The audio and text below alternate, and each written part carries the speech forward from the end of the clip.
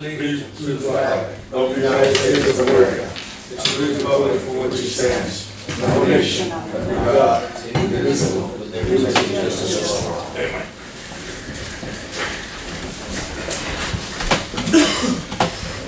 John, you want to tell us how the workshop will work? Mr. Chairman, we have our auditor from Tuscan & Company here. You know, we do an annual audit.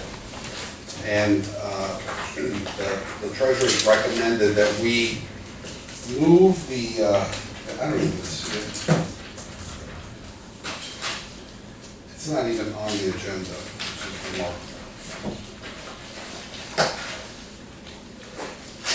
It's not on the regular agenda because we were gonna amend the workshop for Mr. Talking to. Let's see, B, All right, so- on B, it talks about discuss the voting also, on B, it starts audit by Tuscan & Company. Where do you see that? B, on number 4, You must be looking at the wrong agenda. this one right here.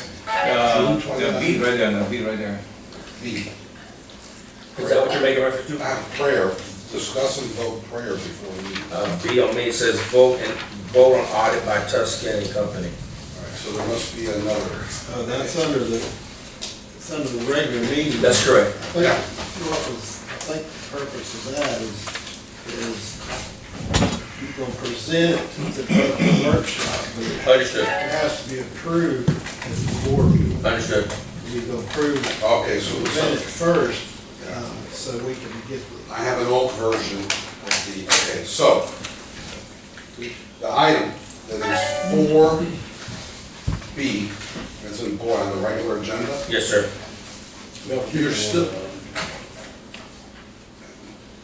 you're still gonna need to vote on the audit, accept the audit, but what we're doing now, we'd like to add the presentation to the workshop agenda. So, you would have, yeah, would be added to The the workshop present- agenda. Yeah, so it would be item 2B. Okay, so it would be, all right, we're gonna create a new 2C, and then move C to D, so it'd be a new 2D. So Okay. item 2C would be just, you can't vote in a workshop. Okay, you can just listen. Yeah. So we're gonna bring the presentation, because it really sets the stage for a lot of other discussion tonight from Tuscan & Company. Okay. So if you agree with that, we need the board to vote to amend the workshop agenda. To add the audit presentation. So you want to do that? So you would vote, so if you agree, somebody move, say, you have a motion. So we have a motion to move it from the regular meeting to the budget workshop meeting. A motion on the floor, we have a second? Second. We have a second, all in favor? Aye. Motion carried, already transferred from the regular meeting agenda to our budget workshop meeting. You're on.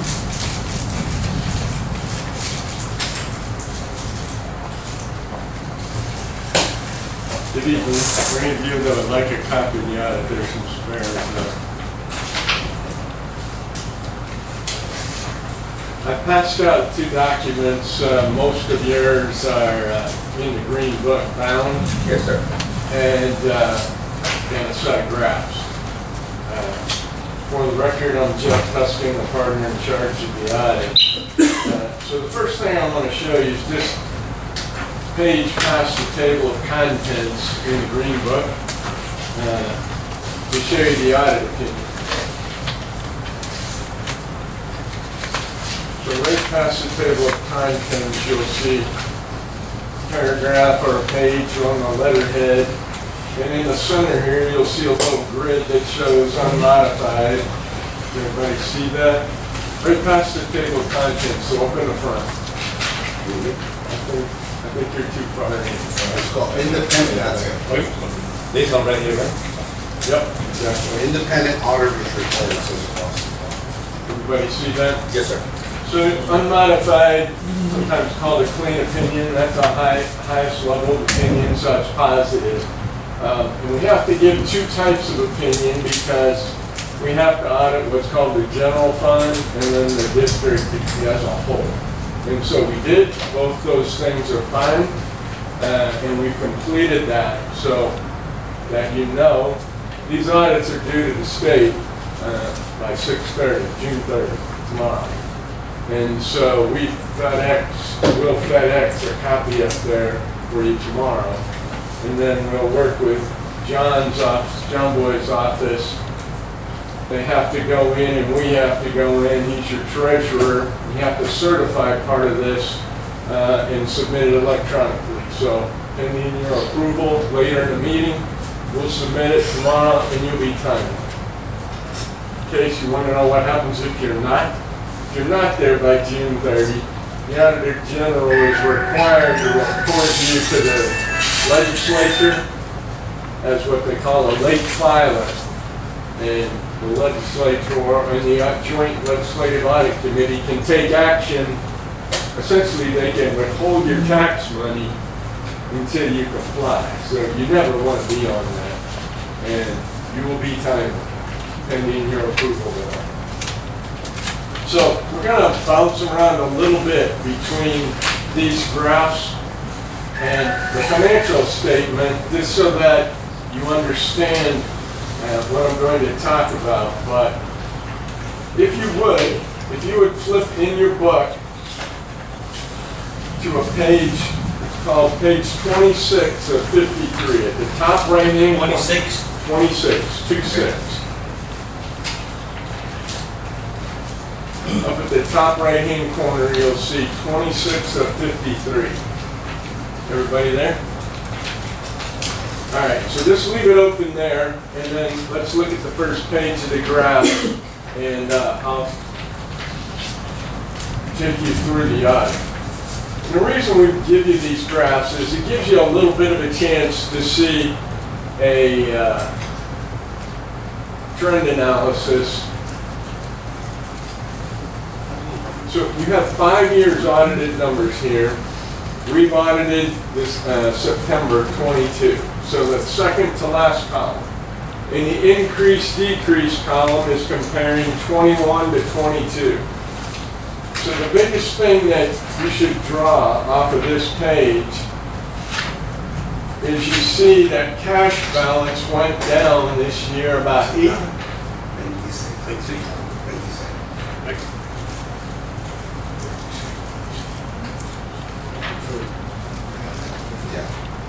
Yep. It's not in there. It's not found. It's one of you? It's underneath it, I think. Did you get one?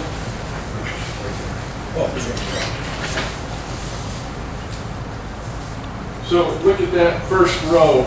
The thing to gather there is that you see your cash balance went down about $822,000. And if you look at the comparison over those 5 years, your cash has gone down over $1,400,000. $1,400,000. So, you will see, we're going to later talk about, we have to test about 70 different statutes and compliance pieces, either in your enabling act or in statute, or Auditor General rules. One of those things is, we have to test is whether you're in a financial emergency or what they call a deteriorating financial condition. And what that is the Auditor General has a website with your historical data in there based on our audits, and then they compare it to other districts as well. So we have to go in before we finish this audit, input your current year info, and about 14 different factors come out. And those factors indicate that you're currently in a deteriorating financial condition, which means your financial condition is more or less in a free fall at the moment. And the next step for that, according to statute, is called financial emergency. And if we were to report that, which you're not there yet, but we'll talk about that later. But if a district or a government is reported in a financial emergency, almost every time the Auditor General comes in and starts trying to figure out who's at fault and why you're in a financial emergency, especially if the auditor has been telling you you're in a deteriorating financial condition. And so, it is written up in this audit that you're in a deteriorating financial condition. May I ask you a question? Yes. Director? When was the last time you did an audit before this one? Or Last year? Last year? So you've been doing it for the last? By law, I think I think we do it for I that think this is our year. third year, if I Third year? remember right. Okay. I just want to make a blank statement. If you look at your graphic, we're going down the tube.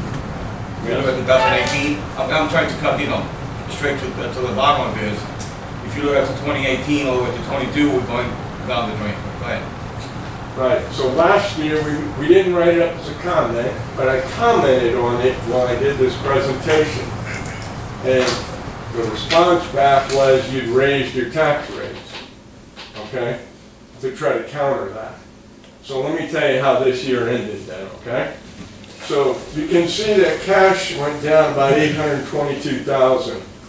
And basically, the reason for that is you spent about 728,000 more than you took in last year. So you basically paid for those out of reserves that had built up years ago. So we'll continue on that thought as we go through the graphs. Down at the bottom, the only other comment I wanted to make this year, you see capital assets went down. You see about 318,000. You spent about 165 on assets last year, but it gets offset by depreciation, which is almost 500,000. So what that's basically telling you as a board is that the assets you have are deteriorating at a rate of 500,000, and in theory, depreciation means you should be putting that much money in every year or setting money aside to replace those assets. But that hasn't happened in the last 5 years that, we have on these graphs. What do you consider, what do you consider assets? All the things that have a life of greater than a year and cost more than $1,000. So I can kind of disagree with you on that one if you don't mind, but I'll let you speak and I'll come back to tell you why. Okay. But There's a summary if you want to just make a note of your fixed assets by dollars, not by asset, but if you want to make a note on page 22, gives you kind of a summary of the assets broken down by category. So your biggest asset group is improvements, basically the canals and culverts and those kind of things, streets. pump stations. Yes. All right, so let's flip to the second page of the graphs. This is a summary of your liabilities, and a couple things on there to note is one of the liabilities that gets recorded these days, you probably remember me telling you this, that about 5 years or so ago, the regulatory agencies made you start recording your share of the FRS liability, the retirement plan that the employees are part of. Well, this year, the market was down. The FRS plan had a negative return of about 7.2%. So if you think about it, that means the assets went down, so the liabilities went up. So you can see that your liability jumped up from 250,000 in 21 to 600,000. There's really nothing you can do about that one. Sure. Your employees are part of that. The state invests the money. Your job is to make your monthly payment. Sure. But the negative part of all this is that the state raised the contribution rates again, which costs your budget to cover for this loss. Sure. So down at the bottom there, you see a negative $197,000 change, and that was basically you paying down part of the principal on the outstanding debt. Okay. The next page is the other half of the story of cash going down. Fund balance is your equity, okay? And you can see, I told you had a $728,000 loss. That's that number right down here at the bottom. That's your net loss there. So you can see over these 5 years, your equity's gone down just under $1.5 million. So basically it mirrors cash. And so cash went down, so did your reserves. Now, I had you open up page 26, and here's why. If you look at this graph, you see in the 22 column, there's 3 numbers there. The first number is non-spendable, which basically means you had some inventory and you had some prepaids at the end of the year, so you can't re-spend that money. You know, you had the inventory going up last year, you had some road millings and different things there. So that's not liquid. But the next part, that 979, you can see it's in a line called assigned. Yes, sir. And what that means is when you approve your budget, you set these kind of savings or pots aside for specific use. And over here on page 26, it shows you what that is.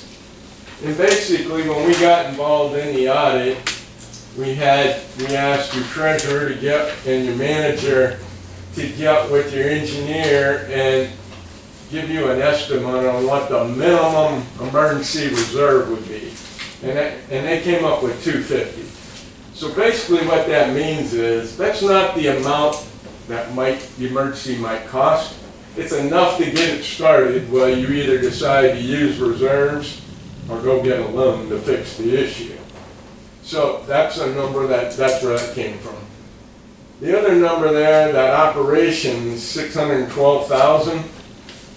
Basically what that is all governments are required to keep basically a 90-day reserve, because your tax money in Florida doesn't really start flowing until into December generally. So you're supposed to keep enough money to cover October, November, and part of December. So whether you keep it, don't really believe it, or whatever, Sure. You're using those reserves for those 90 days, because there's no inflow of money. Understood. Because you don't even get the taxes levied until 1st of November. Correct. So that's your absolute minimum. So if we look at this graph over here, that's at 979. That means you had about $734,000 left. So before the meeting, I was talking with John Boy and your manager and the attorney on where are you at in 23? Because remember, I'm auditing 22. You're about 9-10 months into 23, and you're going to start talking about your 24 budget as soon as I'm done here. So what I'm telling you have in reserves, a good share of that, it sounds like you will probably spend this year. They're estimating you might be over budget between $500,000 and $700,000 in 23. So if you look at this, the only money you had available was at $734,000. So if you really do go over budget in 23, that amount of money, you have no money left to go over budget in 24. Because you will dig into that 90-day reserve, and if you do, that's going to trigger that financial emergency issue. And so, as a kind of a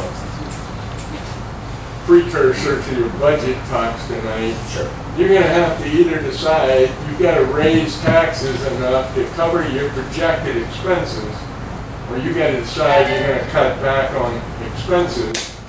But part of the reason you're having to spend money now is you didn't spend it years ago when you're catching up on the repairs and replacing equipment. one of the things I've always talked about with Herminio, the manager, is that, you know, are you being able to replace equipment, or are you having to patch it together? And, you know, we've done a lot of work inside to keep things going.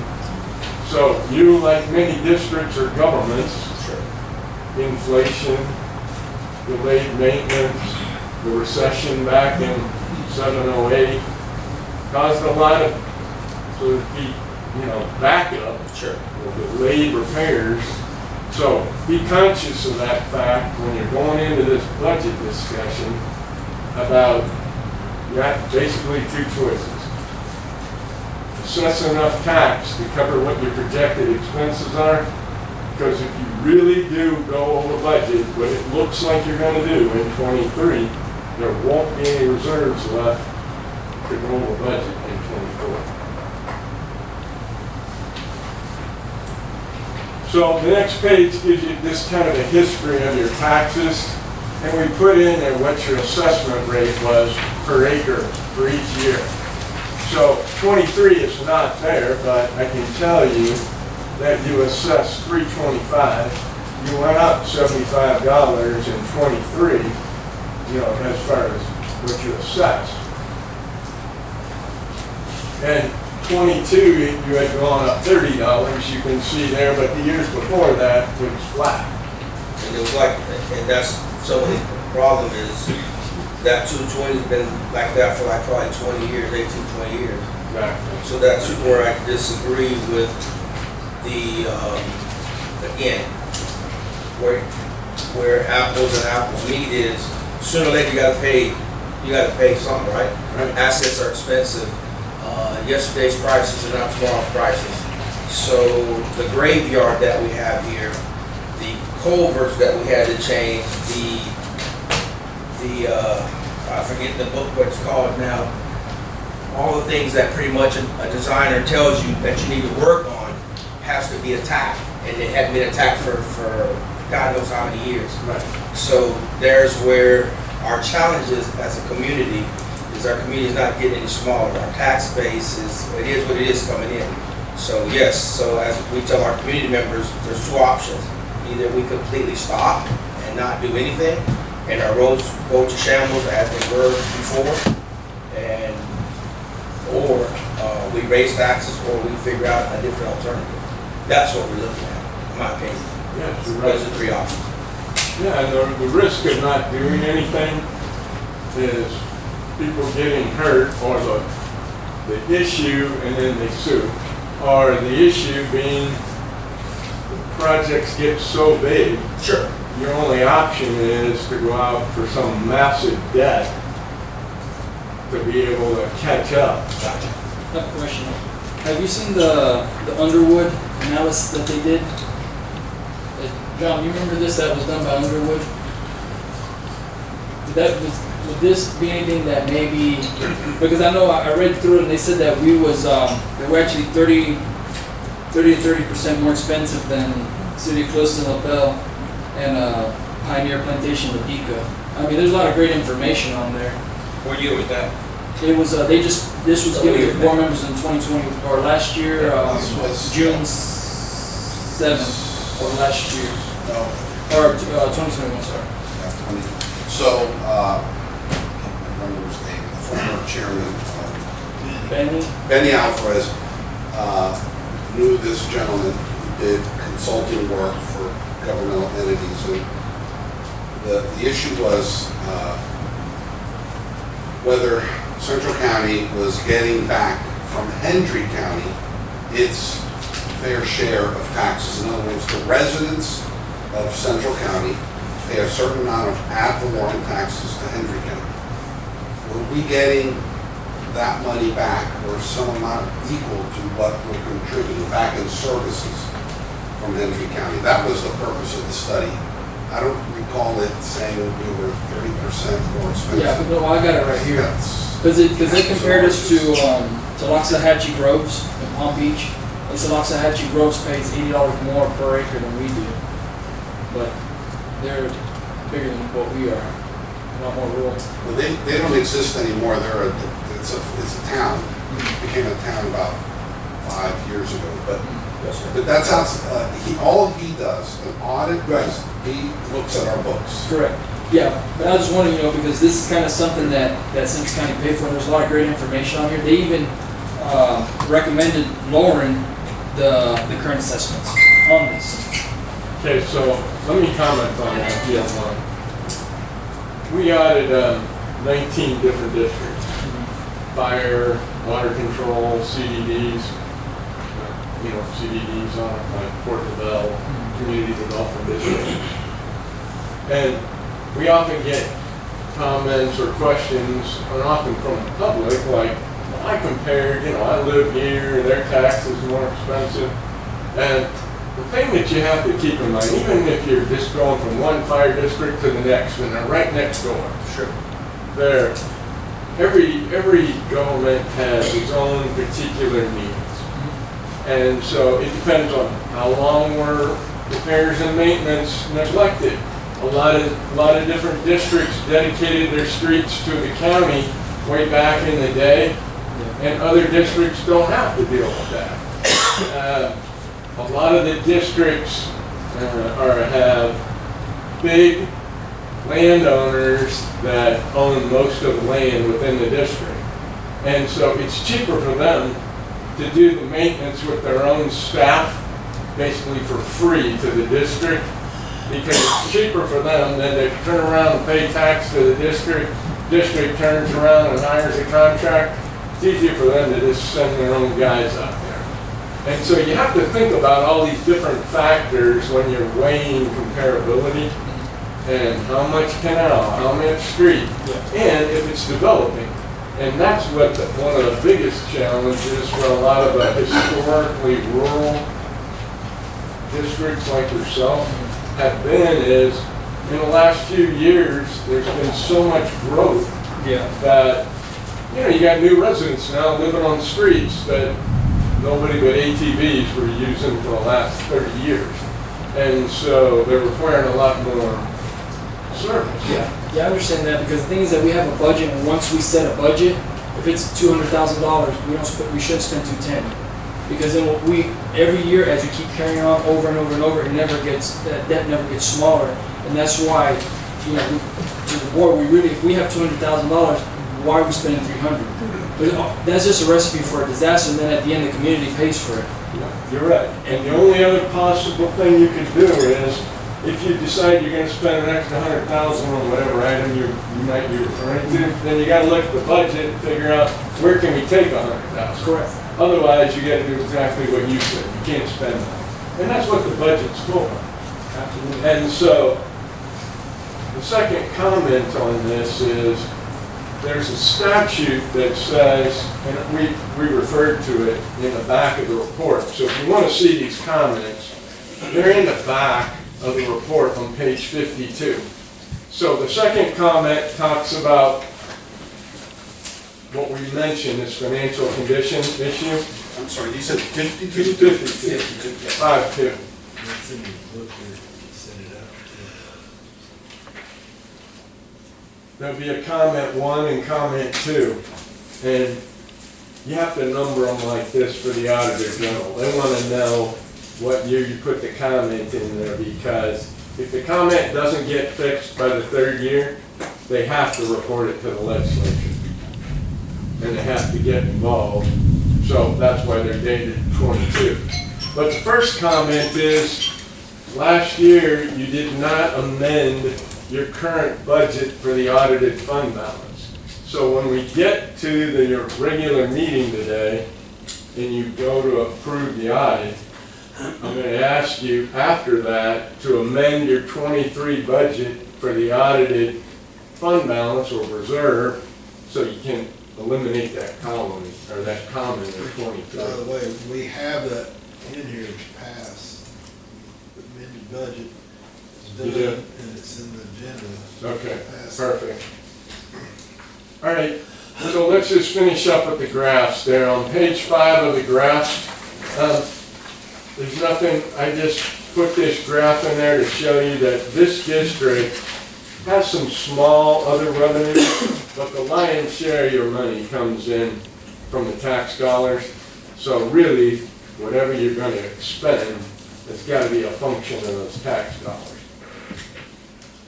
There was a little increase this year on other, and that was dirt sales, oil. And then the last one, page 6, are your expenditures. So we commented on overexpending the budget. And this is basically your reasoning right here. You can see that in 18 to 22, your annual expenses have gone up about $1,250,000 a year versus 18. So basically, your revenue went up a little bit, your expenses basically doubled, more or less.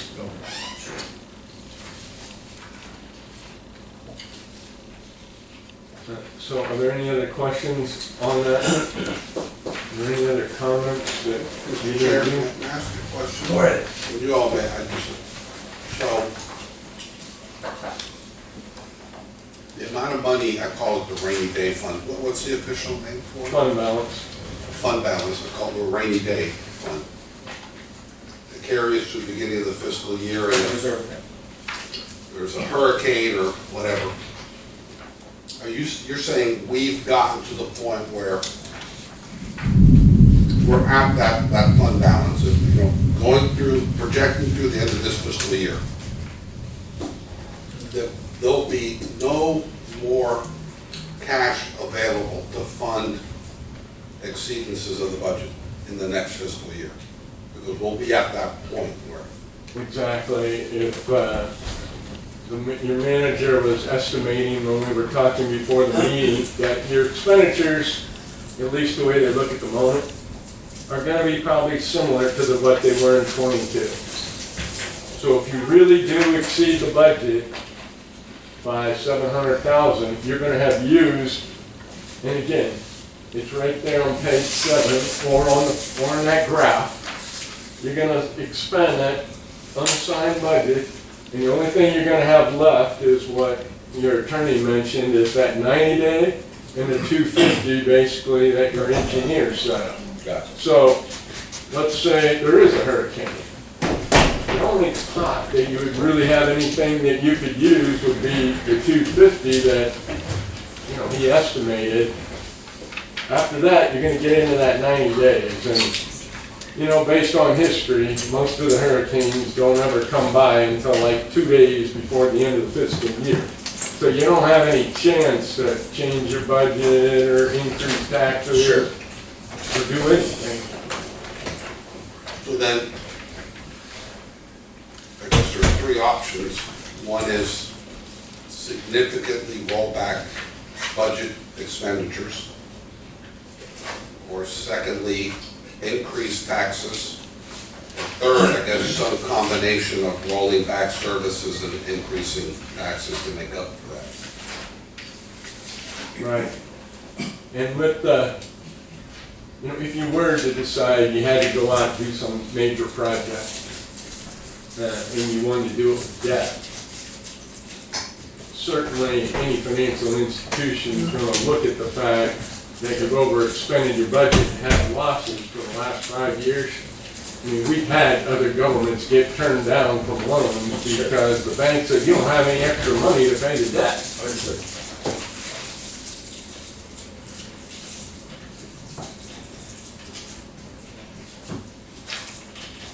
So I'm going to stay for the next part of your meeting, so if you have other questions, I'm happy to try to help.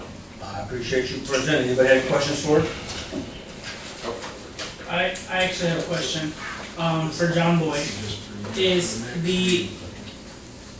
the money that we have in a certified, qualified bank institution for special districts? Yes, all in qualified public depository banks.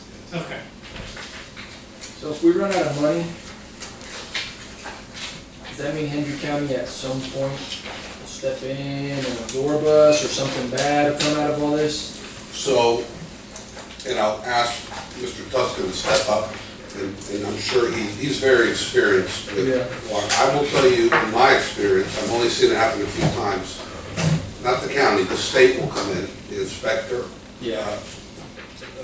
Auditor General and FDEP that has supervisory responsibility. They will clear the decks. Everybody's out, they will take over, they will try to find a responsible party to blame.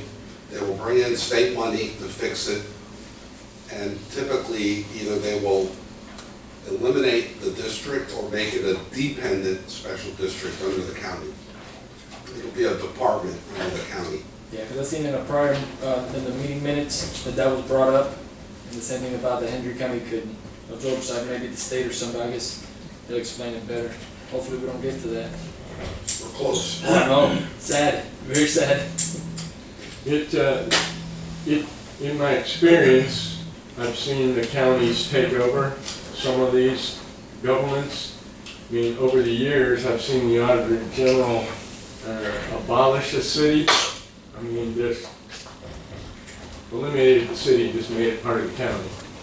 And I've seen them try to do that, and the county saw too much debt and problems, and they fought and went to the legislature and a lot of politicking because they didn't want to absorb that liability and put it on the rest of the county to try to fix that problem because of whatever reason they were behind. And so it can get really bad, but as your attorney said, the one district we were involved in, we found so many issues, the Auditor General, the FBI, the FDLE, the sheriff, everybody came in there. And people were fired and lots of lawsuits and all this kind of, but, it's a nasty, expensive, long-term mess. And I will tell you, Chris, in the instances,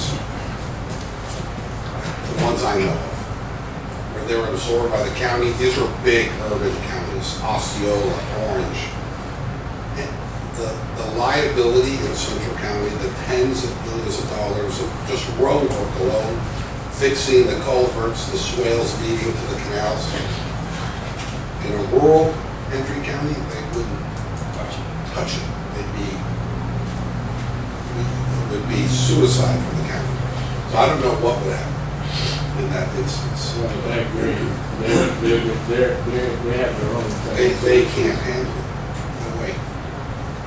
Well, better start learning that if it's $200,000, it's $200,000.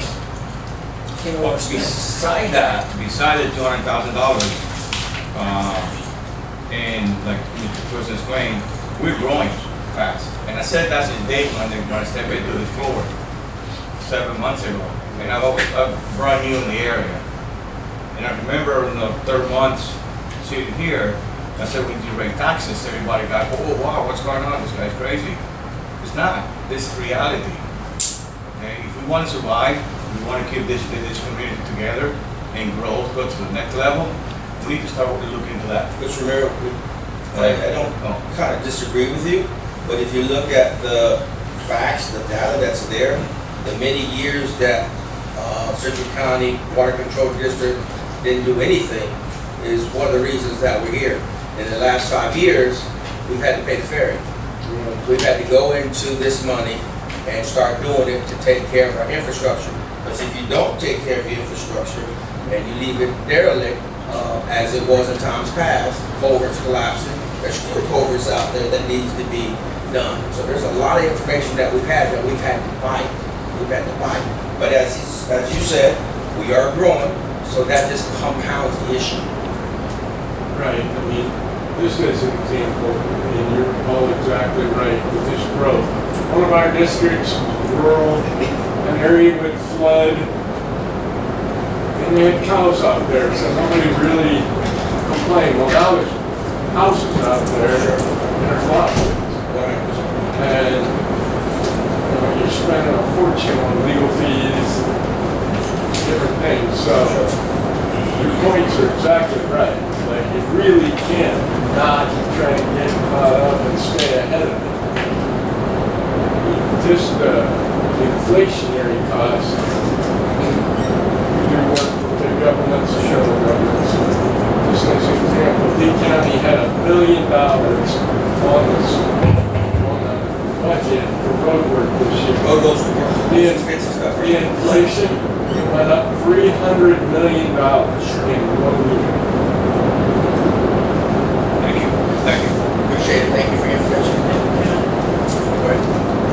Also with that being said, we went to the, Florida Association of Special Districts, and I had the pleasure of speaking with a lot of the special districts, in the state of Florida, and gave them a brief description of what we deal with and what, avenue we're working in, and they reassured me that, but it sounds like we're not the only ones that deal with, the county taking, but not doing anything. And one of the districts that I actually had a good conversation with is Lee County, I can't say it. Services District. Yes. Speaking with them, they said the same thing, that they are in a big county, their county is growing rapidly, but they only get a certain percentage. And over time of speaking with them, they said that it sounds like we are at where every city and town started, is we're at that crossroad. What do we want to become? What do we want to be? And they said if we don't take an avenue, the state is going to choose that for us. What they know. And as we all know, we are at that avenue where we are growing rapidly and we don't want to acknowledge it. And we need to, start delegating. Do we want to be a town? Do we want to be a city? There are different structure plans in that as well. And a lot of things that I personally, speaking with some of these districts, they all refer to us, you guys should look into being a town. But before you guys step into that, see about becoming what they are. If you can say it again for me, John. Municipal Services District. Yes, and starting there and seeing how that helps us, because there's a lot of different things that can help us, help our community. And one of the biggest things that I just want to get out there, so no one feels like why we raise taxes every year. Some of these other districts, their tax bracket is way, way higher than what ours is, and they don't even deal with swells, roads, and stuff like that. They only basically deal with canals, and water pumps and stuff like that. So we have a lot more on our bracket or more on our agenda than many of them do.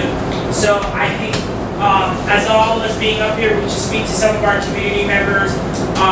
We do need to stick to what our finance person and our budget is, but also we need to be looking into one of those avenues coming up soon. That's all I have. Thank you. John, how do we move forward? And if I could add, because, one of the, well, not one, the reason that we've had these massive expenditures is that we're maintaining, is it 90 miles? I'm sorry? Roads, how many miles of roads? It's 136 miles. 100. Most, 80% or more what do not have over 100 miles of roads to maintain. That is, if the roads are out of the picture, we probably have enough money to make do.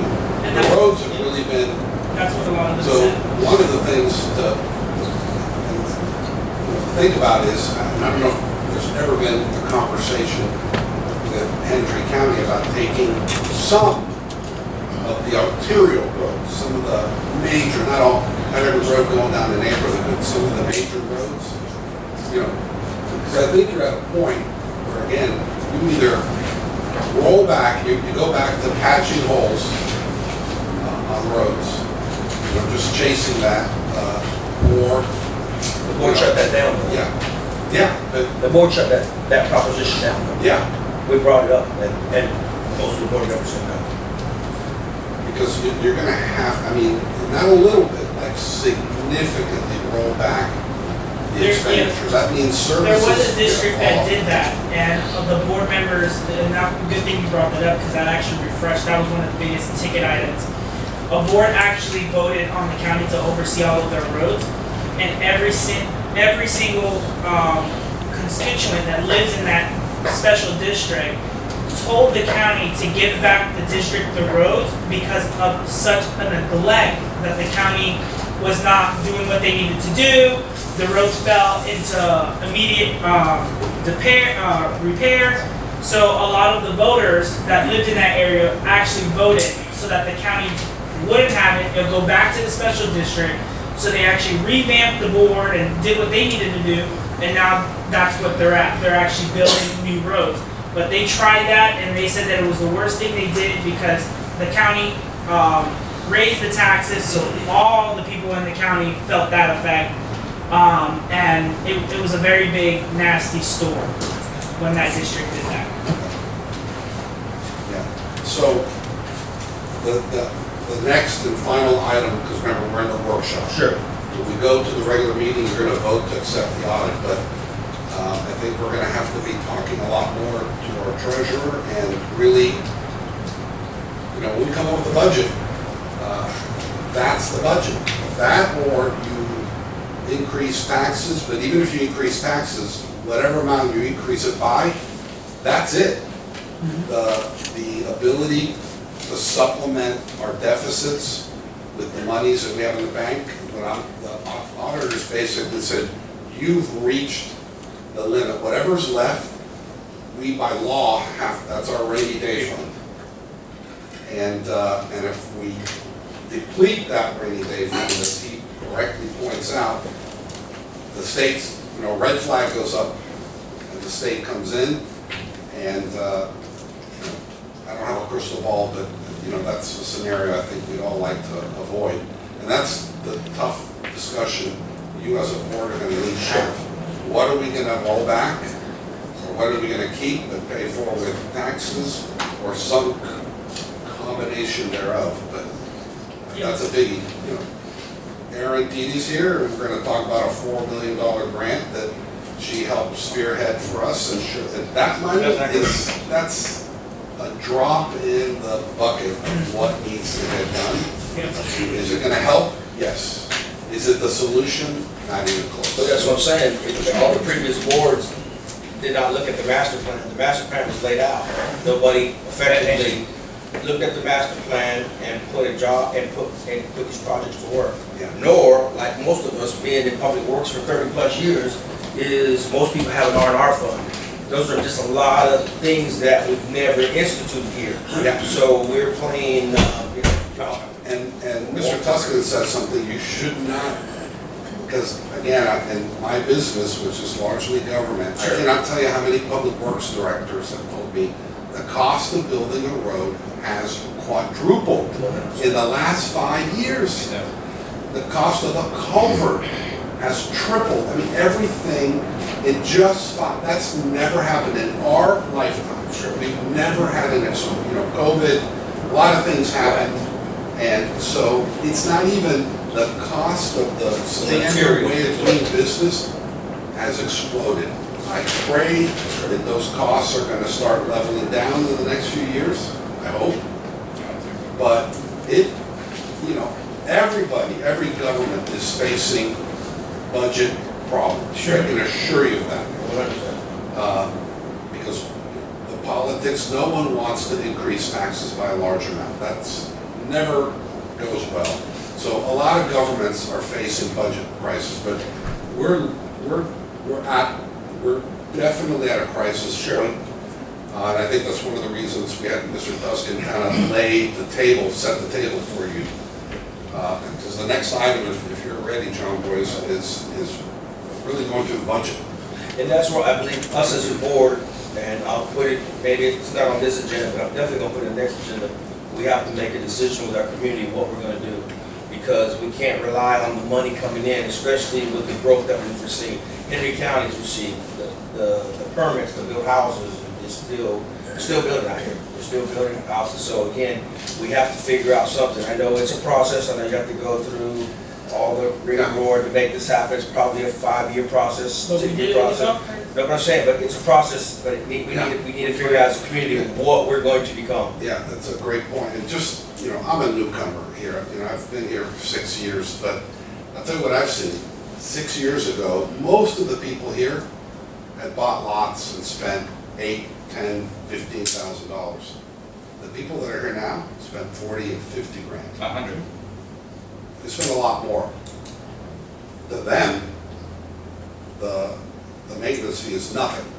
To the people that have been here a long time and have seen it be a relatively long, it's a big deal. Those on fixed incomes is a big deal. 100%. And the pot, you're gonna, I don't have a crystal ball, but you're seeing a shift 100%. in landowners. And, you know, let's face it, the person who can afford 50, 60, 70, $100,000 for a lot is a different person. And you're gonna see that, you know, in the homes that are gonna start getting built, because if you spend 50 or 70,000 on a lot, you're not gonna put a $50,000 house on it. Sure. You're gonna spend a couple of $100,000, that's just common sense. So that, there's a dynamic that's changing here, whether that's gonna take another 2 years or 10 years, I don't know. But things are changing. So like I say, start brainstorming, so we can probably do workshops with our community to figure out what we need to we have options to what we need to get into. Yeah, you don't have a lot of time. July, we have to publish our tentative budget. At the end of August, we have to publish our final budget. As you know, we have a October 1st fiscal year, so, you know, whether it's a special workshop or what, we have to do it quick. Plus, we gotta do at least a tentative setting of what our tax rate will be to pay, with the opportunity to change it at the next meeting, but we have to do one today as far as what we're gonna assess it. And that'll be in the budget. Yes, sir. I'm just saying that's- So, Mr. Boyd, how much it will be the tax increase that you will advise us? Well, I think I we mean- should go to the budget. Whenever, You want to do your Whenever we're ready. presentation now, your budget? Yeah, I mean, Yeah. it's gonna be- So why don't we just move into we're still in our budget workshop. Yes, sir. Treasurer's going to do his. Everybody should have a copy that says tentative budget in their folder. And it also has the tax increase there. It's on you guys' front package, behind the first page. okay. That's down to your right there.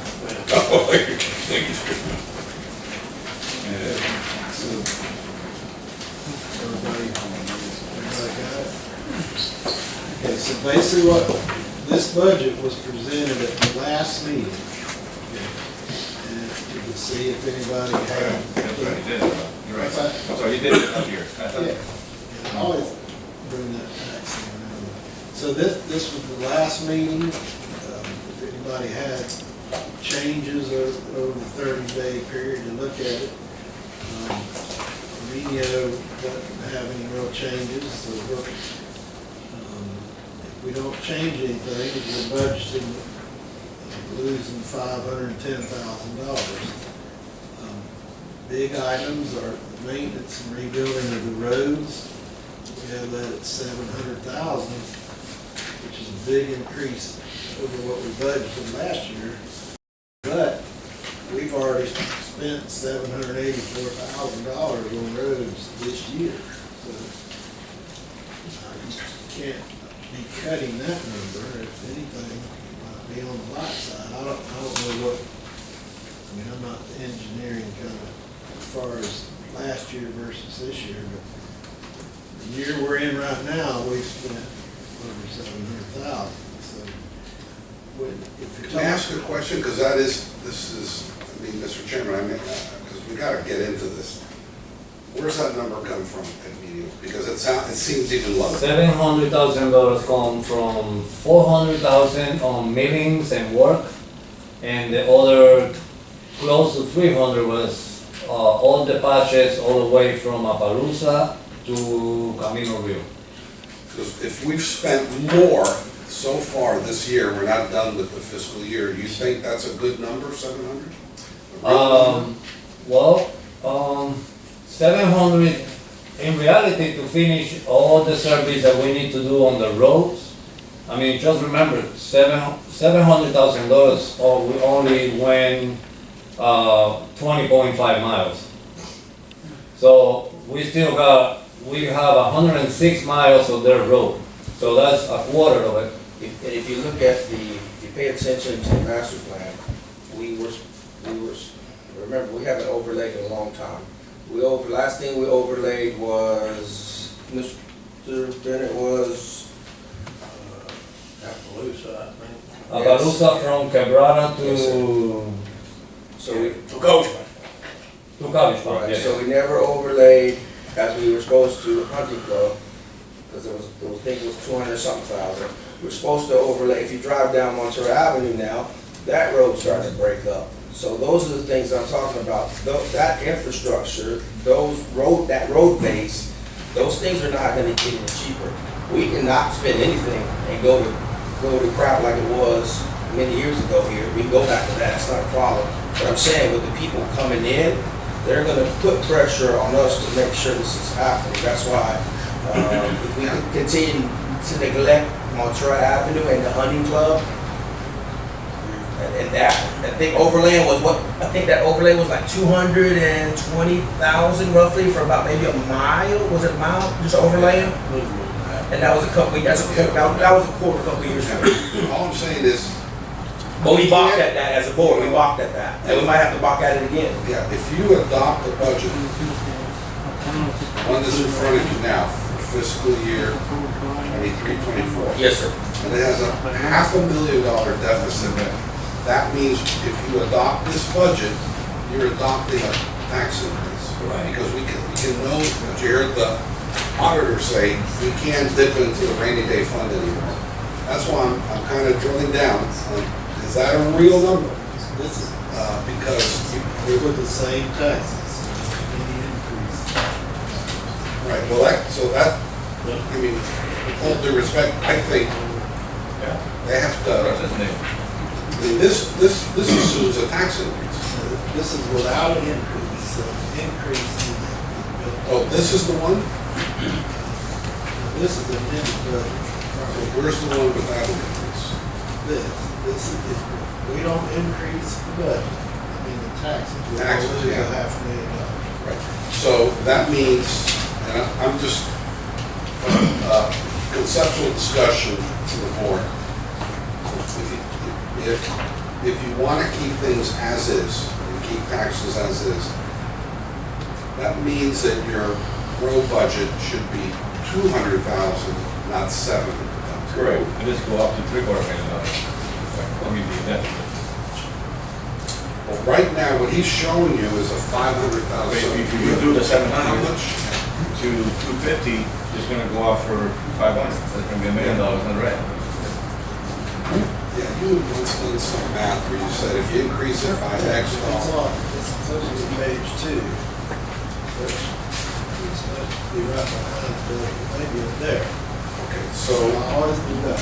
so what does this mean? $500,000. If you leave, okay, look down the per Okay, I unit. see. So, $75 raises 506. $100 raises 7. so this budget that's in front of you, the proposed budget, assumes I'm gonna do math in my head, So if you do- $66. So if you do 70 bucks, John, you're looking at about $556,000. $70 will break even. $70 to break even at the 700. $7 will break even. Mr. Boone, let me ask you, because this is, What are we talking? this is different than the times past.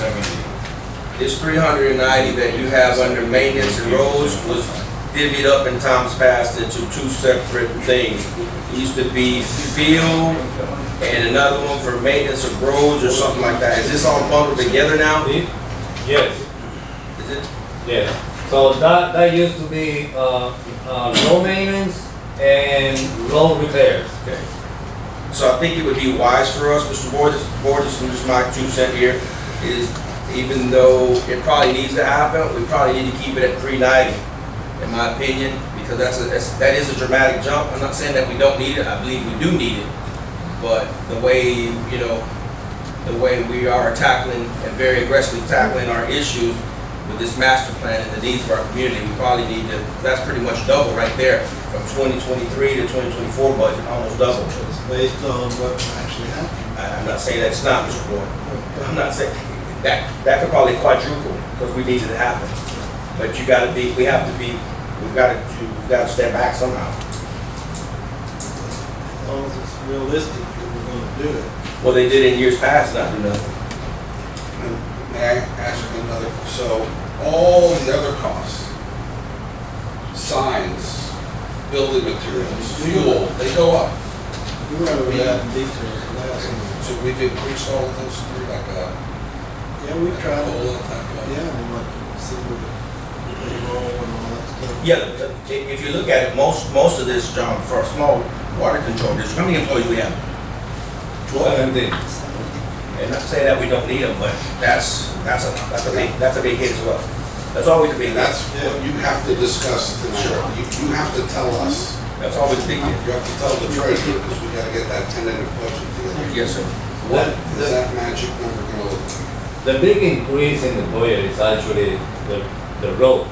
When Other than that, it's 100 and something thousand. But the roads are the big deal there. Right? Now, like Mara says, we can either do another 20 miles or we can hold back. I mean, it's up to the board. Sure. There's a lot of overtime needs to get cut back a lot. There's salary increase besides what they just got now, increased quite a bit. Especially the overtime.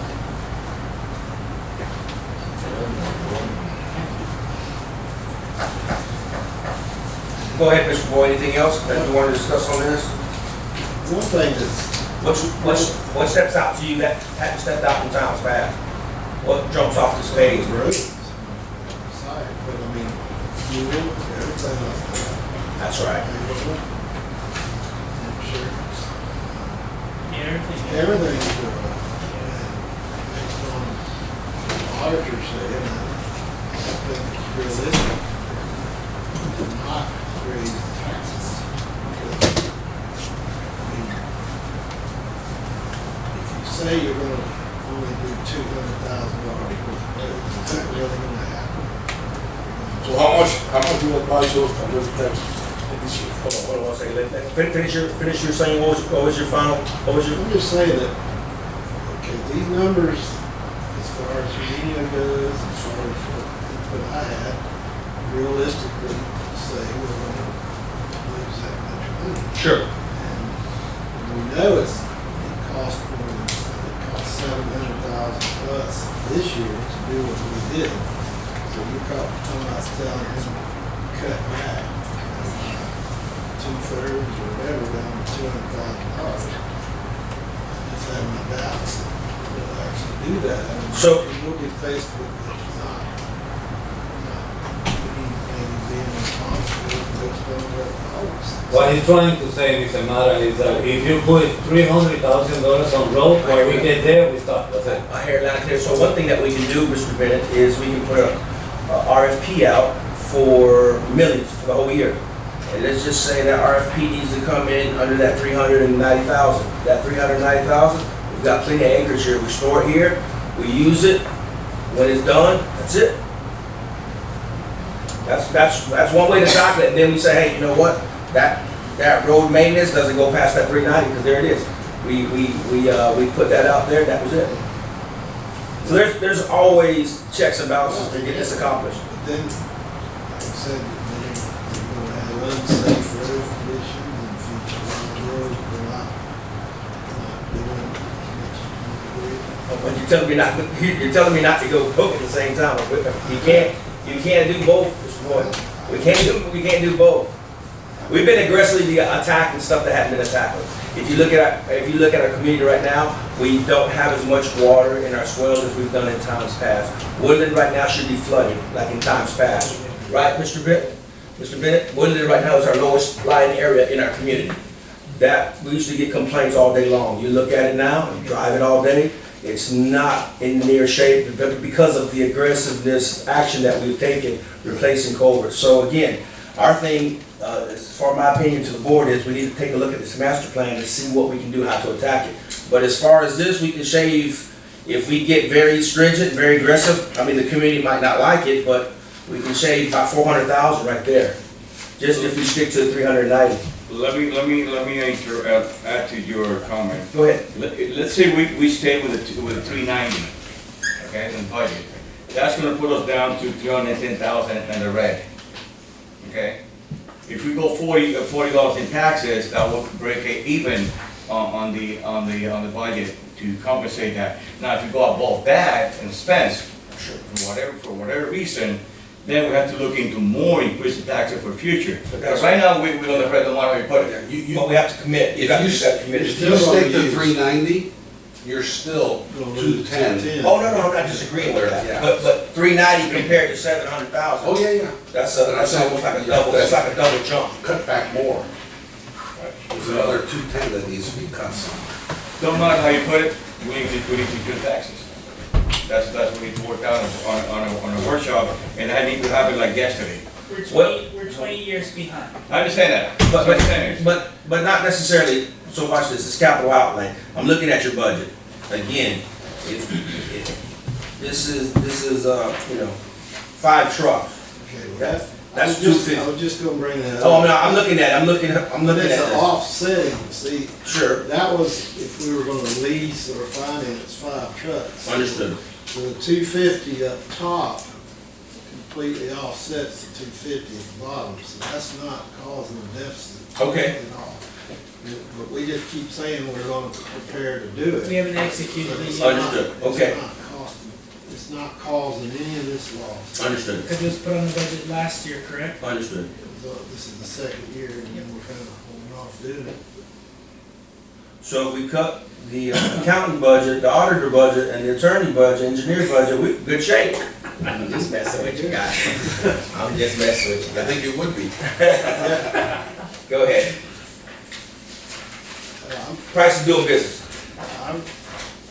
It's y'all's choice. I think you might be criticized if you don't raise it 70 or something. I mean, if you think you can cut it back by 300, then we need to change this budget. This budget is just our second meeting. Sure. We got next meeting to approve Sure. the intended budget, so we should, if we're gonna, whatever we're gonna do for the taxes, we should justify it by changing the budget. Can I ask you a question? Why did, is it supplies go from 87 to 1? It's hard to follow the line here. It's but- other The price is 87 to 140, I see here.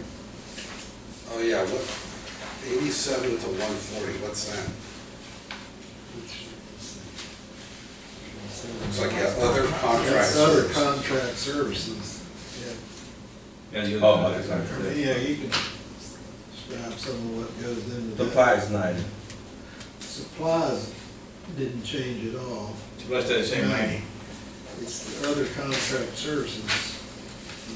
I don't see anything that changed significantly other than roads and other contract services. Salaries and wages. Well, you got salary. and Yeah, the but that's time. non-discretionary. Correct. We're stuck with that. Sure. The only thing that's in your discretion, I believe. Yeah, but we still have to keep up with the minimum wage standard. Right, I'm So saying. we still have to you're- increase, you're- regardless of anything, we still have to increase taxes to keep up with that. That's a law. So whichever way we look at it, taxes still has to be increased. So the other way we can save $80,000 is if I keep passing the pool room for another year. That's why $80,000 is there. We have way too many kids and youth that lower Well, cost. I'm just giving an idea. So, Mr. Boyd, what if we use the 2023 budget, just thinking out loud, the 2023 budget, and here's the other thing, Boyd, that we definitely have to understand. Where are we at now, you say, as far as taxes, 325? 325. It's on the sheet here, it shows the current is 325. And we were, back in the day, 220 for 220, right? But we raised it, it's about, yeah. 225. So let's just say, for instance, we hit it 75, Mr. Moreno, let's just say we hit it 70. Let's just say we break it 325, we hit 75, that's 400. That's almost a, 100% increase? Roughly, yeah. It's pretty tough, man. It's pretty tough to buy. That's over 3 years. Can I make one comment? Sure. One thing that the budget, sorry. I'm spilling soda on the foot. Your budget doesn't increase any of those lines. We all know there's inflation going on. Right. Whatever you bought last year Right. is gonna cost more. 100%. So that means you're agreeing that you're gonna buy less and spend the same amount of money if you're not increasing those lines. Correct. And the other thing is in order to get out of this financial condition, you're gonna have to do something so that you're starting to build that reserve back up, so that you have some kind of a, what Mr. Romero said is a rainy day fund, because if you really do spend the 700,000 in '23, You can depend no on that. emergency, I mean, you can't survive an emergency. And so you need to at least start putting something back so that you have some ammo to defend yourself against the next problem. As stated another way, just to be more, so we're living, you're gonna be living on the edge next year, right on the razor edge. I think his point is, you should be banking a little bit of surplus, because it's risk-taking if you play on that edge.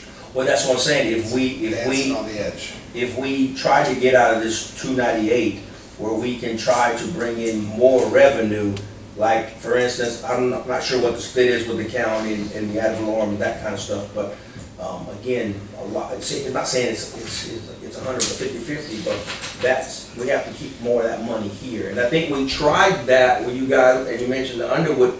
I don't know what happened with it. I think it's at a standstill or whatever, or. That was a $4,000, $5,000 study, frankly, Sure. to be gracious, was done on the back of a napkin. But I also, The, yeah, 8,000, to the real one. to do the incorporation that we've discussed many times, is absolutely something you should discuss, but understand, you're gonna have to hire lobbyists. sure, I can almost guarantee that the county will fight us tooth and nail in the legislature. They'll have their lobbyists against our lobbyists, so They already the said point there is, it's a couple of years away. This is, what are you doing tomorrow? Yeah. Not what you're doing 2 years from now. You need to have both conversations, but to incorporate will take several $100,000. I have a question for you.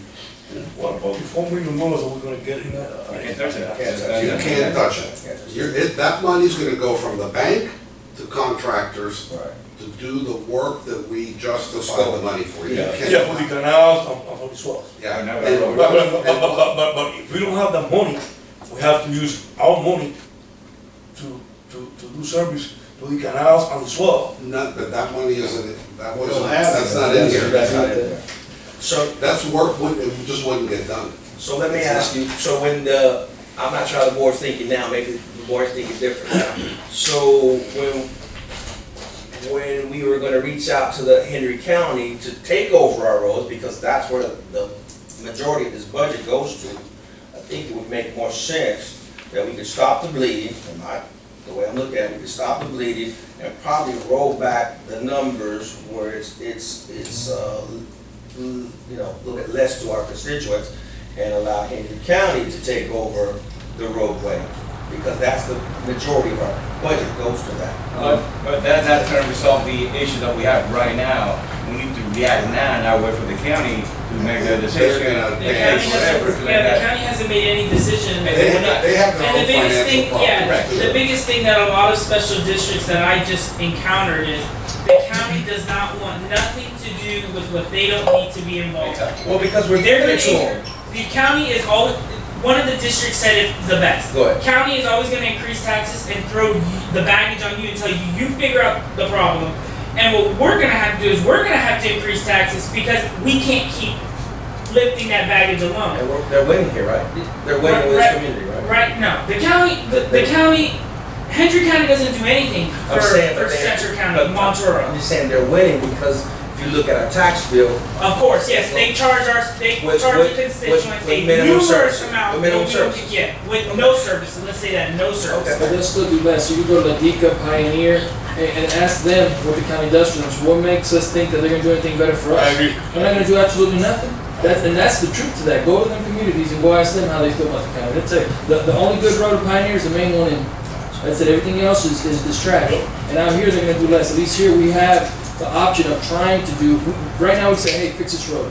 Once you go to Hendry County, they're gonna say, maybe next week, maybe next month, maybe we won't touch it. And I have to say too that, I have to tell, that we need to add some money here, because later on in the agenda, that $4 million grant is gonna cost, I'm strongly recommending that we hire a professional grant management firm. The state doesn't hand over $4 million a year. Right. We have to do regular financial reports, documentation, Sure. the kazoo. Sure. Every penny has to be accounted for. Sure. And I have, COVID Solutions is the company, that's all they do, is grants and grant management. And they have a proposal here not to exceed 7,000. That's to go look for grants. And then it'll be another 13,000 to manage our $4 million grant.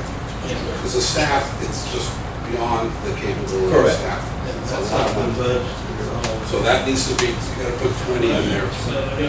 Chairman Mata brought up something a while back about a couple meetings back about, we have some properties, but we do absolutely nothing. And I don't know what they would go for, and I think that that'll be something that if we have no use for them and we're just holding on to them, that will help alleviate something. And it's a good start to rolling back certain things. If that the way properties are going now, that's probably the most value they're gonna get for a while. And it might be something, if we don't have no use for it, we have absolutely no use for it, and it's just in a corner, and there's no reason for it. And that's- We should look into Yeah, that. that's why I brought it up, because if you look at it, it's not attached to each other. We don't pay taxes, I don't think, because of the way we're situated, but it's giving us, there's no value for it. We should sell it. Oh, I'm talking about that, Well, we don't pay taxes to us, we pay taxes to Henry County. but also to talk about that, that's something too that, I want the board to keep in mind. There was a special district that the county had property, and the county wasn't paying that special district fee. By law, there was a case where the county had to pay back all that money back to the special district. If Hendry County owns any land here, and they are not paying our fee, either they give us the land, or they have to give us some portion of that sale of that land. That's something to look into as board members, because that is a lot of money that Hendry County for years could be taking property and not giving us our taxes with our taxes utility fee, as well as a cut from the sale. I look into that, and they are paying for it. Okay. Mr. Boyd? We got 3, so you've gotta tell him what to bring back to you in 30 days as a tentative budget to be published. We need to have a tentative tax rate now. We can change it at the next meeting. Yeah, good point, thank you. So whatever you put in your tentative, you have, between your tentative budget adopted at the July meeting and your final budget in August, you can change, But not the tax. but not the tax, right? Tax is going to You be. can still tweak, Next but July. he needs to know what Yeah, to because do. the taxes that we're basing everything off of it's just a hypothetical number. That's if everybody pays. If not, then we're gonna be in some serious trouble. That's another reason why, as the auditor said, don't try to, you can't dance on that. Correct. The end of the needle. That's a recipe for disaster. You almost have to build in a little bit of a surplus beyond contingency. You have contingency. Yes, 50,000. And that's a very modest contingency. I would argue that should be double or If triple you that. raise the taxes and then you cut back on all this kind of stuff and actually make, break even or make a little money, then you help with this deteriorating financial situation and replenish the fund balance. Sure. So, so to be real here, that could, look at 50,000. You guys know this, Chris, Juan, you guys, you work contingencies and budgets, what are they typically? 10%, 20%? Okay, so this is like 1%. You just got So, some number down there. I think whatever you do, whatever guidance you give us, you're not trimming 5, 10 off of this. No. You're trimming 700,000, 800,000. To deal with a true contingency plus inflation. Because, contingency, let's say we did 10%. That's 150 grand. Sure. And that's, again, that's modest. Okay. Well, not even to mention that we're already over the budget, 700,000. yeah. Plus the Yeah. 500, that's it. That's why, I think why the auditor said, we're at the danger point. So you really need to talk about trimming at least 700,000, 800,000. Just for the record, I want to make this statement, also get the $100, increase for taxes. And for the record, if this stuff fall down the drain, for the $100 per taxes. Otherwise, I'm gonna be liable, to come down and say, how come you didn't speak up? So for the record, I propose to go the 100, and add the 15, the 20, and the 15, and we need to start doing the workshop right away. That's what's possible. Thank you. What was the first comment you said? For the record, You want to be what? I want to be liable if this goes down the drain. So why did you get on the board? No, I mean, I'm on the board I'm on the board to move forward this, but Oh, at the same time, I want to make clear that I state, upfront, my proposed to go to $100. That's what I meant with that. I'm here to back up everybody. 100%. Thank you. It'd be good if we just roll back, well, we need to roll back and then look at the taxes and then, let's go straight to the taxes. It's kinda like we're gonna just tax the community, get the money, and move forward and try to get out of the problem, and then we still have to. I agree. You don't set time, you set the budget first. Correct. Then you set the Yeah, tax. and that's the one thing that we have to stay on. If it's 200,000, 200, if it's 100,000, 100,000. And if it's at 100,000, stay at 80, just to keep a little bit of cushion, because that 700,000 over, that's crazy. Then you need to tell the treasurer what you want cut. So, Mr. Boyd, in this fiscal year, I'll let my fellow board members also discuss this with you, is when we hit, and again, this is why I asked, when I see budget, it's completely different how you do yours. Every one of my line items has a percentage. Every one of my line items, not just as the whole. I have the whole as well. But, Present the one, hold on one okay, second. not, y'all asked for the 1 month, Sure. the year to date, and the total. Yes, sir. But what I'm trying to say is, and good, I can work with it. What I'm just trying to say is, once we start hitting it, we just like Mr. Seth was talking about Supervisor I Self. mean, we have the variance column, so we know when we're going over something, when we go over it every month. It doesn't, you're right, it doesn't have the percentage, it has the dollars we're over. But we've been aware for months that we've gone well over the Yeah. dirt. Yes, sir. Yeah. And we know where it's going. Yes, sir. Totally agree.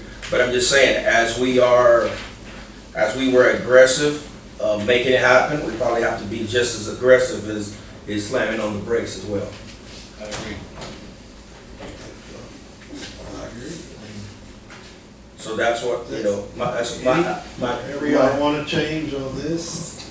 I definitely don't wanna see 700,000 on maintenance erosion. I'm not saying that we don't need it. But I definitely don't wanna see that number there, because that's definitely going to, we have to make up that amount as well. Whatever y'all want, think is reasonable. Board, this is your opportunity to speak.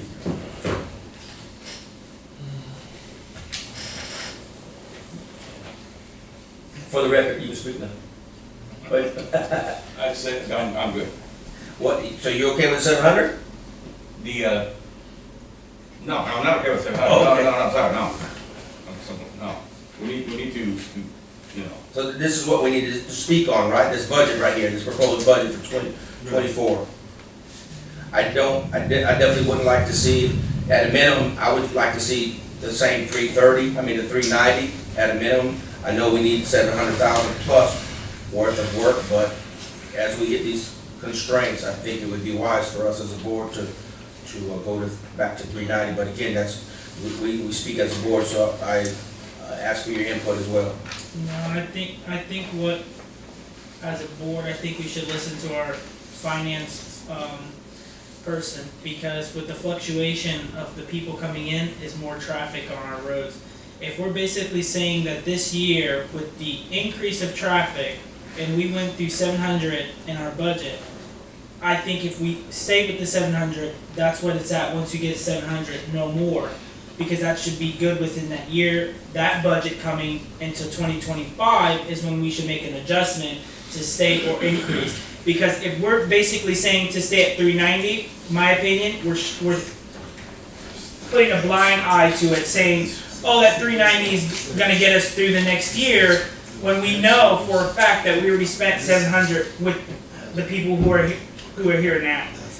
Not including more people coming, more family members, and a higher number of traffic.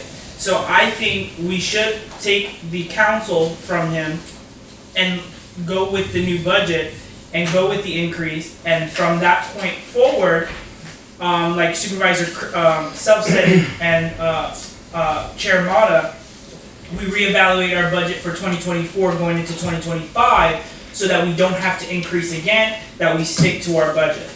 And that should keep our constituents as well as our finance and our auditor all on the same good standing.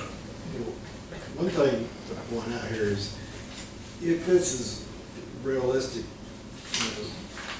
budget, so to speak, if we raise the taxes, those taxes will be available again the following year. That's correct. So it doesn't mean we're gonna have to do it $75 every year. Yeah. The $75 will be there for the following year. Yes, sir. Just to make a comment on a question that Homero asked and I didn't have time to answer. You asked me if $700,000 was realistic. It's not. $700,000 will only take me 5 months.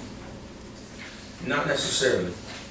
Well, I can spread it out, but I'm gonna do the same amount of miles, so it's, Well, I just wanna, as I stated earlier, I applaud you for what you've done, the challenge with the team, but I think we have to, just like as we were aggressive making the turnaround, and we knew we did it, we could do it, and that's why our community is sitting in a better way as far as our structures, the infrastructure, but at the same time, we've hit it pretty hard, and it's the same way we were aggressive, taking money out of the bank and putting it to work. Now we probably have to pump the brakes, my opinion though, pump the brakes. I agree with you 100%. I just wanted to. Oh no, there's more than $700,000 worth of work. Easy. One thing I want to mention is, I agree with Supervisor Moreno. We have to, in order to survive as a Central County Water Control District, a government, we have to go to $100 increase of taxes in order to survive. That's reality. Yeah, we should really pay attention to what we're trying to increase within the budget too, because even though we get more money, then if we want to increase something that's already getting us in trouble, it's just, more money is like, which is gonna cause. I agree. What I'm saying is, in order to survive, right now, the situation that we have, Yeah, we have to increase at least $100 of taxes in order to survive. yeah, because the tax increase is just to breathe a little more. Sure. That's all that is. And keep control of the expenses. Tax increase bring more money, so we can have a better budget to face the. And it's not that we're bringing more money, it's that with the But I increase agree in with you. inflation, we're just keeping up, we have to keep up with inflation. If not, we're falling behind, and that means our constituents are falling behind as well. We're just paying to get out of trouble, that's all it is for right now. But we do have to stick to our budget and what our finance, treasurer says. That's why one of the biggest things I did was for the guys need new equipment, new trucks, I put it on there and it stayed on the budget for a whole year, and now we can finally execute on it. But that's things that we as a board, we have to work together for our constituents to move forward. Yeah, and I would underscore what Chris said.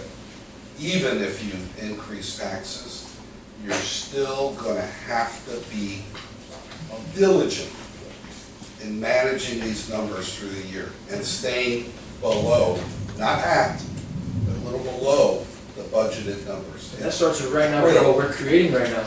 Yeah, so I don't, and again, I guess it's up for discussion because a lot of us are saying, I don't think we're all on the same page as far as agreement. But, I mean, we can lower parts of the budget, but still have a tax to help make up for, just needing to get the fund balance out of the grid. Remember, you're gonna Doesn't pay mean we can't. 20 grand, there's 20,000 for the grant management. And if you go to, let's say last year was 390, let's say you go to 300. Okay, that saves us 400,000. So that means, and I'm adding the 20,000, so we'd be 130,000 over budget still. That to me is the tough part. All right, you're not gonna do the roads, pay off, but you still have a little bit more to squeeze. This is where they say we don't need to pinch pennies, we better start pinching pennies, like a lot of pennies. Can I ask you a question? You were talking about that grant. Is there any kind of a local match that you have to put into that grant? No. Okay, have you looked and see if it requires what they call a single audit? Some of the grants require a special audit, so check into that as well. Do you know, Aaron, if it's required? Not off the top. But I think the point he's making, and the point I'm making is that 4 million has a cost to it. You know, money just doesn't fall in your lap. It's a gift, it's a wonderful gift, and there's no matching funds. And it goes directly to the district, but we're gonna have to spend a little to use that money. You can tell if it has that requirement if the grant comes with what they call a CSFA number. If it It's does, not a federal grant. no, the state has the same thing. They have their own version. Okay, so since the chair is out, I'll continue with the meeting.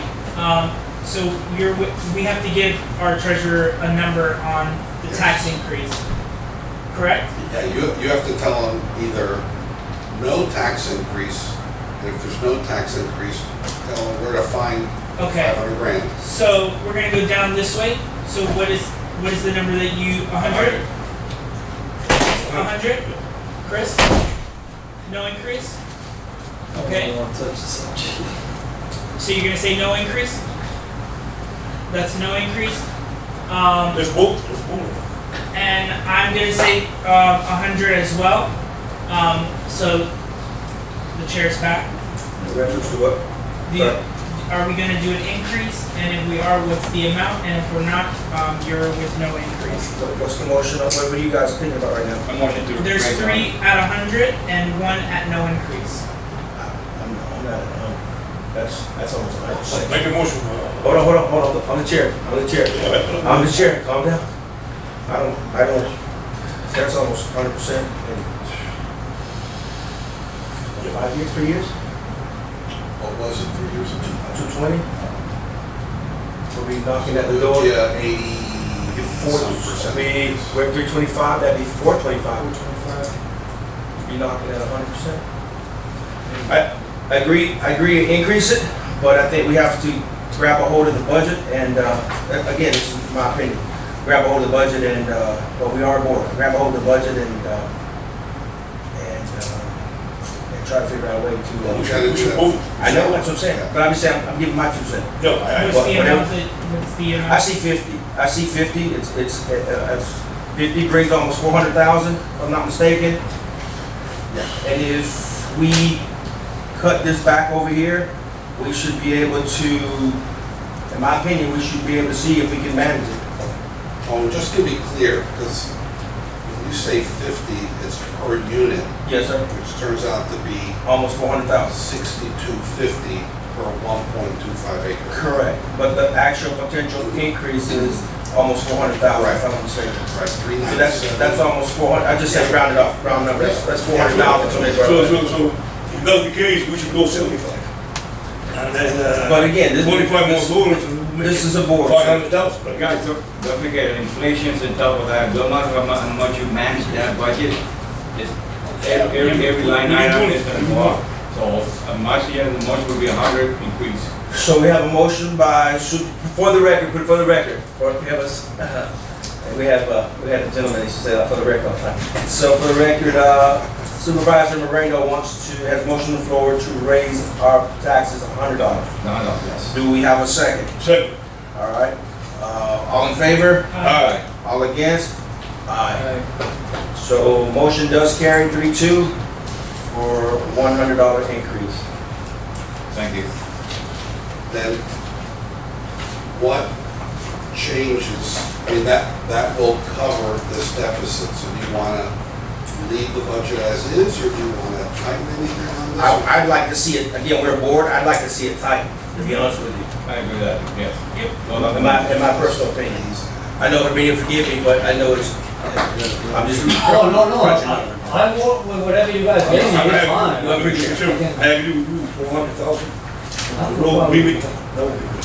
Is there any way also, again, I think it would force us, at the beginning of our fiscal year, which is October 1st, like most municipalities, city, is we put an RFP out for, I think what we use is millings, correct? Yes, sir. We put out an RFP for millings, see if we get the best price, and we stockpile it, and we use it, and once it's done, it's done. Well, I mean, what's the board's opinion on that? I agree with that. I agree.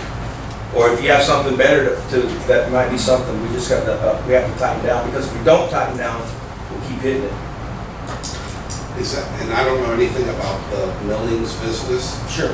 are those the types of guys that will submit a proposal for an RFP? Well, what happens is, so for instance, what he's gonna do is submit a proposal to haul, whatever, how many tonnage, whatever, how many yards of millage, right? They'll put that, they'll put a proposal, and they'll say, okay, for you want 200,000 yards of millings, here's my bid at such and such, here's this one's person's bid, and then what they'll do is, once they're awarded, they'll be bringing in trucks until they bring them here. And what they don't wanna do is for you to buy 20 trucks here and 20 trucks there. You gotta buy. So they're gonna ask you how much you wanna spend, and you're gonna say $400,000. And they're gonna say, here is the price. When do we start? That's when the board comes in and decide if it's gonna be community asphalt or whoever. If they have it at the same time. And then we just place the order, and 100 trucks per day will be coming to that road. Then if they run out of millings, we go back to rock. Have to. But rock right now is quite expensive. And we only have one vendor. Shell rock is really expensive. And that It's vendor- like almost $400 a load. Yep, and that vendor scrapes every single citizen here. Like $400 a load. I did, It's the industry. It's a monopoly. $100. It's a monopoly. As far as what you want to bring back in the budget, that doesn't affect the tax. You have not, I mean, it's still going to be a tax budget next meeting. That's sort of getting final at the next meeting. So what do you all want? You want to add 20,000 for grant management, and then you're still trying to figure out what do you want to say about the city. I see it, in my opinion, but again, we're bored, I see it maintaining 390. That's what I'd like to see. And then if we did 390, we could absorb that little bit of money that we talked about for the grant, using it for the, utilization for the grant. Let me ask you this, if we had budget 390 and we spent 700, that's what we spent, 700? on this year, yes. Okay, so why lie to us, I mean, to go to the 390 when we know that the inflation on top of that is not gonna go down, it's gonna keep going up? But see, at a master plan though, on a master plan, you have a plan of 20 years, 10, 20, 15 years to attack it. We're hitting it all at once. So it's just like eating the elephant, piece by piece. Yeah, but this is what I see that on a established, you know, a master plan, work, but us here, we're developing that master plan right now. It's already developed. Not really, or if you didn't develop, that's been put in place. Well, that's what I agree. So we need to, you know, to be realistic when we look at this number. Yes, 700,000, and we have to manage those 700,000 to not go over that. But I think one thing that we fail to realize is there's 100 something miles of dirt road. 133. You can't tackle all that I understand. in one fiscal year. So that's what I'm saying, if you break it down in a 10-year span, 20-year span, we tackle it, then we start all over again. If you did 24 miles and he spent 700,000, so what's the You difference? gotta start somewhere. That's what I'm saying. That would start right at 700,000. The problem is, it's not that the pace that we're tackling, it's the pace in which Montour is growing. Fast. It's growing rapidly fast. That's number one. Number two is the heavy semi-trucks, dump trucks that are driving on these roads. We have signs in every entrance coming into Montour that recreational and commercial vehicles are not allowed because of the abuse it does to the dirt roads. So turning a blind eye to saying 390 is going to be it, we can't realistically keep our citizens who live here fine. You know, potholes are going to start popping up again. Then the base of the road's going to have to be redone. We have to continue at the pace that we're at, but sticking to the budget. Exactly. So if we go over that, if we hit 700, that's it. No more roads for this year until the new budget comes in, and then we pick up our roads again. And then the same thing how we did this year. We look for grants for the reservoir, we look for grants for other things. We do that all over again, because one thing that I can say that the board has done is we're very onto things, and we continue until we accomplish a goal. One thing that we can say is we all pushed for the golf carts, and it got passed in the Senate. We didn't let it go. We found any kind of means to getting it approved, and it did. So now that's the same thing here with the roads. We just have to find a plan of action and move forward with it. So you're proposing to go from 390 to 700? For roads? Yes, sir. You get the budget of That's the 700. same way we got into the same problem, and going back into that, we just go right back into the same problem. We need to do, like, 390 is very safe, there's probably, they're not gonna be as much getting done, but we're gonna end up belly up, and that's gonna be worse. So if we turn around and we spend another 700,000 and we get that much more in debt, then you help the community and you screw them in another, excuse me for what I'm saying, but, you know, you're really hurting the community. Because that's not the end goal, is for us to end up in Hendry County's hands. No, at all. So we need to do something very smart and very strategic on this, you know, like start doing this little by little. You know, we might have to, you know, back up on some stuff. We gotta be very smart about this. Okay, what's little by little? How many miles of roads do you expect us to So do if- with inflation and the growth of the population? So this is the thing with inflation, let's say that they did 20 miles this year. The next year they do 20 miles. This year it costs you 100,000, next year it costs you 700,000. What's the difference? So if he, The same amount of roads got done, the price stays the same because of inflation. so let's just do math, right? Everything is data math, right? So he did 700,000, and again, this is today's price. He did 700,000, he accomplished 20,000. I mean, 20 miles. 24. Let's just say 20, I just. 20.15. So you still have 110 miles to go. You do the math and you break it up, you got a realistic number. Let me ask you this, I mean, like Mr. Supervisor Montero said, how are we gonna control those truck RVs coming to town? That's not us. No, I'm That's Henry saying, County. I understand that, but the Henry County doesn't do nothing for us. So if we don't put money in the budget to repair those holes or those people coming in, I mean, we have to control those people coming in every weekend. Well, we're Wait a second, sorry. Go ahead. How about the big semi that I see here parked in front of George, that they come in and out?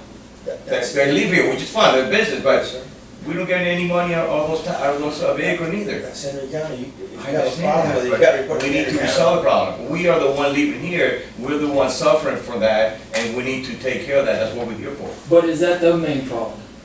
I know that could be a problem, but is That's it? one of the problems. It's, That but is, is one of it, them, but it's one the of the main biggest. one. it's one of the biggest problems. Big one. Every year that I've been up here, when it comes to tax increase, the citizens go crazy. Why are you raising taxes? Well, look what's getting done. why are we doing this? Look what's getting done. It's a very big touchy subject, but no one on this board can sit here and say that they can drive down a road and go anywhere in the county and their roads look like our roads. There's None. nobody on this board that can say that. Now, we go back a couple years, you can say, come on, you can go to Clewiston, you can go to Clewiston and the county picks up and helps them. You can go to LaBelle, the county picks up and helps them. They don't help us. We as a board have to look out for our constituents. Yes, we gotta increase, but this is what the increase is doing. It doesn't go into any of these individuals' pockets. It doesn't go into any local businesses. Thank God, we are having a new shopping center coming, but let's look at the broader picture. We don't increase or move forward with inflation, with everything happening, and we let our roads go to how it was, it's gonna be how it was a couple years ago, and people are gonna start complaining more. So we either move on the train and start doing what we've been doing as a board, or we take a step back and we let it do what it did. No way, no way. So, one more thing to look at, Moreno, is you're only discussing dirt roads. We're not even, my pet peeve is overlaying. So when I built and bought on a dirt road, I wanted it messed up. You know why? Because I don't want you riding on my road. But again, I lived out here, right? I lived out here. Now the people that are migrating from urban places, they want it to look like the urban city. Most people that have been here, some of their roots here, don't want it to look like. Hold on. Let me finish mine, right? So what I'm saying is, that's just dirt roads. To really, this budget, and for me, is to tackle the paved infrastructure that we have, that's in disarray. One thing I want to mention. Thanks, sir. I started coming to Montuna in 1970. I lived in Montuna from 1996 to 2000. No, I just want to mention this. I just want to mention this because Mr. Moreno was not here those times. And the roads here in Montuna were completely different. Yes. Since I on this board, was it 2020, right? 2020, up to now, we have done a great job with the roads, thanks to Mr. Emilio, and the budget that we have increased, but it's a big difference. You know, you go through the roads in Montuna, compare to how it was before, it's a big difference. So we have to make a major improvement, and that's in everything, in the canals and as well, but I'm talking about the roads. So I agree with you in the sense that we should stick to $400,000 for the roads. In that way, we can control the budget. Because if we don't control the budget, I believe you said the same thing as well. If we don't control the budget, then we don't want to be able to survive. Because if we increase the taxes, which we have, and we don't control the budgets, then we don't go nowhere. Let me add to that. I know you guys been here longer than myself, you know, in the community, I mean, way before me. I got here in March of 21, I'm sorry, 22, 23, yeah. And I have noticed that how many other landowners have bought in the area. Yes, sir. I see so many houses going up. Yes, sir. So for this board here that's been here for so many years, they need to realize that this community is getting developed. 100%. It's not gonna be the same like you were 5, 10 years ago, not even 2 years ago. Of course, new people coming in with new ideas. Sure. They wanted to get this place up and running. So the community need to realize that this is not like it used to be. It's gonna be a change, and it's coming so fast that we don't react and put numbers in places to cover all this. Sure. It's gonna be too late. Okay, so they need to realize, that living in this community for so long, they need to wake up and realize it's changing, and it's changing so fast that it's that sometimes hard to understand that. And me coming in new in the area, I can see the difference. Okay, sometimes you get blindsided, you don't see nothing going on, and you have to come from the outside. If you go to another city or to another state, you say, oh, wait a minute, what's going on here? Go to Palm City. You see the difference. Okay, different places. So that's what I mean by, we need to look into this community to develop to next level we all feel comfortable. And I think the community understands that we're going to develop, I know you're going to say something. I know the community knows we're going to develop, but we want to control how it's developed. I hear you. We want to make sure that we keep we can keep our ways, so to speak, if you understand what I'm saying. Got you. But it's going fast. No doubt. Thank you. One of the things that we seen back in 2007 is the same thing we see now. We've seen the big boom. People came in, they cleared, they came, they sold their houses and all, and then they took off. You know, we know that there's something a little bit different that's going on right now. The possibility of it happening again can happen. Maybe not as likely because, you know, nobody can live in the city now. It's too expensive. But the thing is that for us that we've lived here, you know, a lot of people like their dirt roads. They don't like them all tore up and messed up, but some people like their dirt road because so this is the thing, is that if you go to Hialeah and you tell them, I don't like the plane, I don't like the traffic, you know what they're gonna tell you? Get away from it. Go back where you came from. So then, and there's nothing wrong with people from outside coming in. This is a very welcoming community. But the thing is that there's a reason why people like Dirt Roads is it keeps it rural. Once you pave everything out here, and then houses are like this, forget about it. Monterey, what it is. Yeah, but you're looking at that, Chris, in years, many years, that's gonna happen overnight. Yes, you're gonna get to that point, 20, Sure. 30 years from now, Sure. it's gonna happen. For now, we need to leave comfortable, we need to have, road with no hole. For example, take Monturo Avenue right over here, Horrible shape. Yeah. It's a horrible shape. I'm sorry? By your house, No, very fair of my house. Montero Avenue is in bad shape in certain areas. It just started, because of rain, 3 or 4 holes, I mean, so we need to improve that. Yeah. No, we're gonna let that go. We're gonna let that go, because that's where you live. I wanna say something. We gotta get back to this budget, we gotta get back on track. If you wanna go for road, No, go. either. That's the part What do we need? We gotta get back on track on this budget. We're looking for No way, what's up? number put down for the We know we're gonna have some balls in the road, we're, have to get used to Monturo. So we have to decide about these Go to numbers. city, Are we gonna see these numbers, what are we gonna make adjustments or what? The next meeting will be when we're supposed to adopt the tentative budget, so we'll need to know what to put down on there, it can change, but the question is, I think as of right now, Just to help move this on, it's almost 8 o'clock, and we have a long Yeah. agenda for a regular meeting. I'm hearing 390, let's not go to 700. Well, again, we're bored here, so again, I'm looking at 390, Mr. Moreno, what are you looking at? 700. All right, you're looking at 700?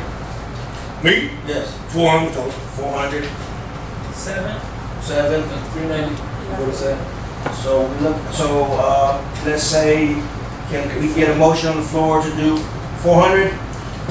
Motion to do 400. We have a motion on the floor, we have a second? 400,000? All right, we have no motions, all right, yeah. Anybody else have that different motion? 700. So we have a motion for 700, we have a second? Aye. We have a second, all in favor? Aye. All against? Aye. Aye. So 2-3. So if I'm not mistaken, this is probably going to stay then. Or how's it go? No, I mean, so we actually had this happen one year. The board couldn't remember. The board couldn't agree on a new budget. So, was, some research. was with the Nissan. Yes. It was unbelievable, but we had to literally revert back to the prior year's budget. Okay. So if you can't reach a consensus on a budget for the next fiscal year, we just revert back to last year's budget. Can I make another motion? Please. I'm gonna make another motion. Okay? I make a motion to make it 390. All right, we have a motion on the floor, we have a second? I'll second. We have a second. All in favor? Aye. Aye. All against? Aye. All right, so the motion carries 3-2. And I have to do something else too, if I may. Can we make the contingency at least 100? I mean, 50, it's Well, ridiculous. let's just meet halfway, let's go ahead. Well, I mean, especially in this environment of inflation. Well, we already voted 100. No, you. So that's, okay. you talking about. No, you have to continue $50,000 on an almost $2 million budget. I mean, So I had a question, so as far as like reservoir security, if that's something that we think we need to come back, is that something we talk now, or is that something that It's has the to be agenda. with the agenda? Okay. I believe so. I believe so. Got $5,000 on there. Yeah, what is it for the year? Like 40,000 plus the holidays? Cause 5,000 is, Well, they get the 3,000. security is not on the budget. The security you're looking at, or he's looking at is, There's $5,000 in the security reservoir because we were talking about cutting back, but we actually spent, year to date, $23,864. Let me tell you one thing, Mr. So, if we take the security away from there, somebody goes in there and destroy the wetlands, you know how much money we have to pay? Well, We'll speak about it. we'll pick that one up at the agenda. but wait, but if we spent 25, why does it say 5? so we're not spending 25, we're spending 43. That's, Okay, why does this say 5? This is part of the problem. Because the security was taken after the budget was done.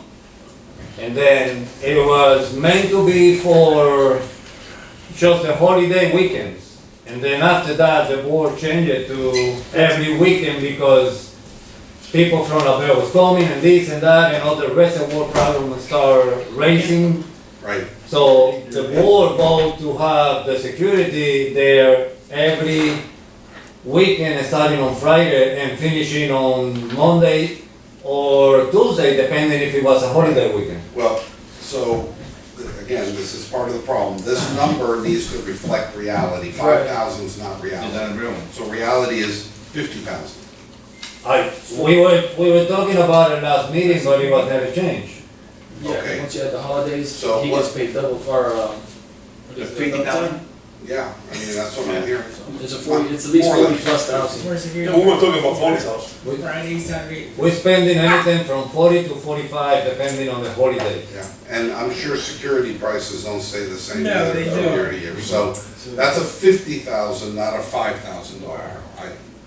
And Okay. it's an expense What that, is the 3,000 below that? Security, Supervisor fees, we can cut that off. What we is can it? do that too. yeah, what is that? Check your Actually, that's the- $50. the $50. $50. Ah, Oh, we should cut on the lawyer's salary, he makes a lot more money than us. yeah. I mean, can we do it? I mean, it's only 3,000, but if we can, I mean, why not? We can, at our later, at our You later, can yeah. waive it, it's up to Yeah. you. But the board could go without, because I know the committee has to vote on it, but could we? You can, Actually, you it can, does have to be at the annual, yeah, but Yeah. you don't, you can decline it. You don't, however they vote, if you don't want it, We, as a board, we can say I've that, been on boards where a member said, I'm not here for money. Yeah. And they didn't, so you don't have to take it. You're not- Nobody forces you to take a check. So they can just So keep, so you if we can- decided to say we. That's actually even a personal decision that each of you can make. You don't, the idea behind the $50 was you incur expenses coming here, your time, your car, your gas, that's where it comes from. Do you, And so, but you don't have to get reimbursed. You can say, no, thank you. This would be an issue we do with the landlord being nice. I mean, that's peanuts to this whole I think budget. if you raise That's taxes, right. you can assume that it will not be positively No, I'm just voted saying, on, so but- I wouldn't worry, yeah. But again, the security thing, so it's really 50, not 5, so that's, but so the number at the real bottom is numbers, incorrect. yeah. So I'm gonna change that to 50. So what are we doing with the security? Are we putting 50 or? Yeah, 50, yeah, every 50? Well, that, you either have it or you don't, there's no 5,000. Well, no, I'm just asking because they vote for the Yeah. road. So do you guys wanna vote for that, or Yeah. everybody's okay with that, or? Because I had it on the agenda, but that's why I was asking Chairman, if that's something we do now, we wait for the agenda. However you wanna do it. You want to move to strike you don't want any budget for reservoir security. No, no. And I don't know if we had to come with a resolution what we're gonna do as far as changing the lock to where nobody could get in. Well, But that would be for the agenda, that's for now. So no, we can't- that's a separate. Okay, and yeah, I so, would hope yeah, that- so my motion would be to strike and get rid of, $50,000, Okay, whatever it is for security. so there's a motion to strike the line item on reservoir security. All right, we have a motion on the floor to strike the line item for, Zero. Yeah, Yeah, so we have a motion on the floor to strike it from 5 to 0. So it's zero. Do we have a motion, we have a motion on the floor by Supervisor Sutton, do we have a second? Aye, We have a second, all in favor? aye. All against? Aye. Aye. So with that being said, For security guard. This is the 10th time. you guys, Wow. you guys need to, on the regular meeting, I suggest, you guys can do whatever you want. I suggest that on the regular meeting, you guys get together and have a conversation about the security, because now we don't have a budget for it. No, we already voted. We have a budget. They're We keeping already it. voted. Yeah, they're keeping it. They voted to keep it. Just so voted. No, I'm talking about, okay, you guys keeping 5.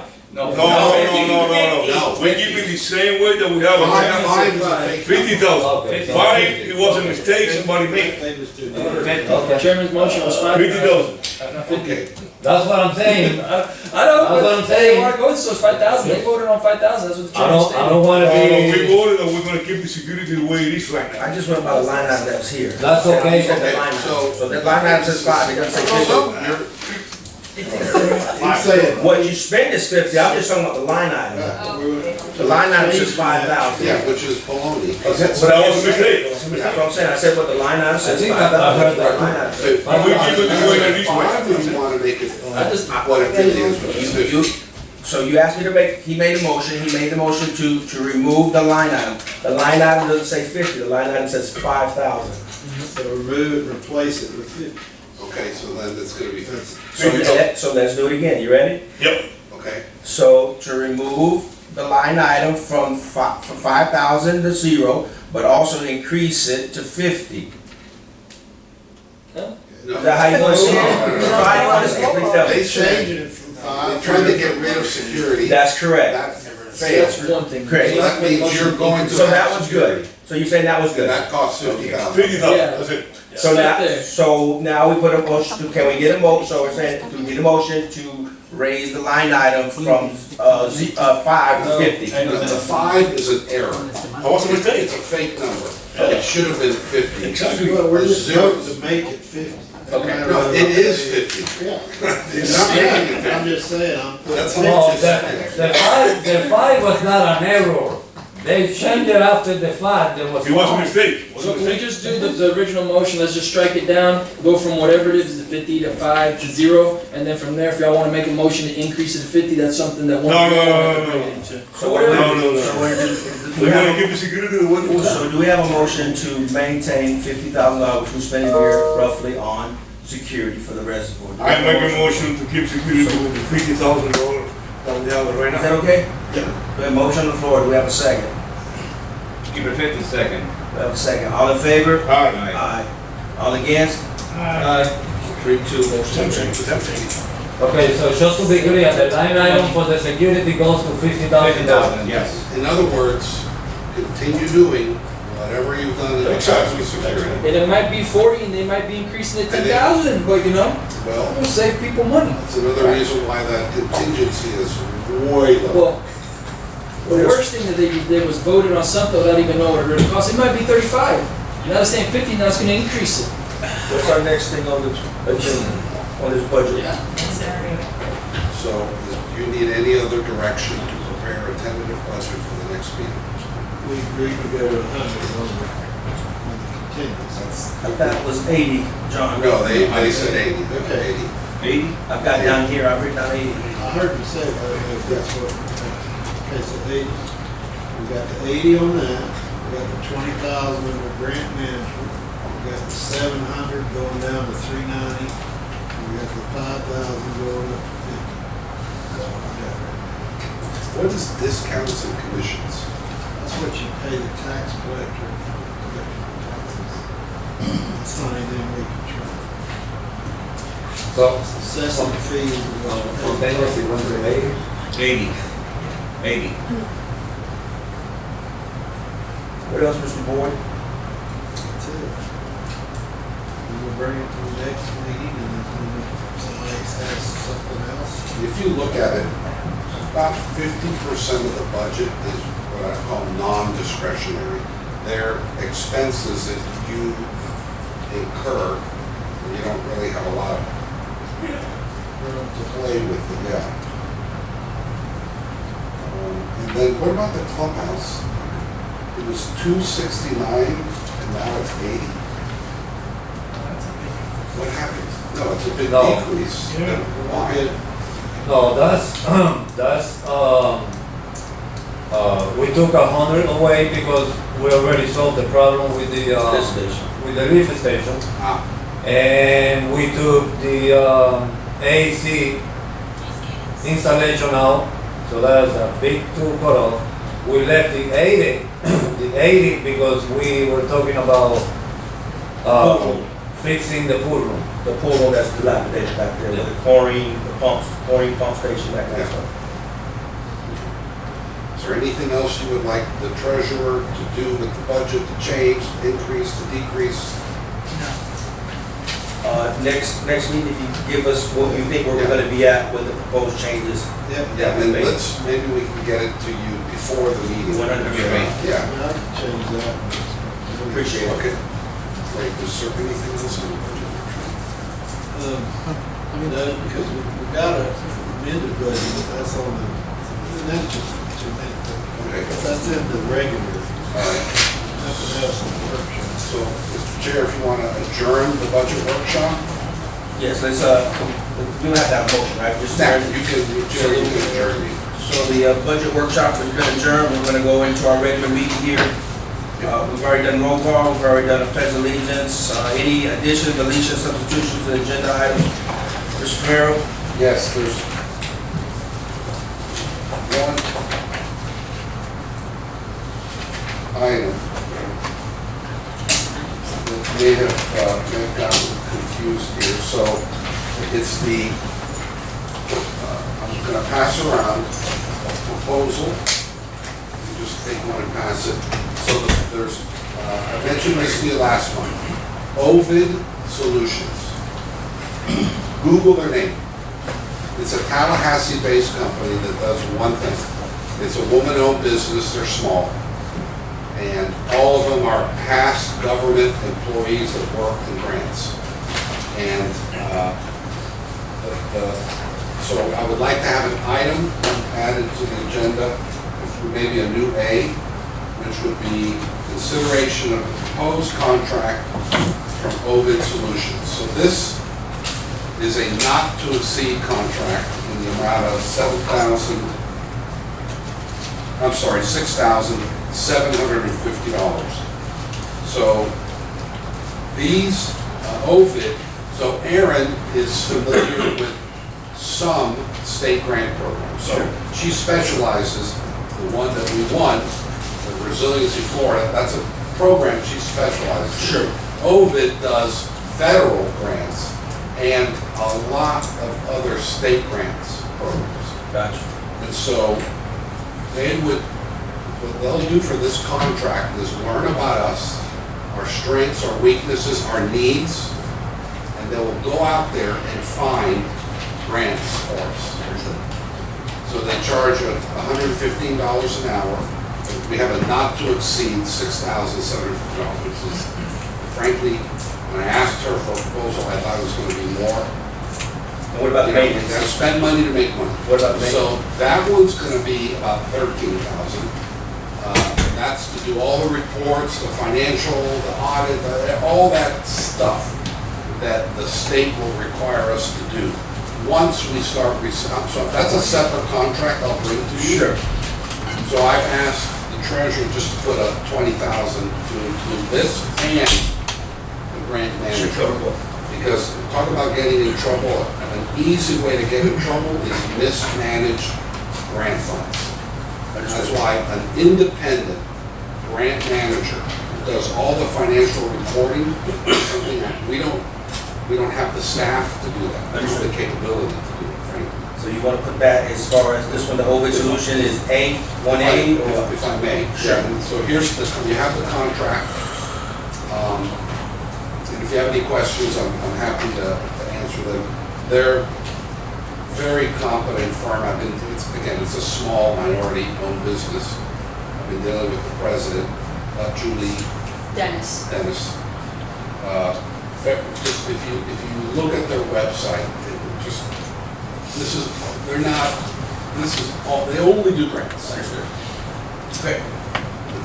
So any other additions, deletions, substitutions, besides that?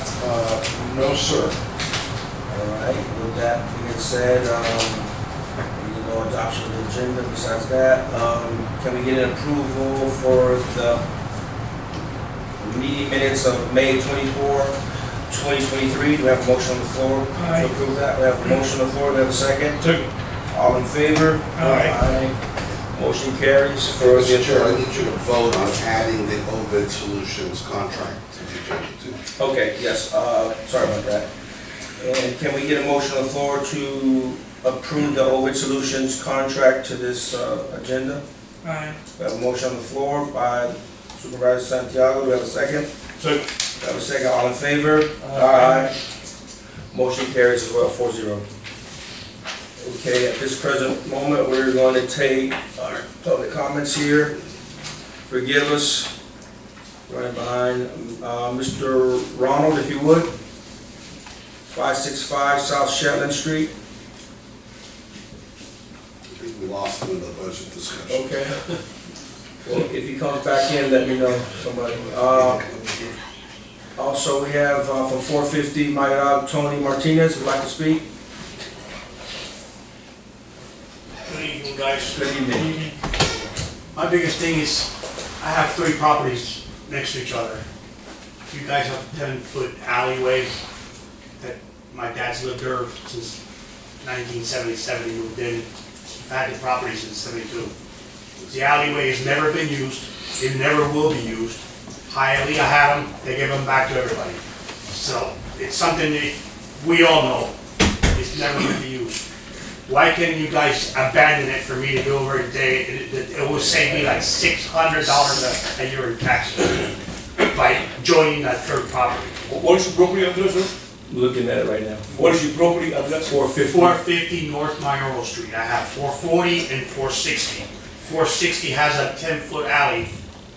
I've been here since I was a little kid. It's never been used. It will never be used. Yes, I They can talked help about you. opening those. We agree, you can, Okay, so this has been discussed before. Correct. And unless it's some exceptionally located piece of property, I think the board has said in the past that there's no need to keep it. He's looking at it to double check. Yeah, but I think what you wanna do is conjoin it. go and join all 3 of them. I already got 2 of them together. All we can do is release the easement. Conjoining it requires a county to do it. Yeah, but that's no big deal. That's We can 450 do it ourselves. South Mayorab, right? You guys need to abandon it. Right, That way I can take it over. right. And then I can join them to there, and it'll save me $600 a year. I just retired, guys, I'm on social security. So that's 450 So- South Mayorab. Yeah. North Mayoral. When these areas were platted, Yeah.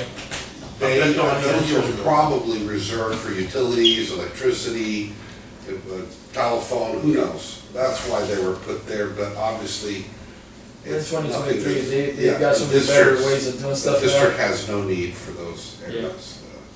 It would do me a big, favor to you guys Well, they're looking- abandon it for me to take it over. and- I can abandon it, I need legals for them. The only thing that I would say, I think what we've done in times past, people have asked it, we have given them the opportunity to use it, but to let them know also, if we need it in the future, we have to have access to get to it. But the problem is, the county won't let me join it without you guys abandoning it. 100%. Yeah. We agree with that, and I don't think, Mr. Bennett, because you do survey and stuff like that, I believe you probably have the subject matter expert to speak on that.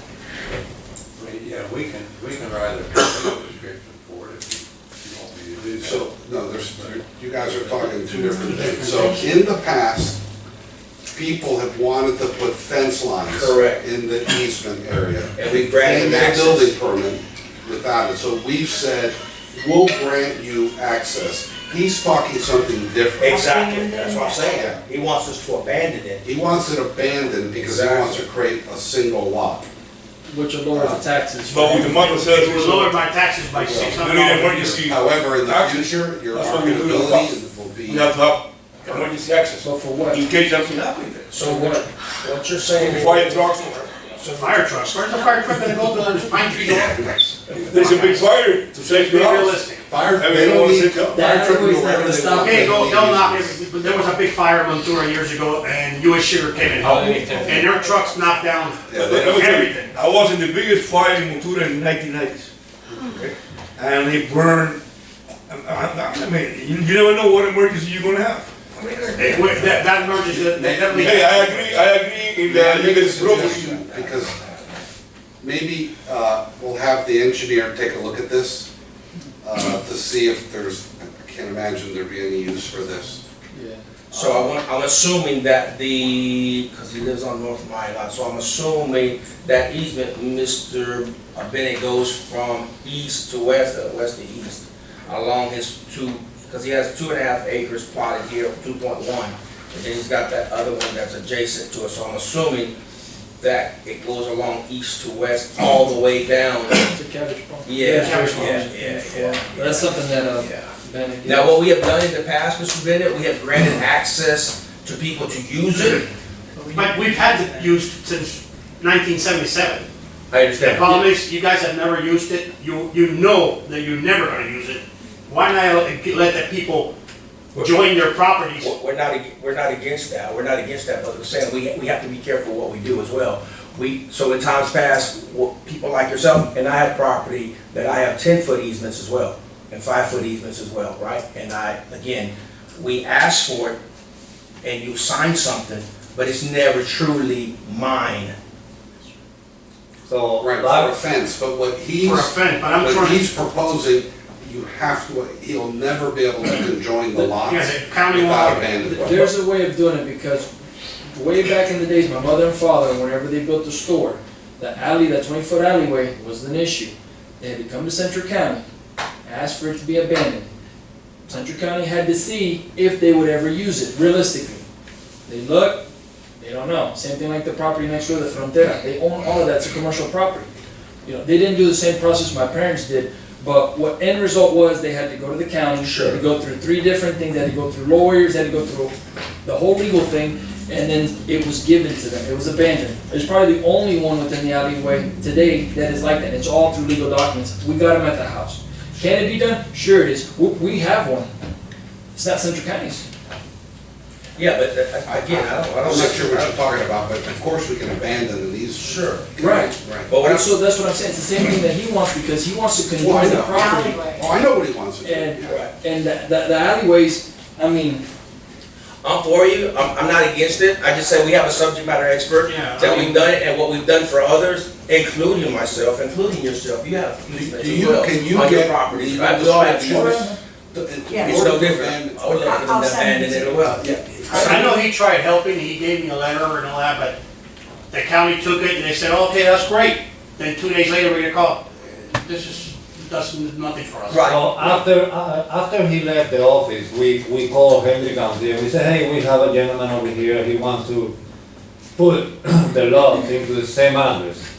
It's basically what I have, Right, Right.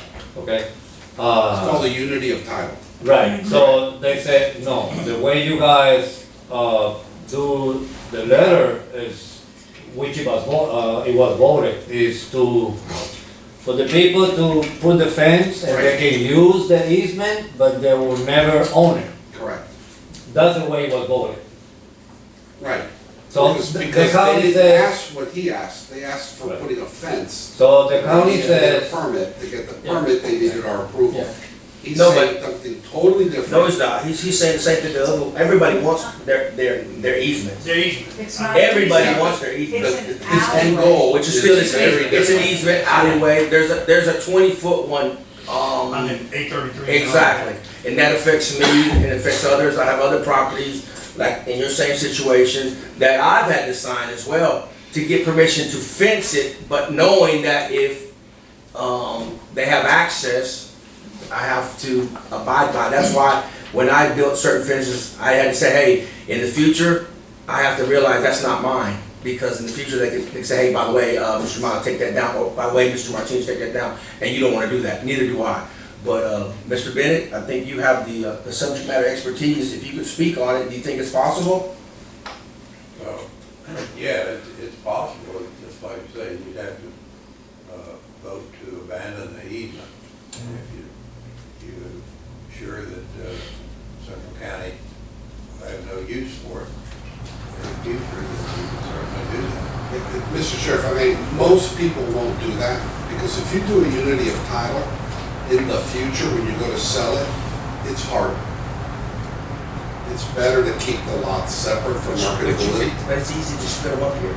Yes, you go back and split it up. No, it's harder to undo No, the unity of no, it's title. not. Remember, you went to the county, that was. We do it all. Henry Henry County's different. You're in Palm Beach County. Yeah, Henry County's different. They already said it, you know, they told me it's gonna cost $1,500 to join the two lots.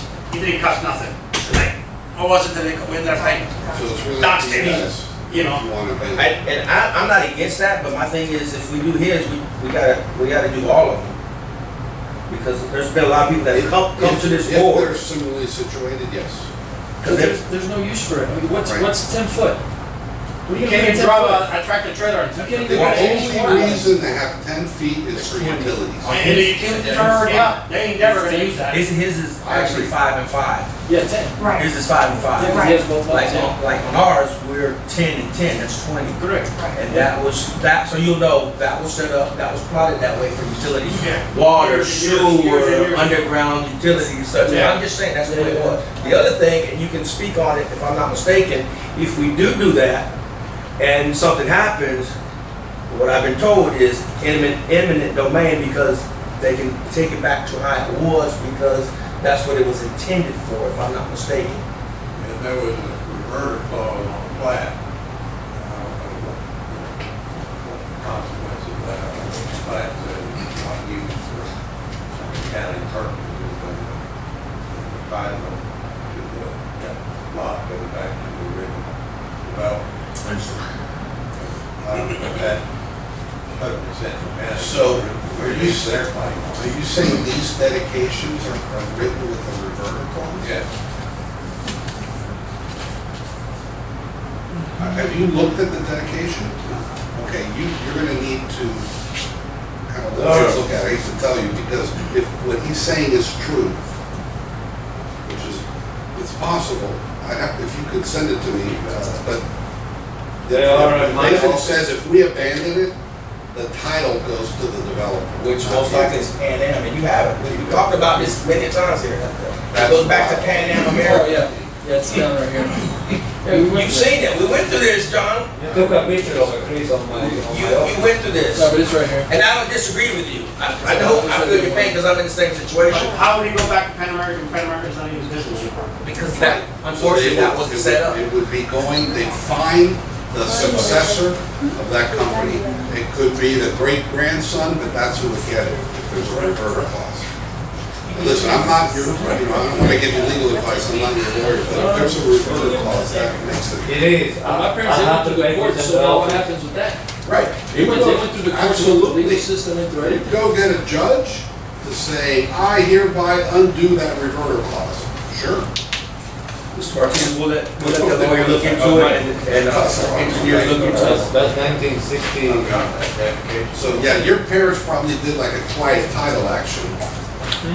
Your parents did what's called a quiet title action. Can you get? Had to go through, Can you had get to go through 3 meetings.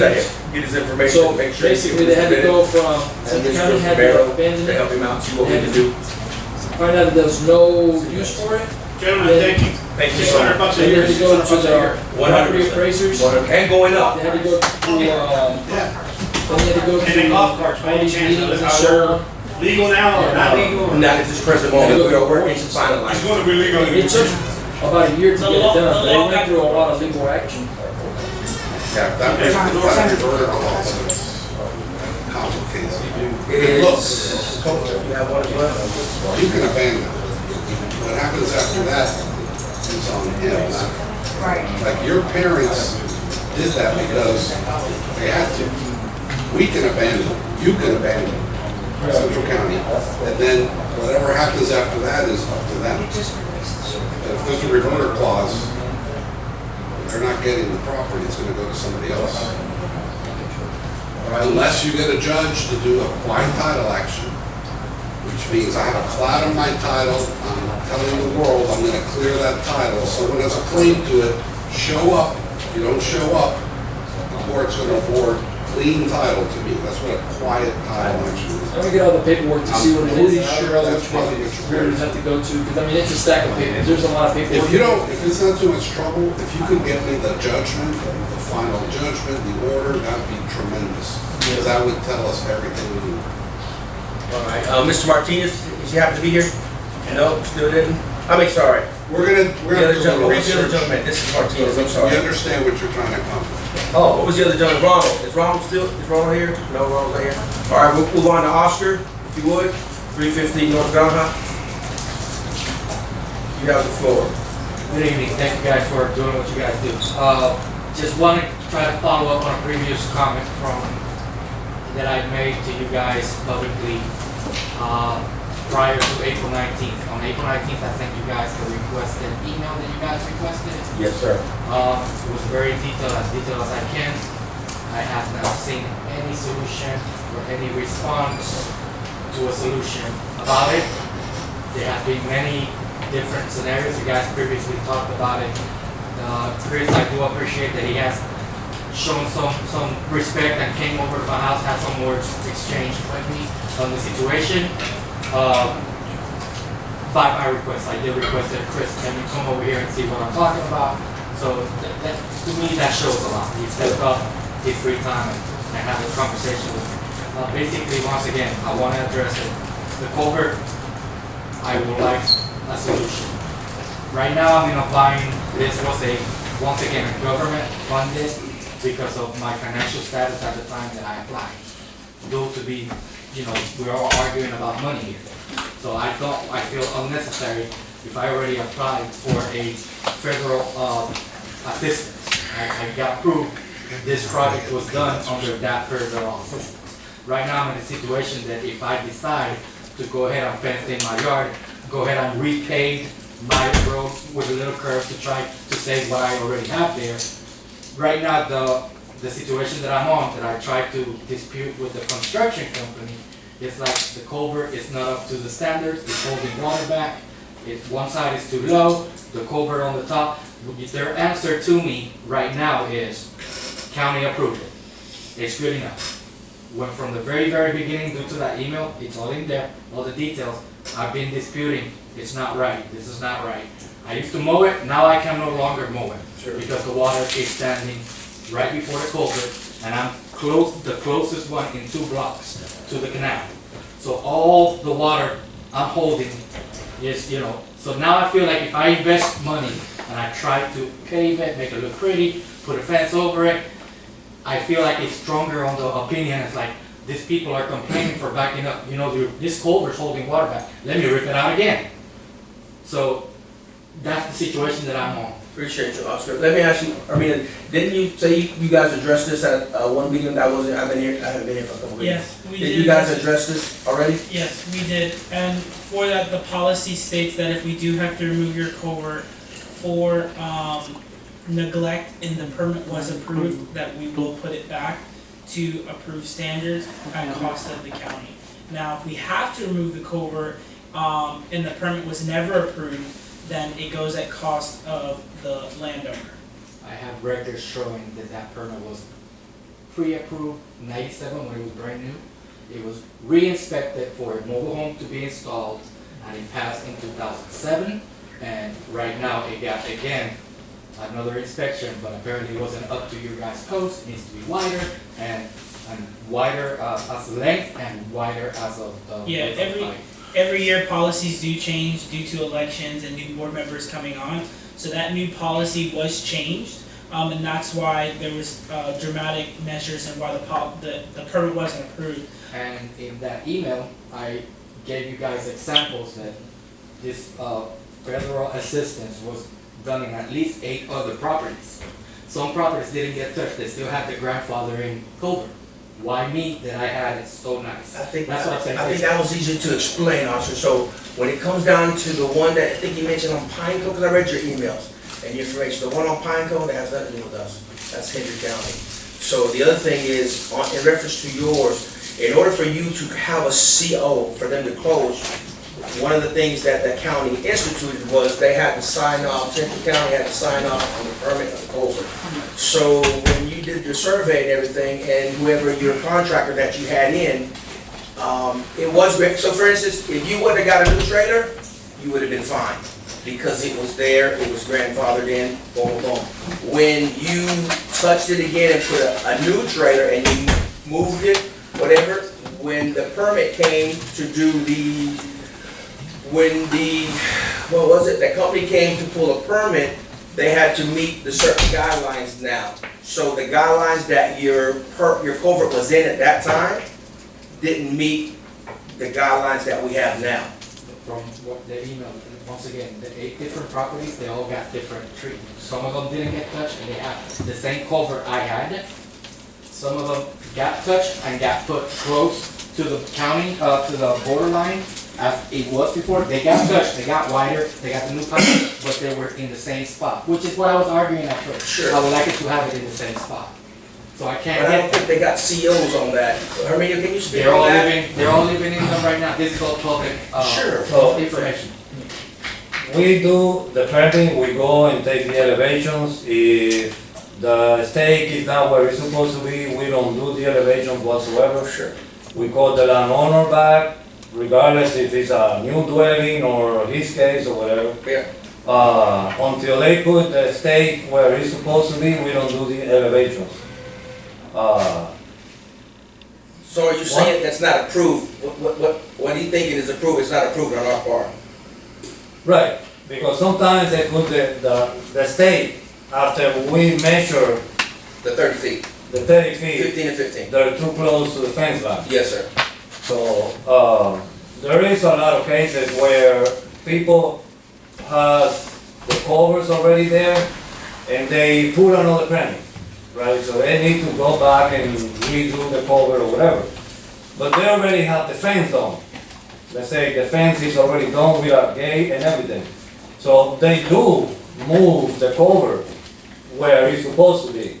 And then, 3 months later, they add on another 10 feet just to get where the gate is. So they do it illegally? Yes, basically.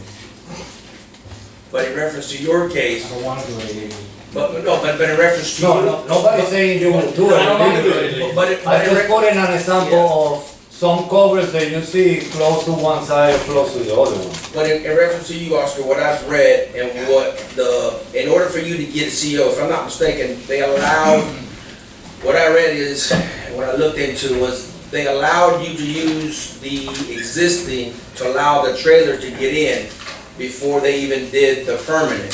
But with the understanding is when the permanent, when your trailer is set and everything, that had to be moved, put into a different location to get the CO. Because without the entry driveway approved, you wouldn't get CO. I understand that. But Okay. what happened in 2007 when it just got reinstated? He just said, but we're What not. happened to another 6 to 7 properties that Yeah, are doing, they got the CO, and this happened at the same time period, back to back. They were all construction at the same time. That's what I'm trying to give you guys apples from apples, and I'm treating it different. well, they shouldn't have gotten approval if the Every culvert's single one not. has a CO. Where- My next subject, I would like for you guys to have some time after, if you can elaborate, I can elaborate a little bit more, because it's a lengthy.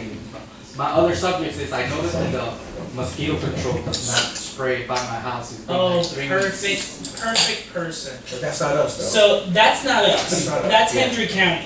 So that's- And this is something that, since I've been elected since 2020, I have been fighting. Waste Connections, who picks up our trash, they're supposed to pick up our trash once a month, bulk pickup with a claw machine. They don't. In 2017, they charged every single landowner here a surplus charge to give everyone beautiful trash cans. When I fought it tooth and nail, this is what they came back to tell Central County. you don't pay us, Hendry County does, so we don't have to basically listen to you. So I said, what happened to the surplus charge that every Montour resident paid in their taxes for trash cans? The supervisor literally went to his desk, pulled it out, and said, there goes your trash can. Tell your citizens that's all they're gonna get. So it comes back to mosquito spray. Comes back to emergency services such as law enforcement and the fire department.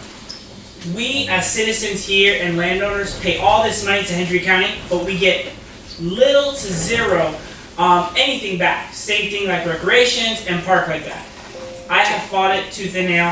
Why don't we get mosquito sprayed like how they do in LaBelle, how they do in Clewiston? And the simple fact, and this is what they tell us, oh, we'll get there when we get there. It's a big county and we're trying to address the issue at Just hand. letting you know from experience, I mean, like at cameras No, no. and I looked Yeah, at one of course. Sure. Of course. 3 weeks ago, I saw them every other day. Mhm. Gotcha, At nighttime, on the dot, on the gotcha, dot. gotcha. It's been 3 weeks, I have not seen Mhm. nobody go down. What you can do with that one, and that concludes all of us here, is reach out to your county official. I think in our area is, We have two. We have two now. We have, Mr. Turner and Mr. Iglesias. Those are the two, because I deal with the county. Got something for you. In reference to those other culverts that he makes reference to his email, next meeting, can you bring us, information on each one of those culverts that he mentioned? Where are they at? If they've been approved, where they're at? Want to make sure it all falls in line. He sent it to you guys, so you guys can go and see it, but I will. No. We sent it. Yes, sir, I want you to give your expert opinion, give Mr. Mayor. See what it looks like. See what it looks like. Yeah. And the last subject was, there's a lot of blind spots around my corners. Blind spots. Blind spots due to the vegetation growing Okay. when you're turning. it's making Oh, it okay, unsafe. okay, good. Making it unsafe, and especially one that you guys are not in charge of, but once again, please follow it up. It's the one on Avenida del Club on 833, like canal still being between us. When you say blind spot, you're talking about the The vegetation. vegetation grows too much, so you have to pull your car really forward to see if you saw that stuff. With that big problem with pepper trees, like Lots of pepper trees. Riverside. Did you ever do Riverside? And is it Riverside and Appaloosa? Right now, we're on Hunting Road. Okay, well, if you had to pull way out there, that's a through road, and if you pull out enough, Which one are you talking about? So you live on? Riverside. So you are Camino Real. Avenida del Centro, Oh, that center, that North number. Granja, all that stuff. Gotcha, okay. All right, cool. Well, definitely, I mean, they'll give us an update on that one as well. Well, thank you guys, thank you for your time. Thank you. Appreciate it. All right, that's public comment. Can we get the guest speaker? Sorry. Can we get the guest Yes, speaker please. before? So that would be item, Let's move ahead. H, 4H? No? Where is it at? yes, D, 4D as in David. Okay. We're gonna get you out of here so you can go home. Sorry. Thank you for coming, appreciate it. So- This is my last official duty before leaving on vacation 100. tomorrow. So, Good job. I'm passing around her presentation. Good.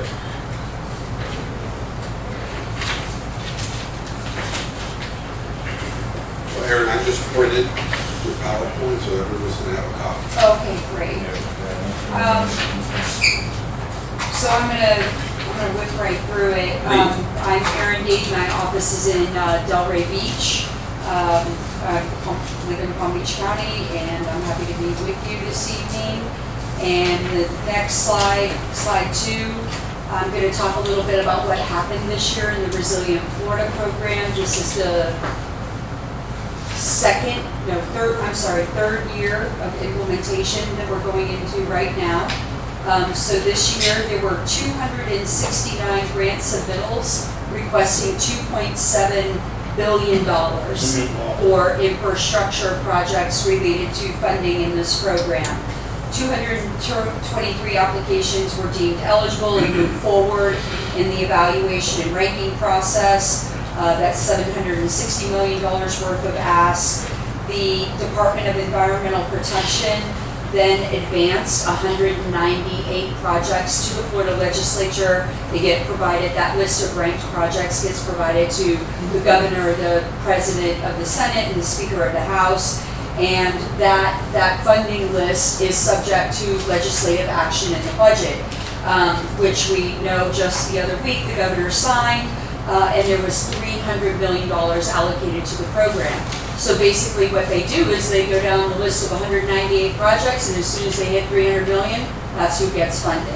But who ranks them? Just The Department of Environmental Protection, and there are very specific criteria that are prescribed by statute and the Florida Administrative Code. Is there a point system also, Aaron, on this? Is there some type of? It is, point it's a 100-point system, so I'll talk a little bit about that. So our application ranked number 3 out of 198, which is really, really impressive. I've written 53 successful grants in this program in 2 years, and this was the highest application that I had ranked. So I'm pretty proud of that. It was a great project, so I wanted you to see it right there on the list. Sure. There are a couple of projects above the where it starts number 1. Those are projects where people came back, they provided their cost estimates, they got funded, and then they realized, as we've been talking about inflation and cost escalation, that they needed more money for their project. I feel pretty confident about our project amounts because I'm pretty sure we have 20% contingency Good. into the cost for this, so I think we should be okay. Awesome. So the next slide, what made it rank high? Well, the first part of that is just reminding you what we actually sought.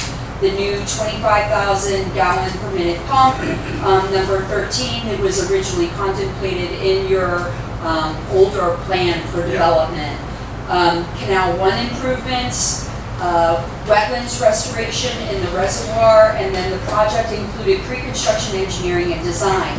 And that's really important because if you don't have a project ready to turn dirt, you're gonna have to pay somebody to do the pre-construction engineering and design. Not every community is eligible to get that funded.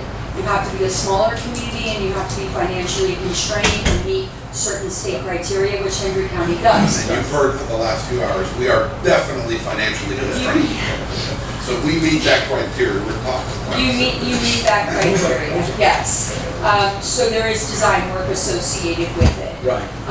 In green there, the factors contributing to the high ranking. Okay. Okay, we added the green feature, which is the wetlands restoration. The program awards up to 17.5 points out of 100 for green and nature-based features. Good. So that is something to keep in mind.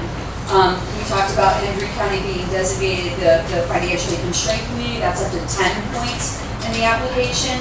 And then our team generated a report documenting existing and future flood risks associated with like precipitation for the 100-year, the 500-year event.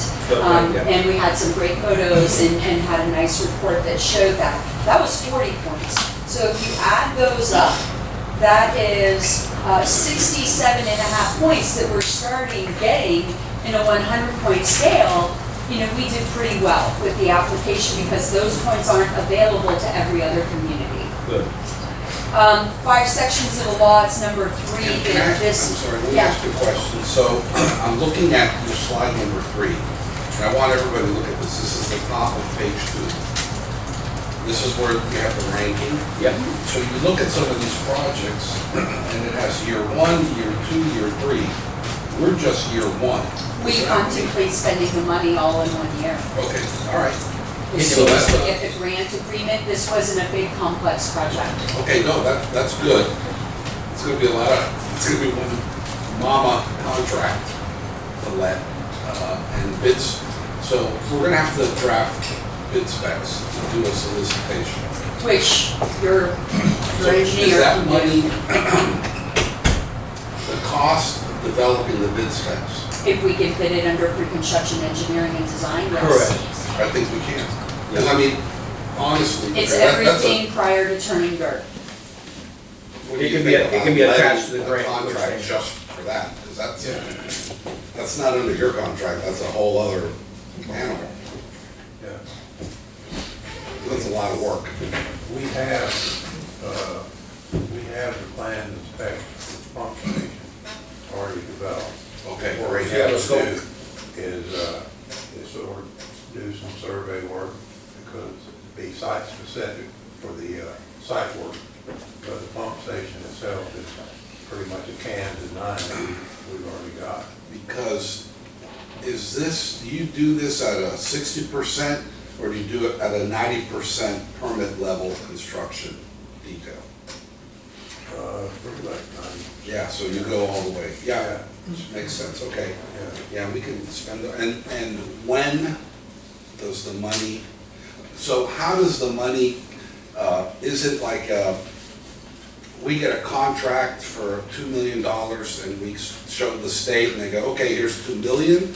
Or You're do waiting they? for a grant agreement, because the governor just signed the budget, so now we know how far down the list we're gonna go. So DEP is gonna send out a grant agreement to Central County, and then we'll look at the grant agreement, make sure that the wording, and this will be something that Julie will probably manage, make sure that it lines up with what we applied for and what we anticipated. There'll be a work plan, the budget, the requirements of the grant, the whole package. And as soon as that grant work plan, they send it to you to look over. If it's okay, you'll bring it back to the board, you'll approve it, you'll execute it, DEP will execute it, and then you're off to the races.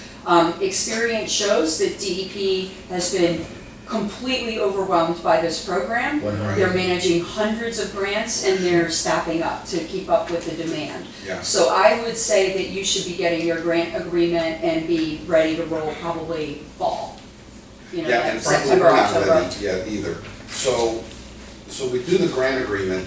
Does the $4 million have to be spent in the next fiscal year? In other words, There's what if we usually let a a spending period, because the appropriation, the period of performance of the grant will probably be sometime whenever the new budget takes effect. I don't know what that year is, let's say it's October. Yeah, it's a fiscal year. Right, so that would be when the money would be available, and this is a reimbursement program, so CCWCD will spend the money and then submit invoices and Right. get reimbursed. Oh, So remember that, about having reserves, or you have to get it So we have to- construction. But But they do get. in certain instances with smaller constrained local governments, there may be some workarounds with that. So again, that would be something, if you bring Julie on to manage the grant, you can work with DEP on that, because they know a lot of local governments are smaller and yeah, and just, constrained. when she says Julie, she's talking about Ovid Solutions. Right. Because, But also you can get loans. Right. It's pretty secure. You can get a loan, says, hey, I need Yeah, this. once the agreement is executed, the Right. state's obligated to spend the money, so they're, so we can and- get some short-term loans. And if you can't We'll do need it within one fiscal year, the program is for spending over 3 years, that's why you saw the line item. So, I mean, we thought that it could be done in a year. If you need longer than that, I think that's okay. that's good, that's great for wishing, because everybody right now, including ourselves, Yeah. I mean, I have a contractor building a wastewater plant as we speak. and- Every consultant is Everybody's, up to here right. right now. And the small ones, the small fish, they're from the pond, they're like, hey, we'll get to you, we'll get to you. That would be something then that you could send back to DEP and say, hey, we want an amendment in the work plan, we'd like to go over 2 years. That's very true. Surveyors, Yeah. engineer, every consultant is Yeah. up to here right now. They're picking and choosing what they want to do. Yeah, I completely understand. I mean, I've But done we'll that. finally be in a league where multi-million-dollar contracts, they're gonna chase. It's the small stuff they don't deal with. So you'll have some flexibility in how you deal with DEP, but the first step is that they will send you the work plan, and then you come back, you discuss it. If you need to make changes to it, you would, direct somebody to work with DEP to make the changes to it. Okay. And they're usually pretty responsive. The next slide just tells you the types of projects that this program focuses on. Transportation assets, critical infrastructure, critical community emergency facilities, natural, cultural, historical resources. So clearly any of your roads projects, as long as we can document the flooding that's happening either there now or is projected to happen by 2040, 2070. Sure. We can document it, we can model it, we can evaluate it in our supporting report. And then, why is that relevant? Because it's important to understand this is not a grant program about helping individual property owners. This is a program about infrastructure Correct. and publicly owned assets.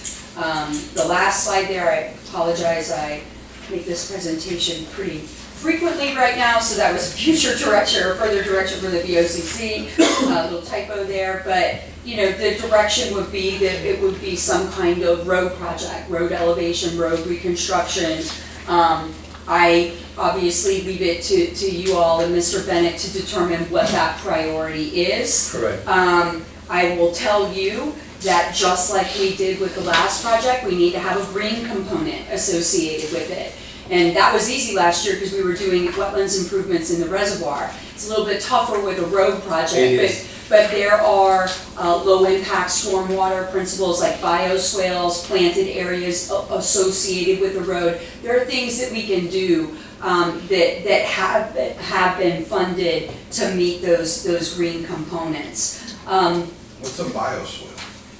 It's like a planted swale. Oh, okay. So You know, or a retention area. Yeah, let me ask something. So if we wanted to put some like green for like the clubhouse, recreational, would that be something green or no? I can answer that two ways, okay? I had, your application was number 3, I also had the number 10 application on the list, and it was Fort Pierce Utilities Authority. We relocated a wastewater plant off of Barrier Island to a mainland, and they had a seagrass restoration component. And it was next to the old site where they were relocating the plant from, so it wasn't really integrally tied to the project, but what we would call it is a stormwater management feature, you know, at the clubhouse, and it would be like low impact design or a retention area or something like that. Sure. If it was closer to a road that you wanted to improve, it was more proximate, that's a stronger argument. Yeah. If the green component is completely disjointed from the project area, that's a tougher sell. So, yeah, Daniel, she's not talking about anything in the building, she's talking about pond and That's little what, plants and- I was talking about the front areas, Roads, yeah. But it can be used like a new lift station, that type of infrastructure. Absolutely. Oh, that's part of it. Lift stations, water, I generally tell people, like, it's above ground infrastructure Sure. typically ranks higher because it's subject to flood risk. If it's underground, it's used to flooding, you know, we're in Florida where, groundwater levels are high. Right. You know, so that's kind of a better, more competitive argument if it's something above the ground or a road or something like that. Gotcha. And it all has to be something where there is a flood risk associated with it currently, and obviously if there's a current flood risk, there's gonna be a future flood risk. You know, we need to be able to tie it back to that. So things to consider would be incorporating some type of green component or nature-based feature into it. I have there, bioswales and retention areas. The fact that this is within Henry County and they meet the state criteria for financially constrained, that's not gonna change, so that's a good thing. Correct. We would prepare the same report, the same type of report that we did last year. But you should know, there is more competition for this grant. More local governments, last year in 2022, it was the first year where the language had been amended that you could actually apply for the grant. The first year, it was only municipalities and counties, and then they amended it last year to include the water control districts and those that control infrastructure. So that won't change, but there are more entities that are waking up to the program and the availability. So you're competing at a minimum against over 400 municipalities Sure. in 67 counties and God knows how many districts that control infrastructure. And now that they're seeing these funding levels, unknown funding amounts. So the first 2 years of this program, it was very flush. It was well over $500 million because they put COVID relief money into the program too. Mm-hmm. This was the first year that it was only state funding, and we got $300 million. The statute requires no less than $100 million a year. $100 million a year when you're talking about 400 municipalities and 67 counties and God knows how many drainage districts is not a lot of money. Correct. And so to get 300 this year was good. We're gonna have the same legislative leadership next year, so hopefully it continues to be a priority for them. The governor has been very committed to this, the legislature has been very committed to this. So all things kind of indicate another high funding year. I would tell people all bets are off for the 2024, 2025 cycle, God knows. Yes, and it, notwithstanding the point system, I'm willing to bet that it helped that our senator is the president of the Senate. And Casadongo, she and we talked with her staff when we sent in the proposal. We sent them a PowerPoint with all the flooding pictures, because there's some really bad ones that we have that are good. So that helped, and so the fact that she's going to be in leadership next year helps, always helps. The only other thing that I would say is, I tell people that I work with on this program that this year is the last of what I call the Wild Wild West years. The way the statute operates is after 2024, to have a project eligible for a program, it has to be identified in what's called a vulnerability assessment. So what the state is trying to do is get all the local governments to do these vulnerability assessments, but drainage districts cannot get planning money to do vulnerability assessments. Sure. I did write a vulnerability assessment planning grant for Henry County, and they have received that. So they should be engaging with all of the entities within Henry County that control the infrastructure and say, hey, where are your projects? Where are your flooding areas? That type of thing. And so I would say keep a lookout for that, to engage in that process to get your high priority projects identified in a When should vulnerability we, assessment. the engineer, who's the public works director? Shane Park. Shane. When is it, because they don't have it yet, when should we reach out to them and say, hey, we need to be a part of this project? Soon. They got, the planning grants usually happen a little faster than the capital project grants because the planning grants, their funding occurs from the previous budget year. Right. And so they've already gotten their work plan. It's a gentleman named Robert, it's a strange last name, Pesalono or something like that. I think he's an emergency management guy at Henry County. I think he may be managing the project and managing the grant. He sent me the planning grant, I revised it for him, sent it back to him, and he sent it back to the state. So in theory, they should be very close to executing their work plan, putting out a bid and getting going on their vulnerability assessment. So, I would follow up with them and say, hey, make sure we have a seat at the table and that we're a stakeholder group that you work with so you can feed your projects into that process.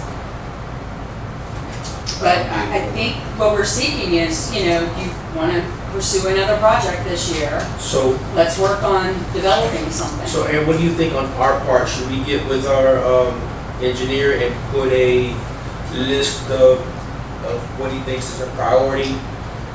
That's a great question and spurred another thought.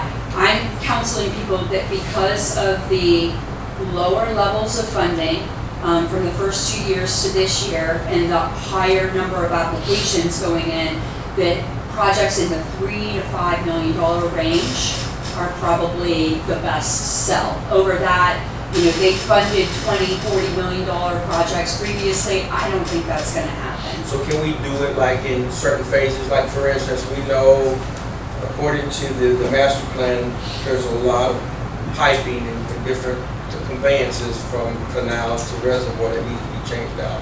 Those type of things, swells, regrading canals, properly looked at. If you wanted to do a straight stormwater project, you could do a straight conveyance stormwater project. I would just say let's add a retention area along the way somewhere, get that green component. If you wanted to do something with a particular road and you wanted to convert that road, you want to make the argument that it's important for access to the community, maybe even targeting one that is dirt now that you want to convert into a paved system with a proper and appropriate size capacity drainage system, that type of thing. But any infrastructure, and this program favors roads and stormwater. And with the water quality component. What about our lakes? Because we don't have access to our lakes, and I don't know the last time that Central County serviced them. Right of ways? Yeah, right of ways. What about if you want to make a water park in the clubhouse? I'm sorry, say that? If we want to make a water park at the clubhouse, can we do that? A water park? No. This program specifically says that it does not fund recreational features, aesthetic features, projects that are standalone water quality, because it will fund water quality if it is part of a project and it is necessary for the project to be permitted. But like, for instance, you know, a road project that needs a stormwater system and a quality component, but it's not gonna fund a standalone recreational feature. So I think we have some other projects that will score high. I mean, that we can actually go back and score high. Like that perimeter road. Perimeter road, Dale, one of those. Yes, sir. Kennel. Dale, Kennel, that's also about 8,000. So we definitely have some projects with people here. Culverts and ditches, There's some other everybody. Yeah, that's what we really go. Everywhere we start from Yeah. the canals. I have a question about the grant money. So could the grant money be utilized to fix any compliance issues that we have prior to the grant? Depends on the compliance issue. It depends on the compliance issue. I mean, I think you had some compliance issues with the wetland stuff in the reservoir, right? You know, so that's one, but, you know, you have to be careful about what you say, you know, in a grant application or otherwise. You know, you want the project to stand alone on its merits, and to the extent it has co-benefits like nature-based solutions and some of these other things, you know, that's gonna make it more competitive. But the timeline for this, it's due September 1st. Mr. Bennett knows I asked for a lot of information, and I'm gonna need it, you know, pretty quickly, because my guys need to define what's called the project impact area. We need to zoom out from the project and show how it's gonna be benefited, and then we need to model the flood scenarios. Understood. Yeah, that's one of the things I just want to know, the legal aspect. I know there's some money that's going to be allocated towards some of the wetlands and stuff, and I don't know that since we really have an open compliance issue, if we was to use that grant money to satisfy that open compliance issue, if we legally can't.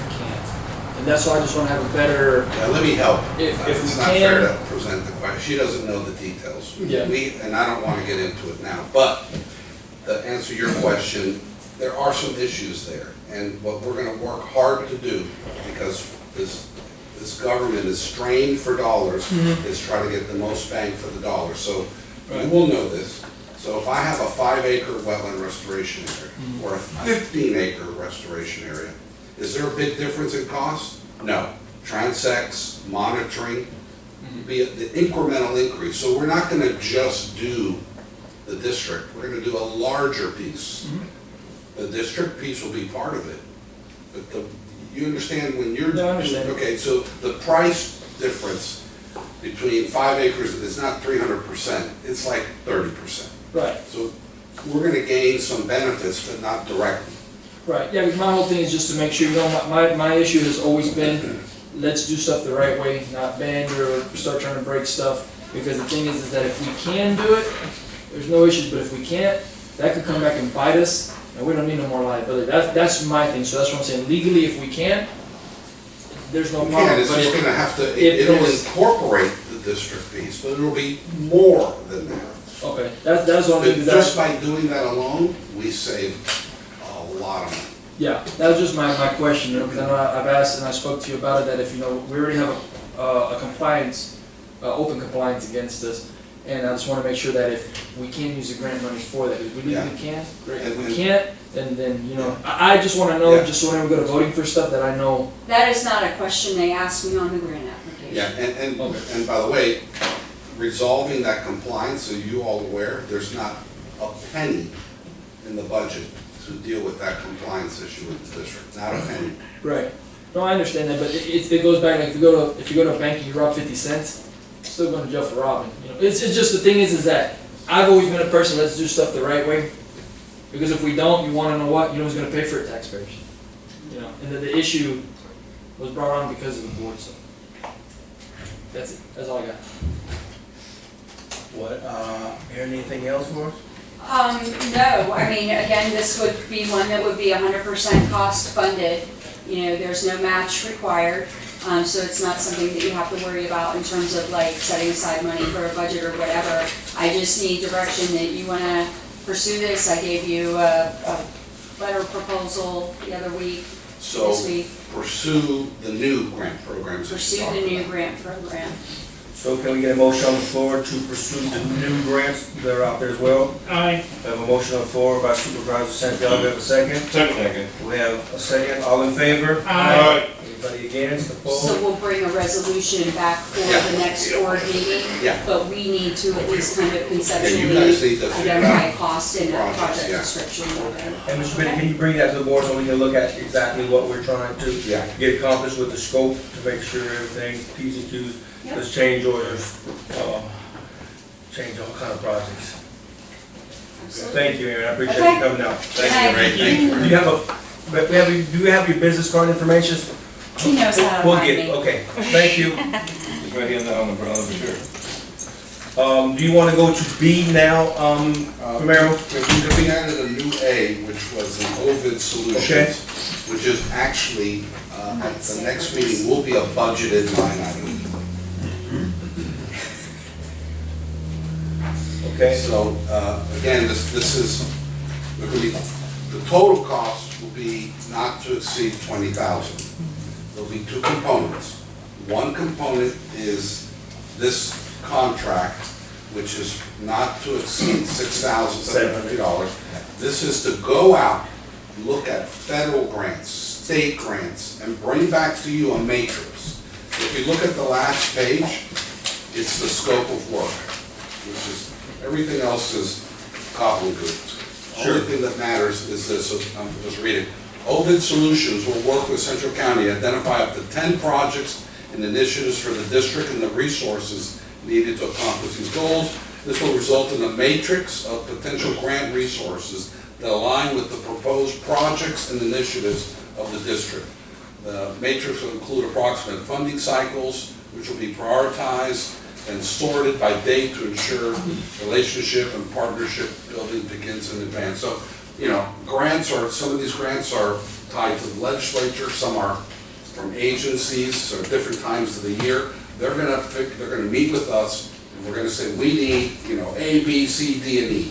Then they're gonna go out and search the world for federal and state grants and regional grants, and that meet our particular needs. Then they're gonna come back and say, we found this. What about- These are gonna help you. what about with the criteria, like for instance, sometimes there's grants that you have to match or Yeah. put stuff down, so we have to let them know the criteria. Absolutely, and in fact, many grants have a matching. A lot of people don't know that, yeah. A lot of Yeah, people think it's just. that's why grant. this grant was so amazing.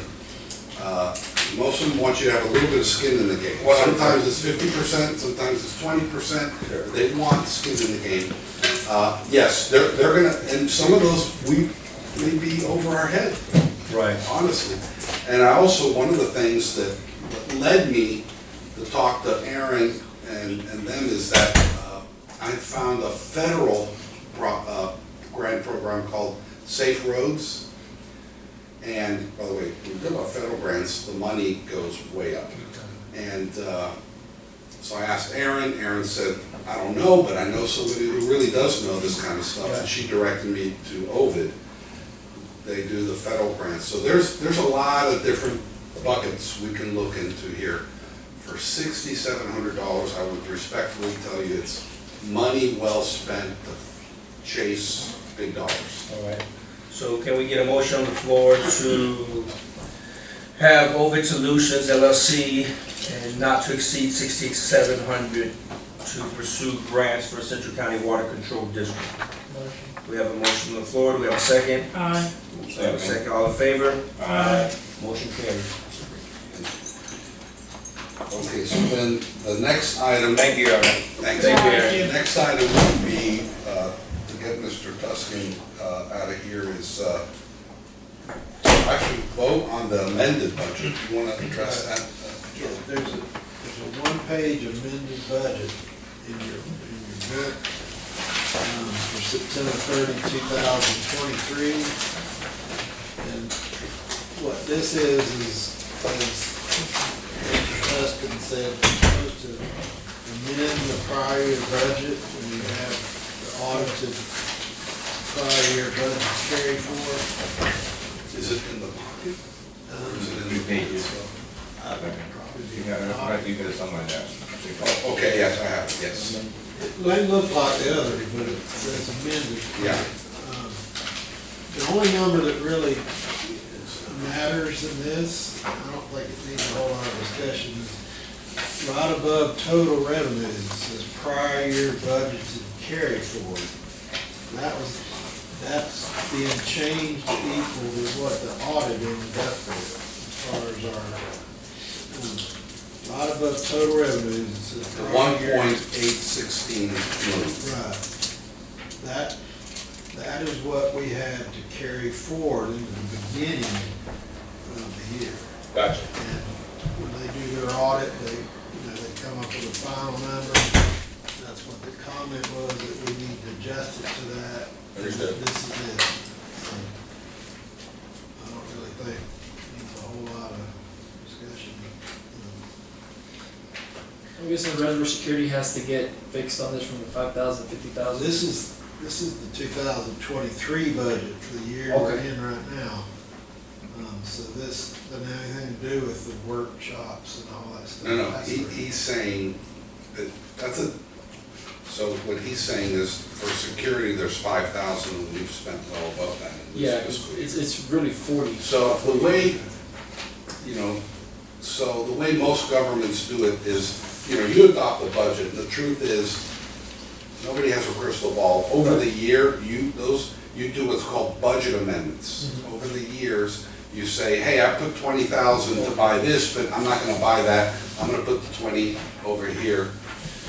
And so that's what should be done in the future, is if we budget something and we're not gonna spend it, or we're spending more than's budgeted, we have to bring a budget amendment that takes it from somewhere else. Yeah, that's not Because you can't create money out of thin air. So Right. if something is going up on the budget, and things happen, we don't anticipate something. A truck, a piece of equipment blows up, things happen. So usually you have to take that money from somewhere else in the budget and move it over to show with, which you didn't expect. So that's an issue we'll deal with, I think, in the next cycle, Chris. Okay. It's a fair point. Any questions on the amended budget for 2023? If none, can we get a motion on the floor to amend and approve the budget for 2023?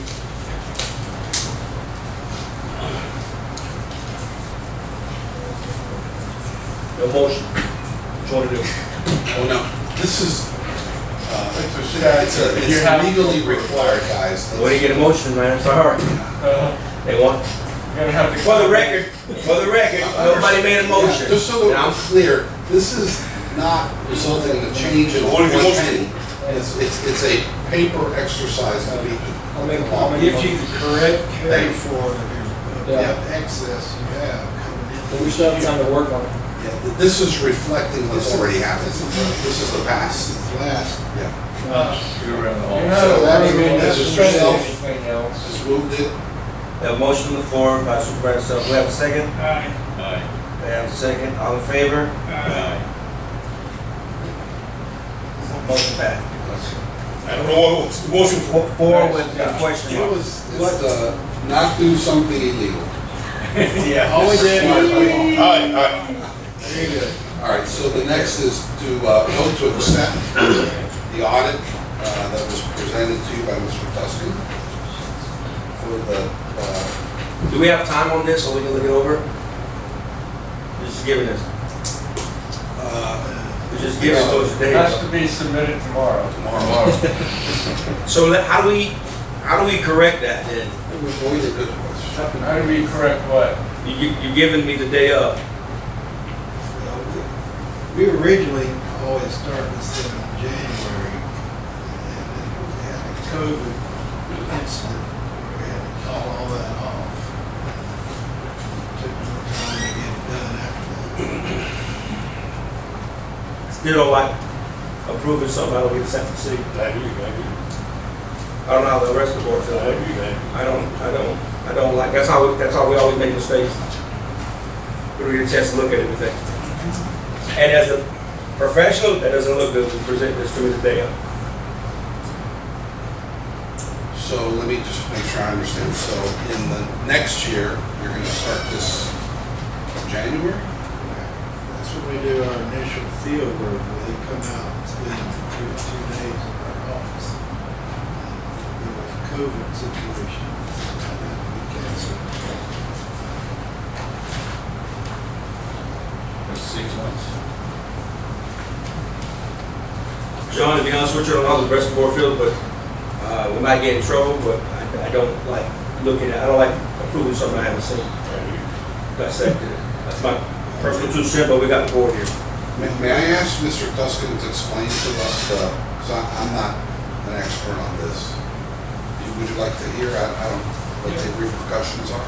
Yeah, I'm not worried about repercussions, because everybody, you guys got skin in the game too, you're giving it to me last minute. But go ahead, we'll listen to it.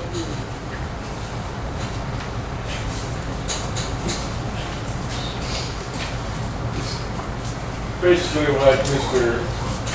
Boyd mentioned, it was scheduled earlier in the year. His office had some issues, and so by the time we got the information and finished the audit, it's now, we just finished up about 3 days ago, finishing this up. It's basically facts what's in there. There's basically, I understand your point, and we try to get these things out. His office was tied up, had some staffing issues, and so, but what's in there is really not subject to change, it's facts. It's just reporting what happened last year. We had problems in the office as far as my partner, my office, he's had to go home and work, let him come to the office. We've lost 2 people. Going through taxis and all this, I understand all that, we didn't get it to him. I think what I'm hearing, yeah, I think everyone agrees, this is not the way it should be. This is not the way you should be presented with information, and it's not gonna happen again. I think that's clear. Mr. Tuscan makes a good point. There's nothing you're gonna see there, you're gonna call him and say, oh gee, yeah, I'm gonna change it. You know, it is what it is. Your point is excellent. As professionals, brother, Yeah. that's unsatisfactory. I don't think anybody's disagreeing with that. In fact, I think we're all I'm agreeing. not a happy camper. But But again, we're if bored. it's not submitted tomorrow, what happens? I'm sorry? If it's not submitted by tomorrow's deadline? That's what I mentioned, that if it doesn't get to the state by June 30, they have to, by statute, report you to the legislature and put you on what's called a late filer list. And there's a whole laundry list of things the state can do to you, including getting the tax collector to withhold your funding until they're sure that you've got some solution. Sure. And so that's what I said. I mean, his office, when it got back going, our office, we did everything we could to make sure it got here before 6:30. I've never had a client get on that late filer list, so we worked a lot of weekends to make sure you get your 6:30. I understand you don't like it by that, but again, as Mr. Romero said, it's just reporting facts. Let me ask you a question. This audit, the information gets transmitted in person or via email or electronically to your office, from his office? The information, it gets transmitted to your office via electronically or in person? Both ways. We come out to his office for part of it and he submits some of it electronically to us. And usually how long it takes for your office to do all this? How many weeks? How many months? It's by hours. It's between 200 and 300 hours. So, what do you, 2 months. yeah, 2 months, okay. Okay. The So other we thing drop the that- ball to you. I'm sorry? We drop the ball, he drops the ball to you, the paperwork. I want to get to the bottom of it. I mean, that's the point of it. You did. I'm not really here to, And I understand that, I mean, I just want Did to it right away. confirm. You know, we got taxes season, we got all these things, we got half the staff we did before, maybe shouldn't even be doing it anymore. And I just want to clarify what Mr. Santana said about your company. I mean, I think you did your best. I mean, I don't know, but clarify, you did what you did, and on the time that they gave you to do the paperwork. I just want to, make that statement. How long has she been doing our audit for us? About 3 years. Oh, okay. Have we had a problem yet with our audit? No, we haven't. I've been doing it for longer than, how many years? I think Six, 7 years. We just had a hiccup this year. I think Since moving 2017. forward next year, we won't have it late. Yeah, because I was in here already one of the times, 2017. It's been a long, I was saying 3 years. It's up to you guys. Can we get a motion on the floor to approve this, To put a motion on the floor to approve this, independent audit report? the audit. Tuscan Company. We have a motion on the floor, do we have a second? Aye. We have a second, all in favor? Aye. All against? Aye. And nay. 3-2 passes. Mr. Boyd, we can't have this, man. Please, it's very important, and we compensate everybody here. So let's make sure we meet deadlines. If you can't make it, please let us know. We shouldn't be dissected last minute. What's on next? John, we need anything else or follow the agenda items? No, I think, so we took care of A, took care of the new A, B, C. Now it's time to vote on the tentative, well, wait, you want them to vote on the tentative budget? Well, I think we're just voting on making these changes and bringing the. All right, so this is, you've already discussed in the workshop. You voted on what the budget would be based on the tax increase. You voted to limit the paving to $390. It's not paving, it's The road. The road improvement. Wish we were paving. Added 20,000. I wish we were paid. Grant management. You added 20,000 for grant management. You added Security, You lowered 50 the, for security. 50,000. 50,000. we lowered the. Oh, and contingency went from 50 to 80. Sure. I think that's it. Yeah, So that's now going to be the tentative budget. So that's what the item that's here as C, which is to vote that is in fact the tentative budget. which will actually prove at the next meeting. This is just proving to us to make these changes. Then Gotcha. then in the next meeting to approve the actual. Gotcha, so can we get a motion on the floor to approve the tentative budget for 2023, what we just made changes of this evening? Aye. We have a motion on the floor. 2024. 2024, I'm sorry, I see 2023 here, I'm sorry.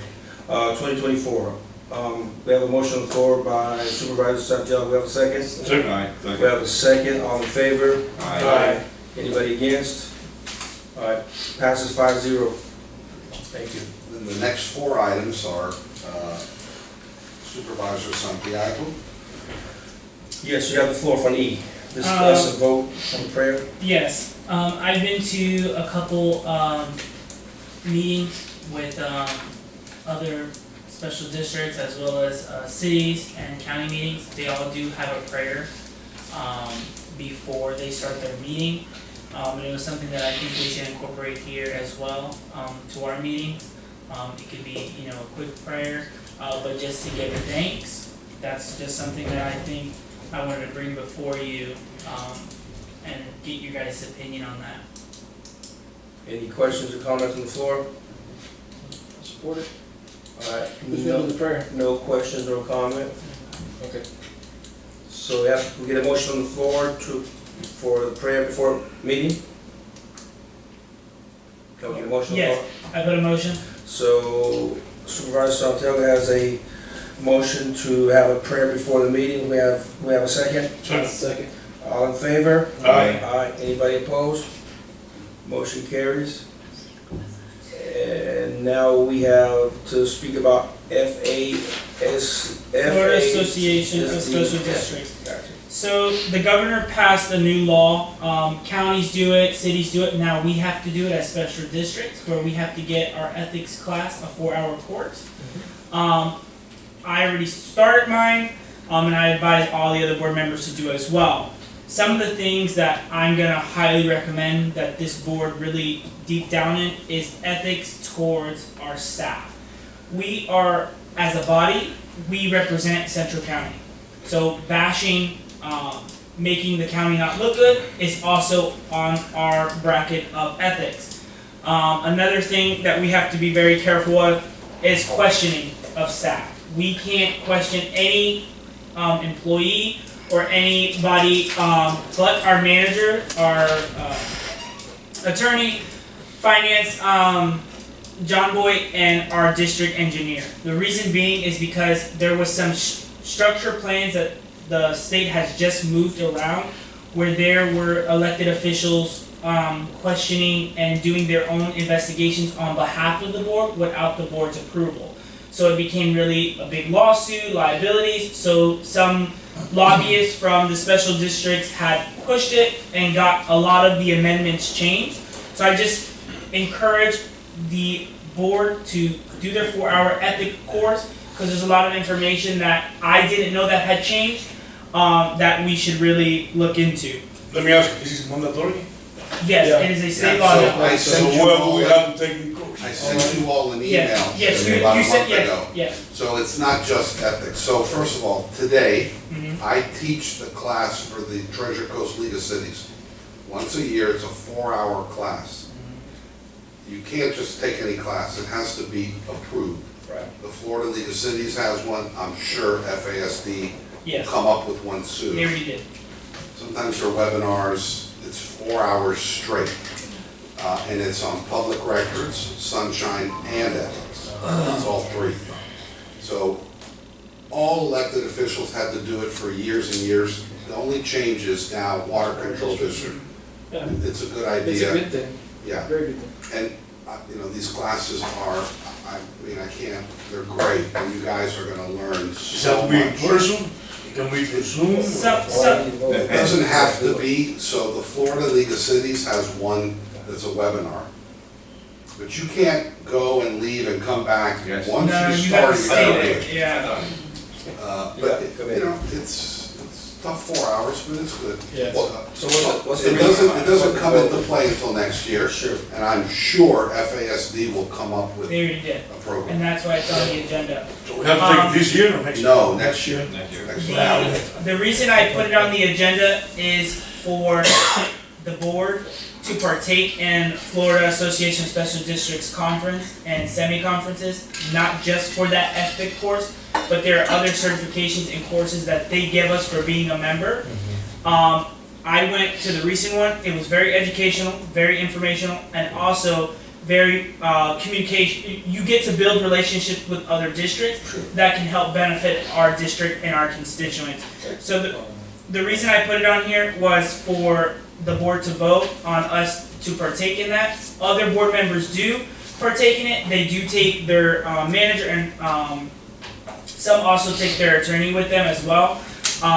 We all know, certain things we can't do. We That's a can't very speak. good We can't speak about. They really do. We can't speak about Central County relation things or things to vote on, but we can go to the conference together. And I highly encourage the board to do that. Because FSDA does give the certificate that we need to be on this board. So that is something that I encourage everyone here to do, and that's why I put it on here, so we all can vote, that we will all partake. I don't think we need to vote on that. No, that was already vote. For the board members to, so, Yes, for the board members to partake in the event. Isn't it like $2,000 per person? Cause I looked it up and it's in Orlando, it was like Yes, it 2,000, is. that's why I didn't go, That's not cheap. so who pays for that? $2,000 per person? Central Yes, Yes. the county. The county. Whenever you went Central County for you? Yes. Yes. Oh, I didn't know that. it was, The it board was had voted on it, voted. but I didn't that's know why I'm that. telling the board to do it as well. It's, Part of the budget. it's in the budget. Well, is that really, so is that really $2,000? Who's got it? You, when Become a member, train Well, I don't think. we are a member. Right. You just gotta go in there and, write your name or whatever, or if you wanna go, you can, come to the office and Becky will, include you in there. And then, for example, this year, they decide to pay, well, they decide to give a scholarship to me and Becky. Uh-huh. So it was only Daniel, which he was already bought by the board, so Yeah. all of you guys have the same right. Yeah, I didn't know, cause I looked into it, it was like $2,000, I'm like, like to go is like, that's a lot of money. No, that's what I Cause thought. I thought I had to pay for that. No, money. Central County people. Every other district, Yeah, 'cause I didn't know that. every other district sends their board, sends their managers to get certified to come back. Sure. Because there's a lot of stuff there. I spoke with a board member. He'd been elected 7 times. We get it right. 7 times, and he's getting ready to retire. And the person who's overtaking his position, because he's a manager, no, he's not elected. He was appointed. The person who's getting ready to take over his position said, "Oh, I didn't know that I couldn't do this, and the board member that was there with him was like, "Yeah, that's why we come, so we know what we can do as a board, and then this is why you come, so you know what you can do as the manager." And that was just very informational, and that's why I wanted the board For to. the next time, could So you you guys, have an we didn't get an invite or nothing, I know that they spoke about it, but. Well, we have to take Okay, that. so you have an idea. So when we went, we were the only one, me and Becky, to get the program with the Florida State University. So we got our certification right there then. That's when you went to Orlando. Yes. It's like 2 days. So we have to go to Orlando. No, You that have was, to go whole 3 week. times to get When your me your and degree. Becky. To Orlando. To Orlando, Yes. yes. They have the CEO program 3 times. and they have the CDN Well, program. that, you don't need the The certification. CEO is a certified district Who paid for that? official. Okay, so you'll be in for manager, right? CDN will be for management. And they also have CDU. CDU is, they'll give you your certification as a CDO, that you pass all those classes. Yeah. Different years at different universities, putting new programs. So you might get a certification from FIU. Yeah, UCF or whoever's on Right, the but they work just like if you are a university student, which means you have to go back every year and do your credits. I see you. PDH and CDU. So Same thing. that's kind of, but it I don't see where we is, need to vote though. really, Yeah. there's a lot of things that, you might know or you already know, but It's a very good program. It's- Yeah, well, for next time, if y'all can send an invite out to all the, and just kind of, because I didn't know, because like I said, I looked into it and I see the price tag on it, I'm like, that's a lot of money, and then having to go over there. well, the board vote for us to be associated and to go to the program. Yeah, but I wasn't aware of it. And you can play golf. You wasn't part of that, when they go to the program. Right. I mean, you were not part of the board. Yeah, Central County pays for your Yeah. room and everything? Yeah, they have to reimburse you. It's part of the. No, they needed to Yeah, I'm vote. just trying to figure out how it is, if it's something we pay for. It's and- no fun, like, when you hear that price, you're really in class from 8 o'clock in the morning until 5 o'clock in the afternoon, doing all these courses, but it's really worth it. And then the last thing is, it was supposed to be notated on there, is to discuss to vote to fund 2 shifts. Guys, come on now. Let's finish this meeting. We're trying to finish this meeting. It should also be on there to discuss to vote on 2 sheriff deputies, and to eliminate the, security.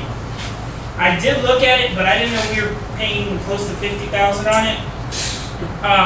The sheriff deputies, it was something that we did for Sergeant Dominguez when he was here, with the Hill Foundation, where he was paid by the Hill Foundation to permanently stay here. Sure. I reached out to a great colleague of mine, the mayor in LaBelle.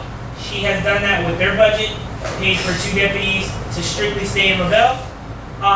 And Clewiston doesn't do it because they have the police department.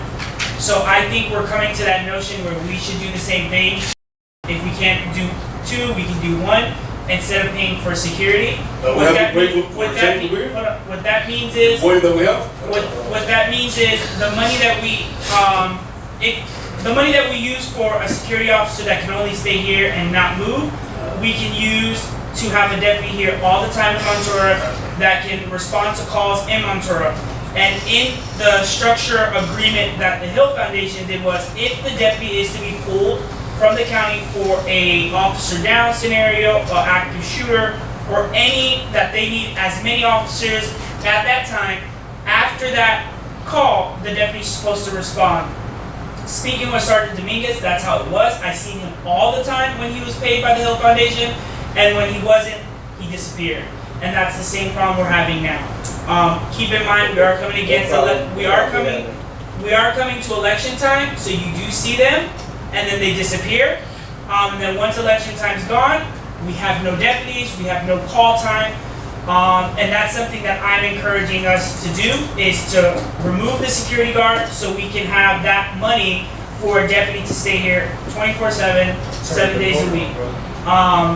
So that's the motion that I put. If we can't afford 2, just to use that money for 1, but to have a deputy 24/7 here in Montreal. Hold on a second. That's it. I'm done. Good. Anybody have questions? Yeah, I want to say something. We pay money to the county, okay? We pay money in taxes, and they get money in taxes from the residents of Ventura to give us services.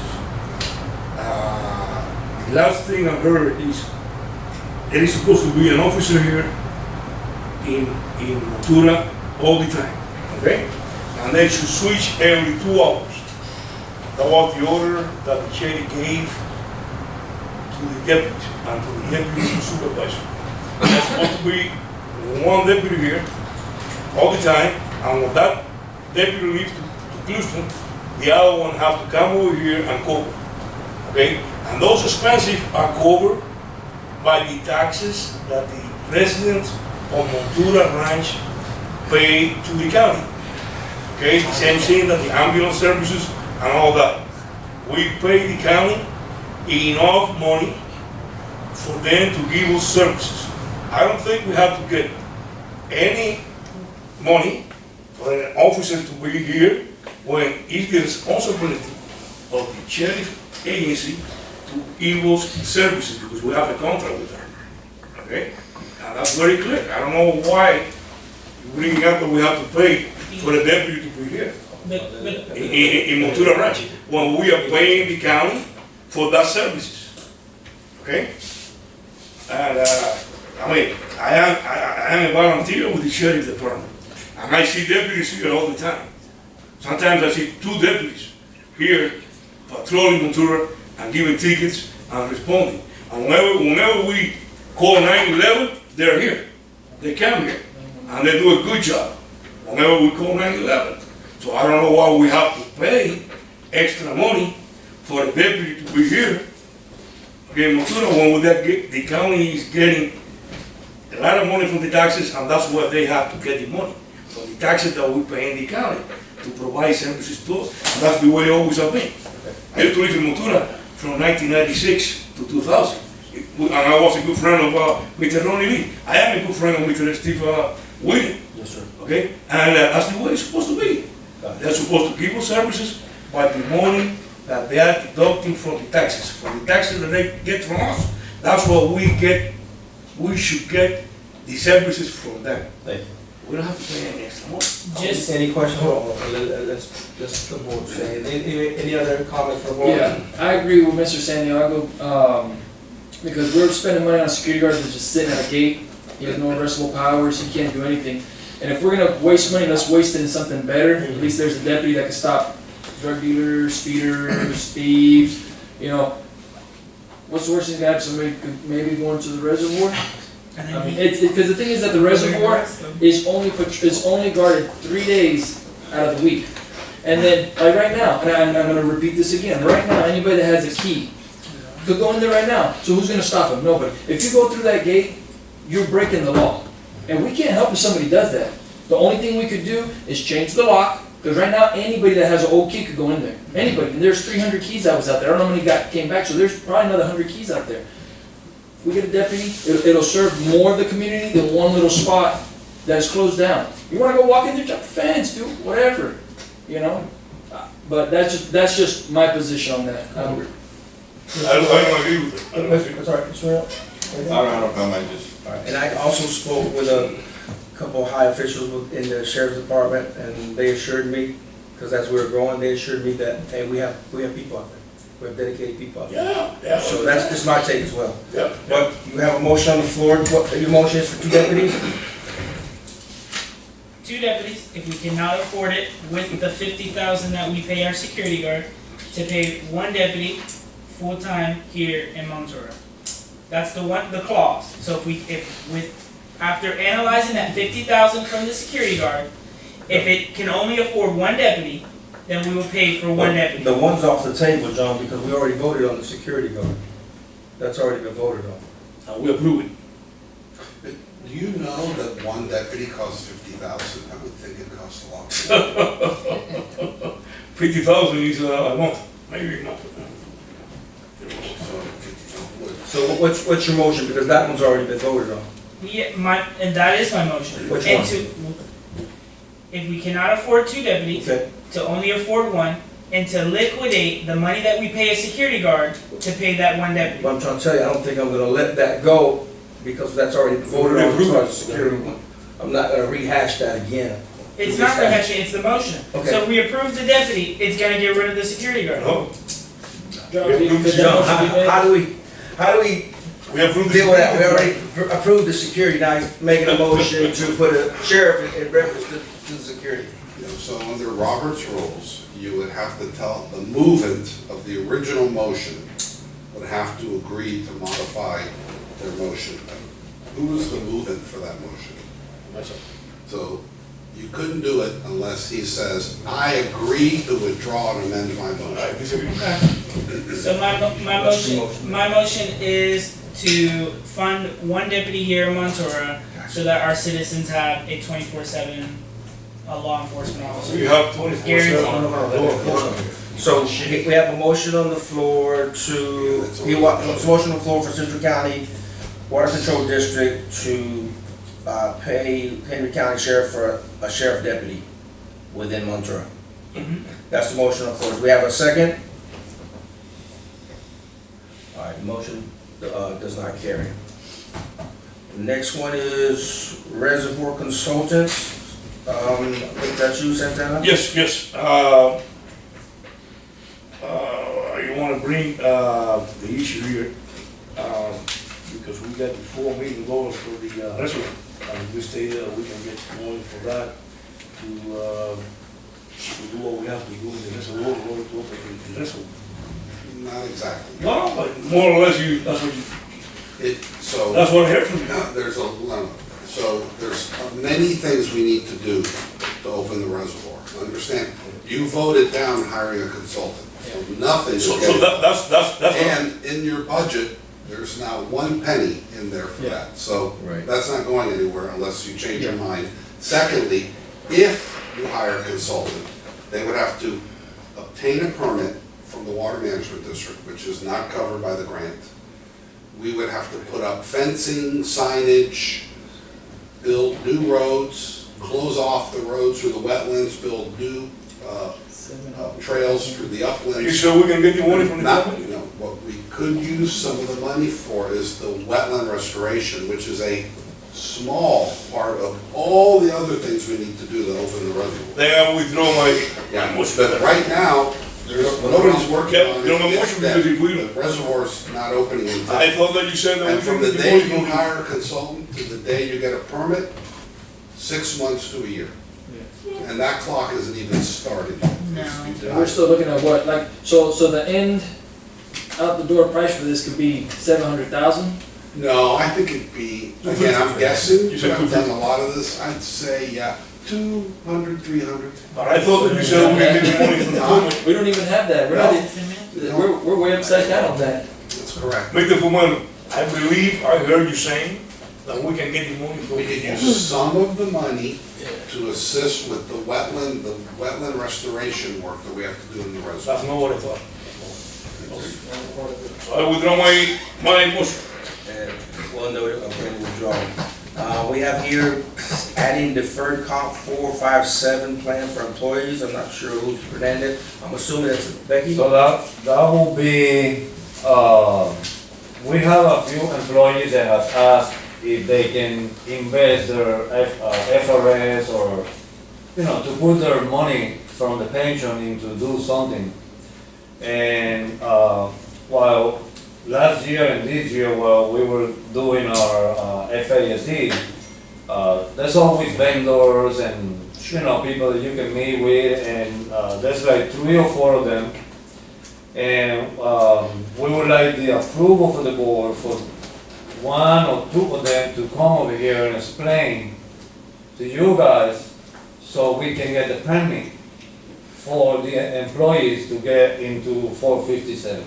Let me Which explain. is So it's a 401K, but for government. Gotcha. So when you're in government, if you're in a private company, you get a 401K. In government, you can't use a 401K, you have to use a 457. It's the exact same thing, it's a deferred comp plan.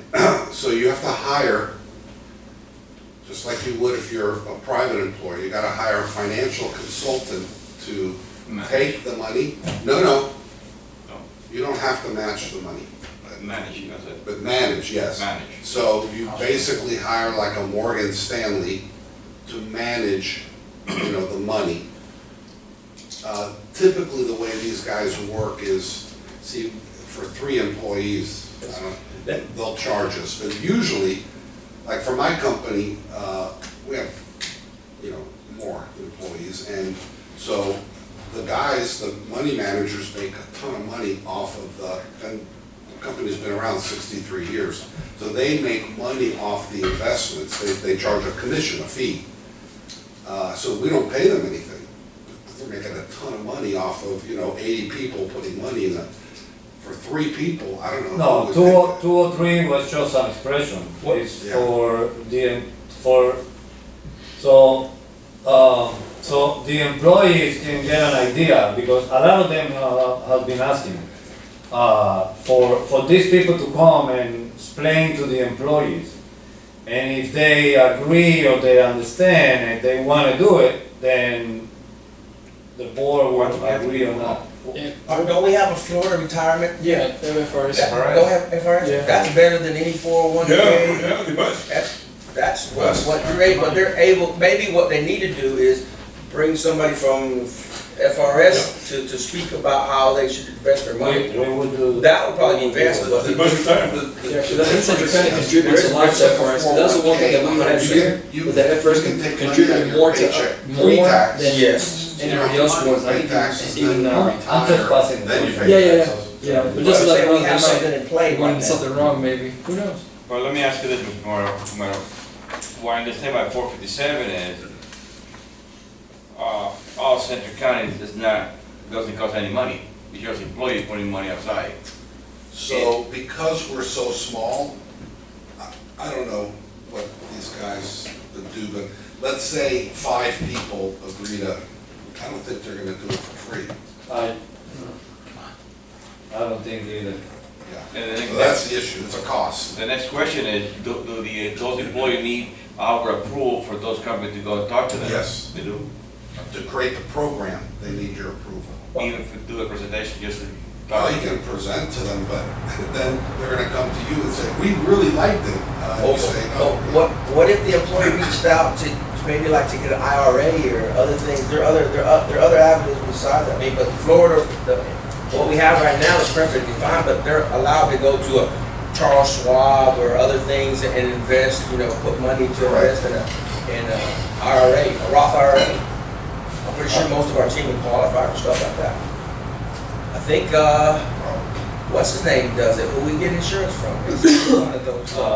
Robert? Yeah, I think he does stuff like that, but you have, Roth IRAs that they can look into. But maybe if you want, it's always beneficial to have somebody maybe from the retirement, the Florida retirement to show them the program, see what they can do.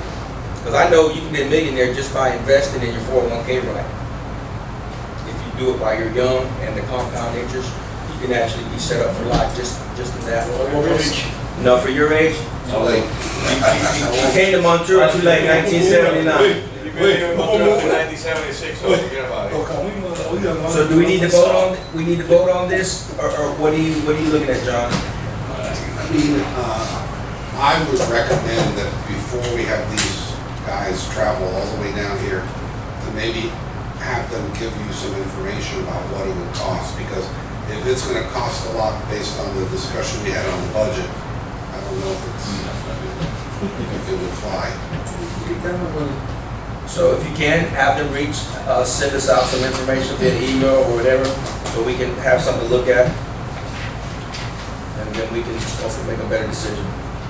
But also at the same time, do due diligence for our workers to set them up with somebody to contact in the Florida retirement to see how, they can either get aggressive or stuff like that, try to catch up. That's a good idea, because I know FRS has people that you can call 100%. and say, hey, my people want to do a 457, can they do it privately without? Well, that will be a second motion depending on the board conversation. Yeah. All right, thank you. But keep that in mind, because that is important. As an employee, they should know, everybody's gonna get to that retirement age, so they definitely wanna have a good nest egg. All right, Jay, how are we gonna? That, you might as well just, Okay. that's, we already spoke about that. Okay. Um, And then you have the Central County right away.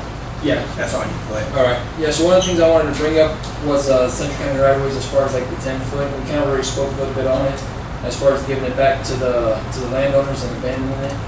I guess Bennett's going to look into it. Another thing that I wanted to bring to the board's attention was some of the use of the alleyways.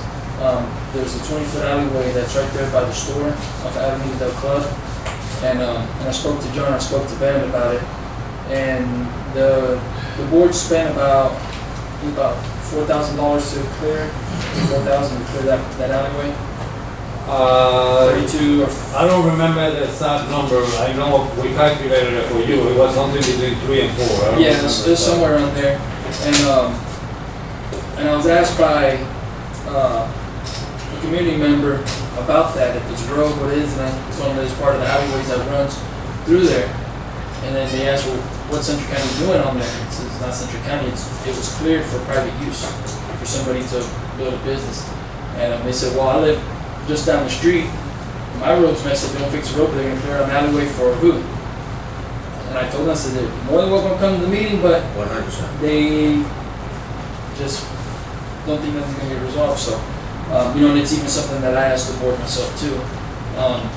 So I think that within these alleyways, that we shouldn't allow that type of stuff. For one, I personally believe that it's illegal for Central County to use taxpayer money for private people's functions, and what they're doing, the alleyways are not used for that. The only reason that Central County cleared it out was for private landowner. It wasn't for Central County maintenance, it wasn't for no Central County function either.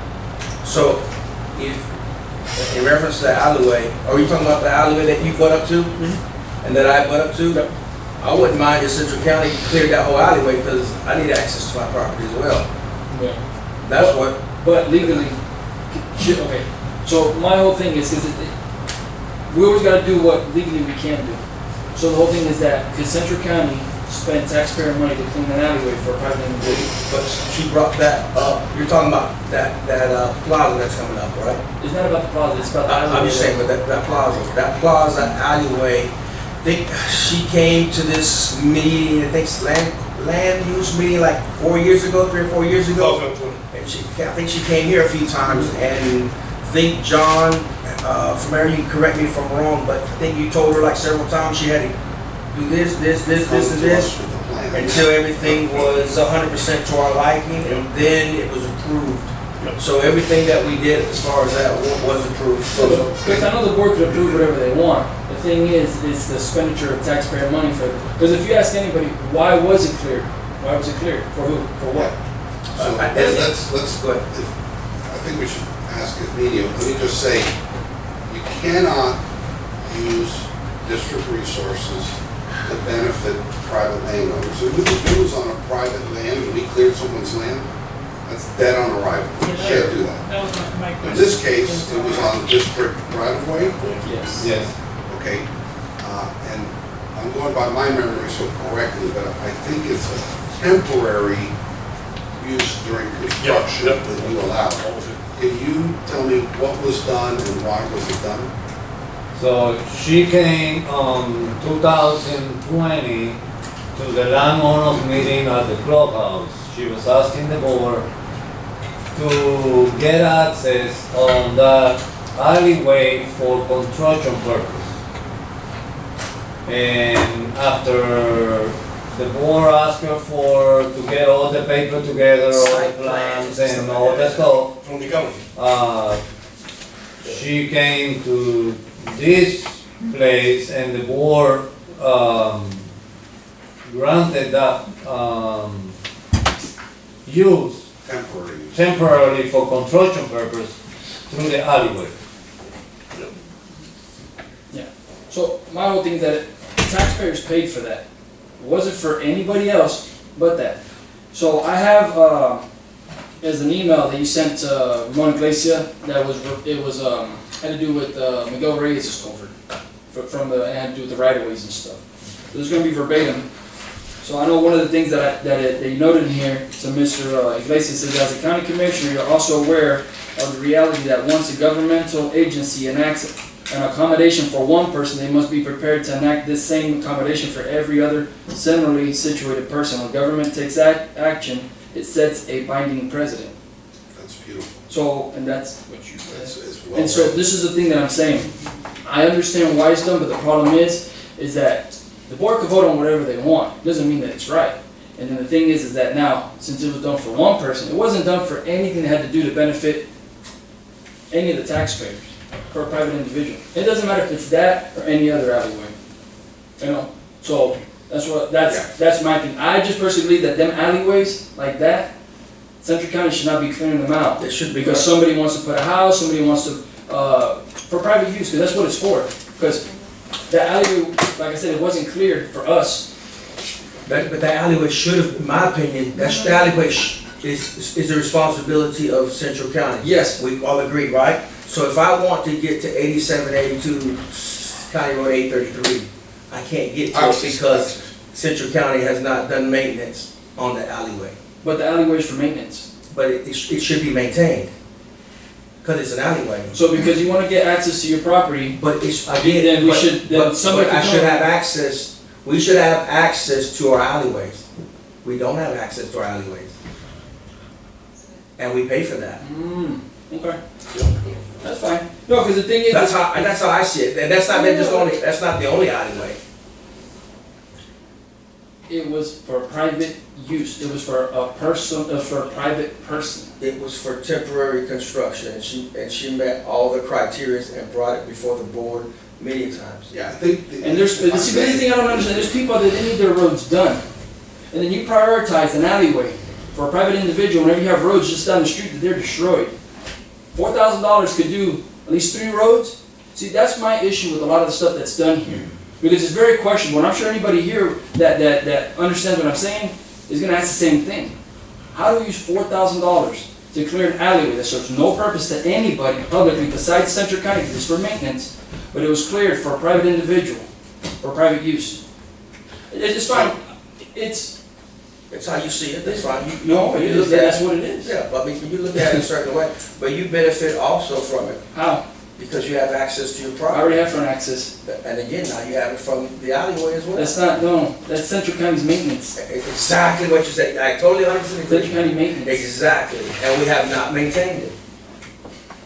I agree with you 100%. So you know the only way that these type of things have to get resolved is to go outside of this board, legal, and everybody. Because there's so much questionable stuff that goes on. You have questions, that's why we have counsel. Anybody that That's why we sees what's have going on counsel. here, anybody that sees what's going on here. Well, you mentioned that we were doing illegal, hold on one second. You mentioned we were doing illegal selling of the sand.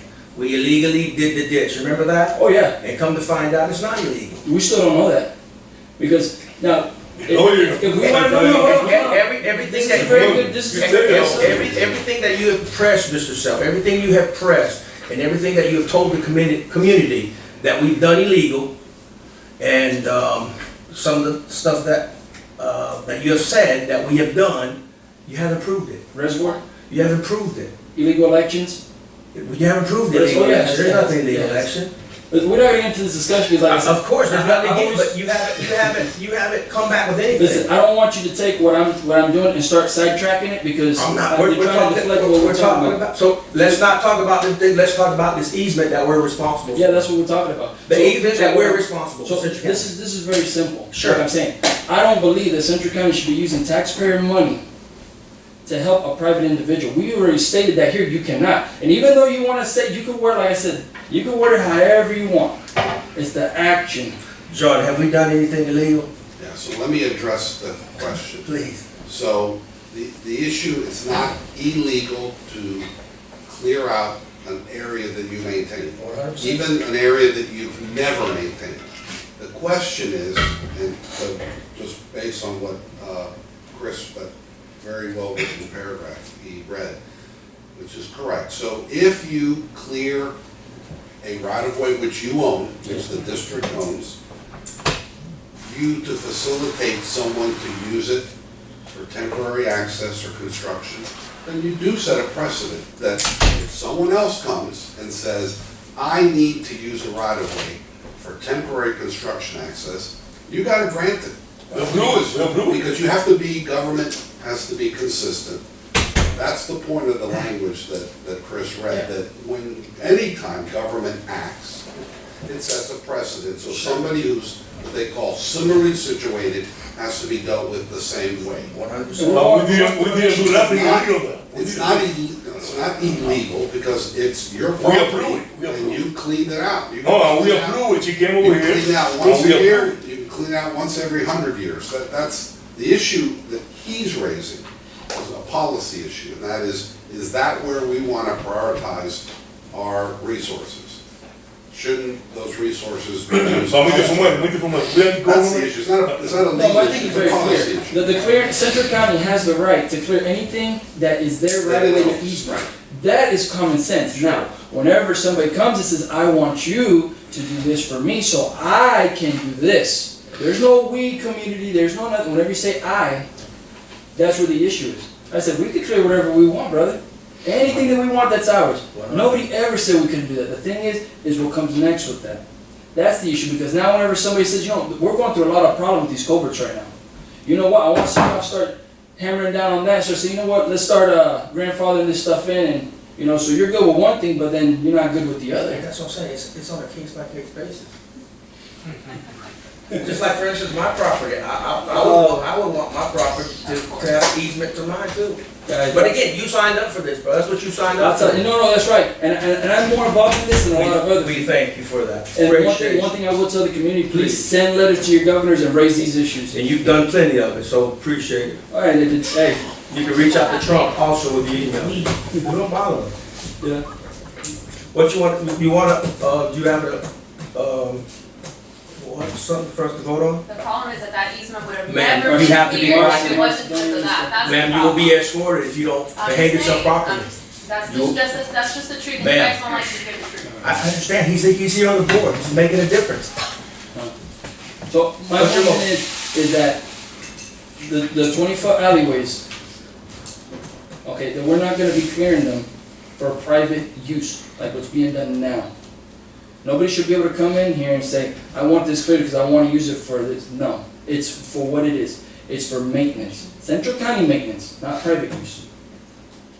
So, that's my motion for Central County, right-of-ways and alleyways like that. So the motion is for Central County alleyways and right-of-ways not to be used for self? We have a question. Yeah, because the 10-foot, Go ahead. because the 10-foot, I'm for giving that back to the community members, because that's residential. Now, the 20-foot, Central County wants to keep it, hey, but it's gonna be used for what it's for. Plain and simple. Okay, can That's my thing. Like I said, the 10-foot, that runs all through residential. The 20-foot runs through commercial or whatnot. We need to regulate that. So you're saying commercial alleyways? The 20-foot. Okay, because if you're referring to all of them, then that means every single resident right now that's using our easements for whatever they want to No, use them. I already corrected, because I already knew as soon as you. Because people have done that. That same 20-foot alleyway on the store side, Mhm. we have people that came up here and asked for it. We've had the lady with the trucker and the gentleman that lives off 833 ask for those 10-foot alleyways. So why don't 10 we, and 10. so then why don't we just give it back? We did, with the notion, if we had to use it, That's we not- gotta get it.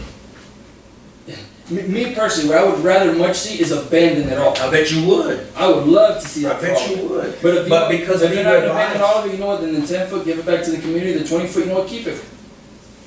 That's what, again, and that's why we have the subject matter expert to give us that advice. Alright. Well, So that's, your motion is for the Central County, for the right-of-way usage and the alleyway usage to be the used 20-foot. for 20 foot 20-foot. and what about the 5 foot? There's some 5 foot ones, but 10 foot, I guess 5 and 5, right? So everything that's running from Del Sur to Horse Club, that 20-foot alley? Yeah. Wait, But what about all the No, no, other? wait, listen, let me finish. Go ahead. That's the only 20-foot alleyway that we have, correct? No, sir. Where's the other ones? We have it on your side as well, on the store side as well. There's an alleyway. No, I know that, so it's from Del Sur to Horse Club, From Del Sur to Horse, okay, right? Gotcha. That's only 20-foot. gotcha. Okay. That, we shouldn't be clearing it for people to use, for their private use. Okay. That's my motion, is that it's gonna be used for maintenance, that's it. And in reference to the 20 foot that the store has, what do we do with that? Which one? The 20 foot, the alleyway that the store sits on. Which store? The store that sits on Avenue de Del Club. That's already been grandfathered in, so to speak, because they went through that. That's what I'm saying. Oh, there's a legal, yeah, that That's don't what I'm went through saying. legal. And that's what the people should do. If, like for instance, if I want that 10 foot, I should go get legal representation to go get my 10 feet. We just had this gentleman come up here and ask for 10 to where he could conjoin his properties, 100%. and y'all just said no. No, we didn't say no, it's because of certain things that are there. We didn't say no. I want him to have his 10 feet. I want to have my 10 feet on 833 as well. I'd love to have my 10 feet as well. Just like you would have to love your 10 feet. But at this present moment, it's not that way. Okay, so my thing at this present moment is the issue at hand, that should not be used for private use. All right, but that's already been approved. I have a question. Go ahead. So let's say a developer, someone who wants to put a business. The contractor says that the alleyway, they need the alleyway for equipment and machinery.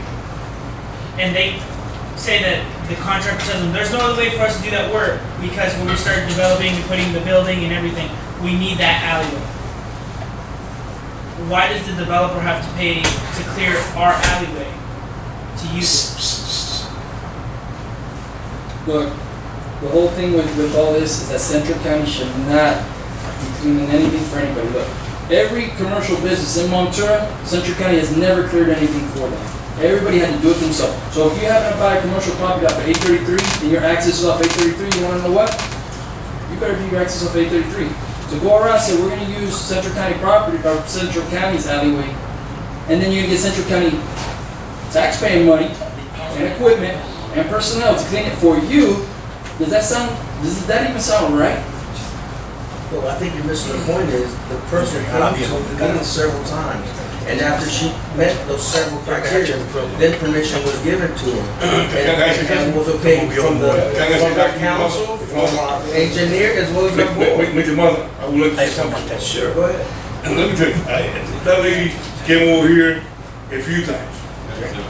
And I believe that is going to be very beneficial to the community. The shopping center that she's building, she even said she was going to put there like Ocean Care. That's what she said. So you're getting more of the point of why She was going to put Ocean Care here in Montura to give medical services to residents of Montura. So I believe that's beneficial for the community of Montura Ranch Estate. So I don't see that we did nothing wrong. We approve it, because it's gonna be something good, she's gonna have like Listen, that doesn't fall. like a little market in there. So let's get back to your motion, and you do what you have to do on the outside, but we're fine. Yeah. I respect your opinion, I respect your opinion, please. We love it. But, you know, we approve. We want your motion here. The motion is to Central County, the 20 alleyways and 80 alleyways. Reutilize for what it's for. Central County maintenance, not for private use, and that for the alleyways not to be cleared for private use. So with that being said, do we have a motion on the floor? A motion. So we have a motion, do we have a second on that?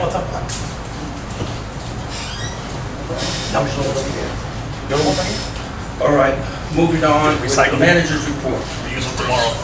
We're still doing roads, or patching roads around Montura. We're still on maintenance on Canal 5, we got stopped for a little bit.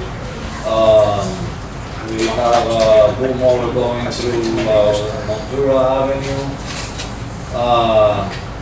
We almost done cleaning all the covers around the canal. With mowing like crazy through Montura, we sold 20 permits this month. The trash around Montura, it has changed in the last few months, basically from regular trash to tires everywhere, and just for you guys to be aware of it. If I may, So, just so you guys be aware of it, we have picked up no less than like 100 gallons of used oil that have been dumped on our soil. We were lucky with about 80 of them because they went and put the bucket standing up on us. But somebody spilled a lot of oil on Horse Club and Abolita. That we still don't know what's going to be the charge of it from DEP, because the DEP has to come out, the fire department, and everybody. We have it contained. We need to go back and pick up all the sand and put it on the side, and I'm not sure if they're going to be able to pick it up and process it the way it's supposed to be, or we're going to have to eat it. We also have 750 gallons of contaminated water from that swell sitting on stoves on our property right now. So you guys be aware that that charge is coming. I don't know exactly how much it's going to be or how much we're going to have to spend to get rid of all that, but that's coming. It's not in the budget. No, I'm saying we should put something. yeah, are you done with your report? That's it, that's it for that. The pool, the little pool at the clubhouse is gonna need repaired. Little section on the bottom of the pool came off. Right now it's like a 4 inches on diameter, so we already ordered the plaster and everything to empty it out and fix it ourselves. Until we get in there, we don't know exactly how big it's gonna be, because we gotta go in there and start hammering all around to see how big it gets. Either way, that's gonna be done in-house. Depending on how big it gets, I gotta get with Mr. Bennett and see if we need to put a permit or we can do repair ourselves or stuff like that. That pool was not done the last time. It was only the big pool. The little pool was done maybe like 10 or 12 years ago. Summer camp is doing awesome. We're doing a lot of activities. We have a normal day of anything between 50 to 70 kids. And we do have 120 registrations. The soccer tournament went awesome. I just wanted to make sure that everybody understands about the tires. the price on the truck tires went up big time. It's basically almost $20 per tire To dispose? to dispose, per tire. We don't pay it like that because we have a deal with the tire place, so what we do is we pay a bulk of 30 yards. But if we need to separate the truck tires from the regular tires and take the rims out, and it's a whole 2 or 3 days process. Once we think we have a whole 30 yard full. The regular tires, the last time we paid, I think it was $1,600 for 30 yards, which it filled up real quick. The truck tires, we're talking about almost $4,000 every time we dump it. So, just want you guys to have that detail, because it's getting bad, like really bad. Go ahead, let it finish. Go finish the report. It's done. Go ahead, please open up the question. The state also changed special districts are now allowed to have their local sheriff's office trespass people and open investigations for illegal dumping. 15 districts had the same problem we have, so the county is mandatory to report on the incident, such as tires, semi-truck tires, and the sheriff's office is going to move forward and open new cases. What does that do for us? The sheriff's office opens a new case and they have to investigate to who's liable. A lot of semi-trucks that do live here, we can be very honest with each other, they do dump them here. There was a case where we did have a local dealership that was coming in here and dumping tires, and after an investigation, that tire shop was actually fined for dumping tires here. The law was very restrict, where deputies couldn't come to Montour and trespass people on Central County property without a manager or someone from our staff being present saying, hey, you can't be on these canals, you can't be on these certain areas. Now the law gives them the power to. All the board has to do is sign an agreement to the sheriff's office like we do for our roads, telling them you can trespass. Also, if any member of the community sees or documents and sends in information of illegal dumping, they can also be fined, and the state will also reward, if someone is arrested, whoever helped them get a reward up to $10,000. It just got passed with his new, with everything that he just passed. So now, if someone dumps a tire, before it was a little slap on the wrist, now it's jail time and it's a big fine. So it went from being small to being really big. So if we push out the message and we start reporting it when our highway techs start saying, hey, I got tires here, it's gonna take a couple little minutes of the deputy saying, okay, this semi-truck's here and this proximity from here, let's start putting 2 and 2 together. So I think it's just a matter of time of us signing that policy into action so that we can give them the authority to do so.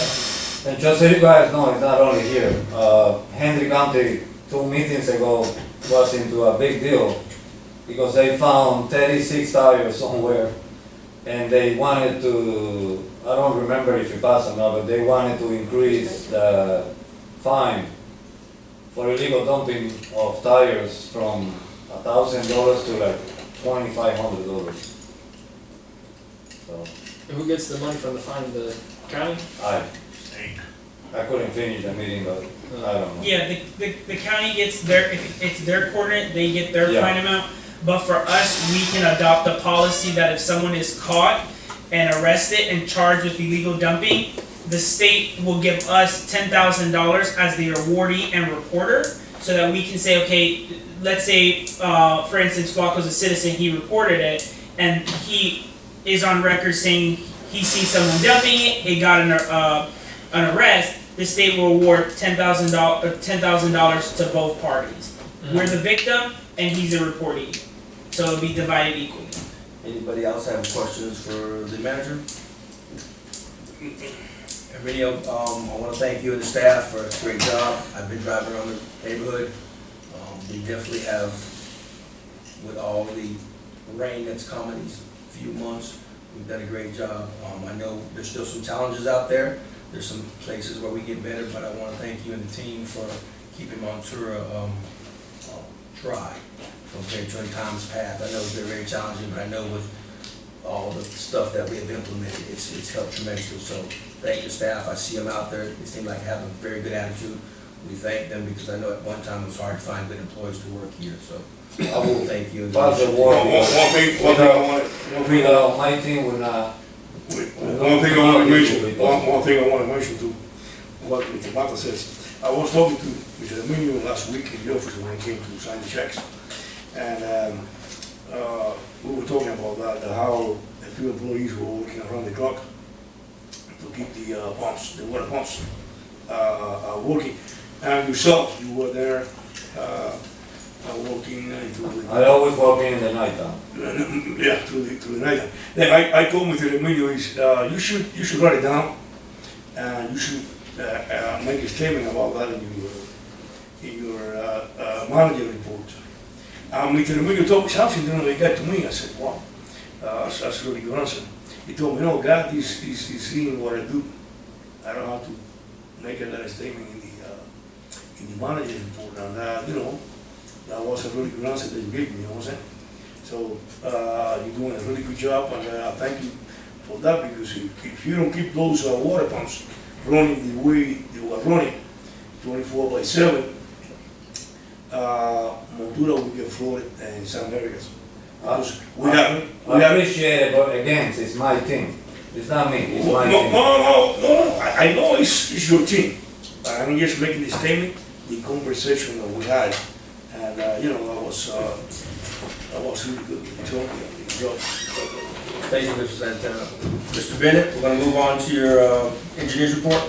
Okay, pretty much, the only thing, got is that we've been talking about projects for this grant that, Aaron was talking to us about tonight, and she was talking about a $3 to $5 million project, and it's mostly for roads and paving.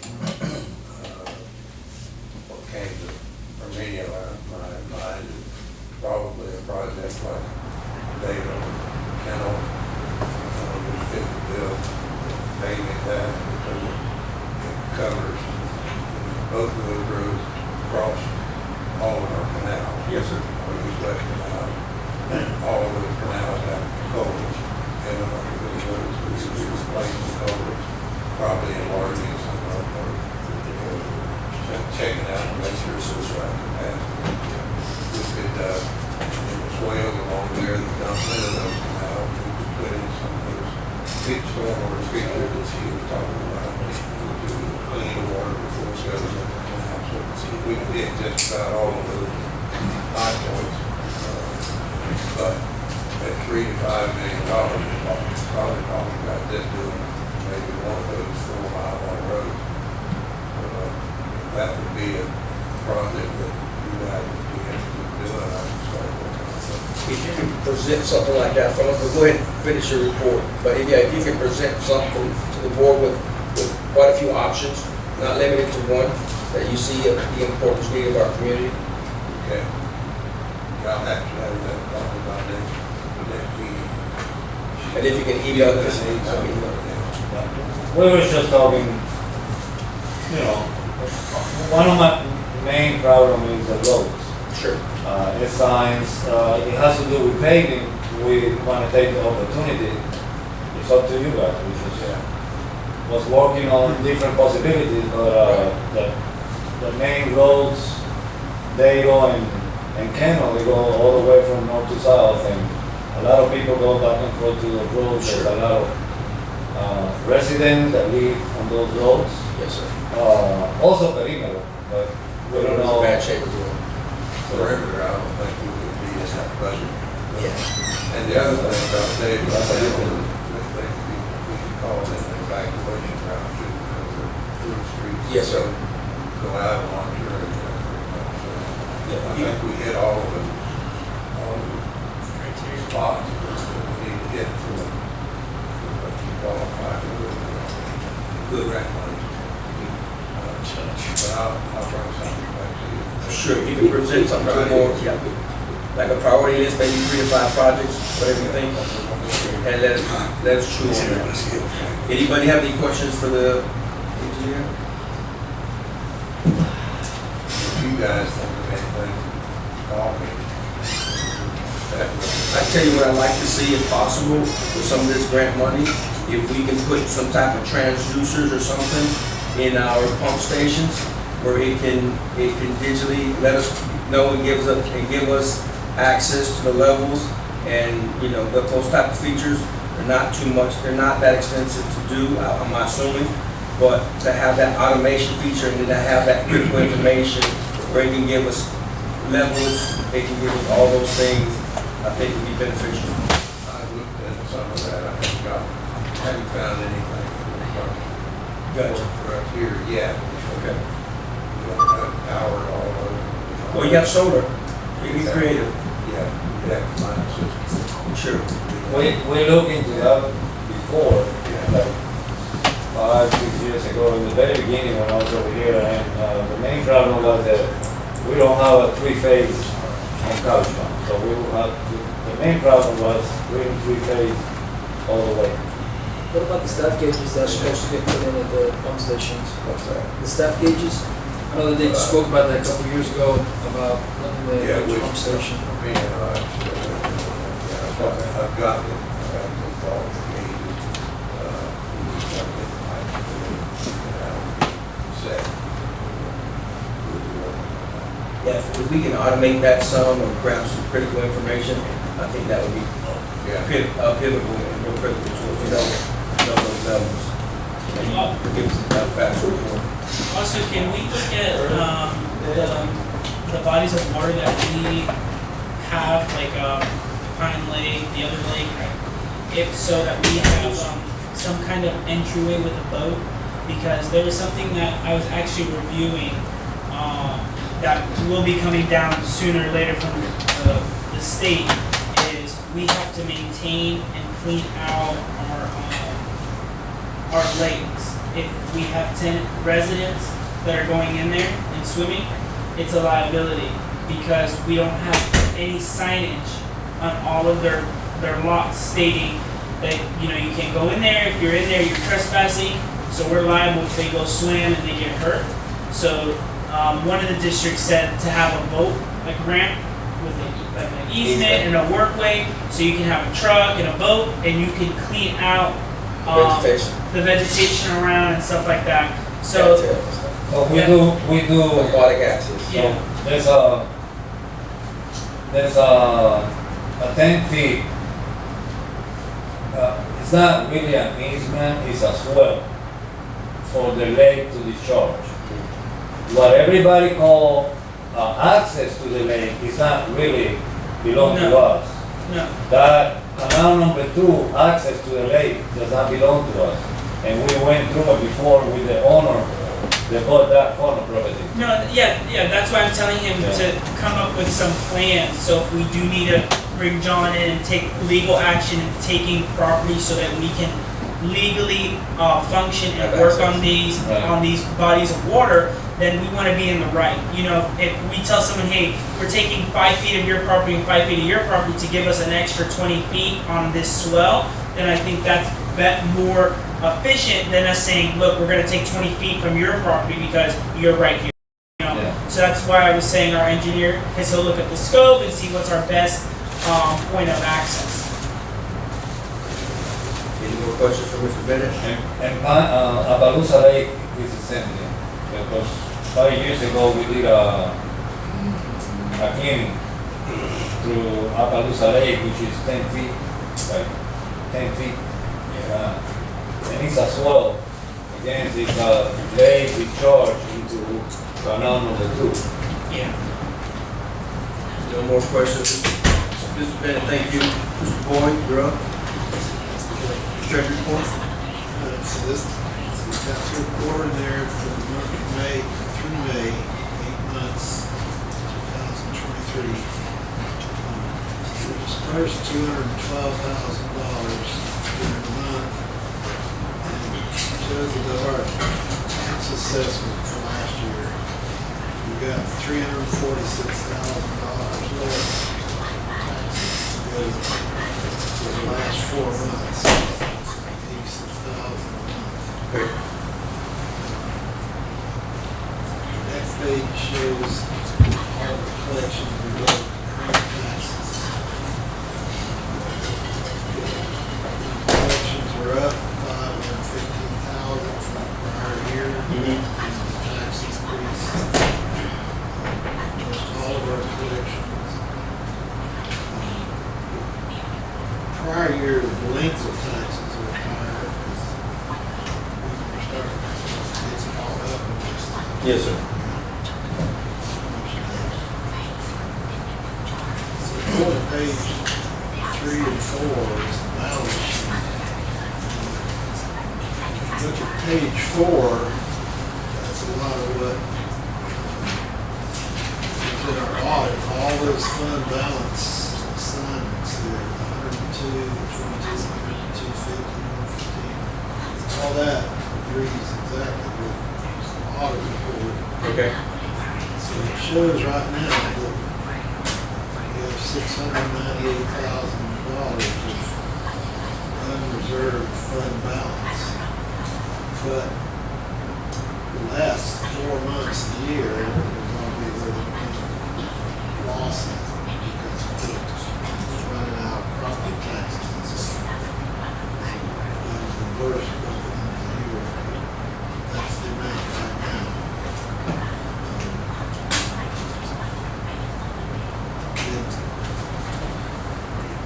The other page,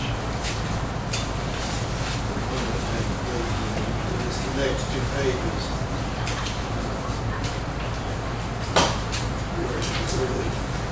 Revenues, combined departments revenues for the month, 8 months in May 31st, 2017. It shows that our revenue right now is $2,409,000. Take the annual budget divided by 8, it's $2,042,000. So it has a positive variance, but that's because, the last 4 months we're not really getting as much. Yes. Front end loaded the first few months you get most of it. Correct. So the next page is the main one that we look at. The middle 3 columns are the 8 months ended May 31st. The actual, the budget, and the variance in dollars. So if you go down to the very bottom where it's excess of revenues over and under expenditures, 34,811. That's not that big a loss yet. But the thing is, if you look at the total expenditures line, there, we had expenditures of $2,444,000 compared to the budget of $2,091,000. So we're overspending the budget $352,000. But right to the right of that total annual budget, we budgeted losing $73,000. So in terms of expenditures, we're about $425,000 to the negative there. And one thing that keeps popping up here is that $250,000 annual budget for those trucks being amortized over 8 months. So that's $166,000. It's in both the revenues and the expenses. Disregard that. Bottom line is about $592,000. Say loss as far as all those things. In 5 or 6, Mr. Boyd, 5 or 6? About $592,000. That is it. So, we've gone over this before, but Yes. the main thing, is maintenance and roads and so forth. And if you want to go through this, you can sort of discuss it with There was a check that was signed for our Zumba that I don't see on. Well, this goes back to May 31st, if you're talking about tonight or something, it's not going to be on. No, it was for last month. So what was it? It was a check for the Yolanda Zumba. Yeah, but there was something that she was doing that when I had seen the amount, it wasn't the 180, it was a little bit higher than that. Yeah. So that's what I'm questioning it. I'll have to check. Because I signed most of all the checks, so that's why I wanted to know. Okay, give me that information. Yolanda Not a Zumba. check you signed tonight. So he's talking about last time.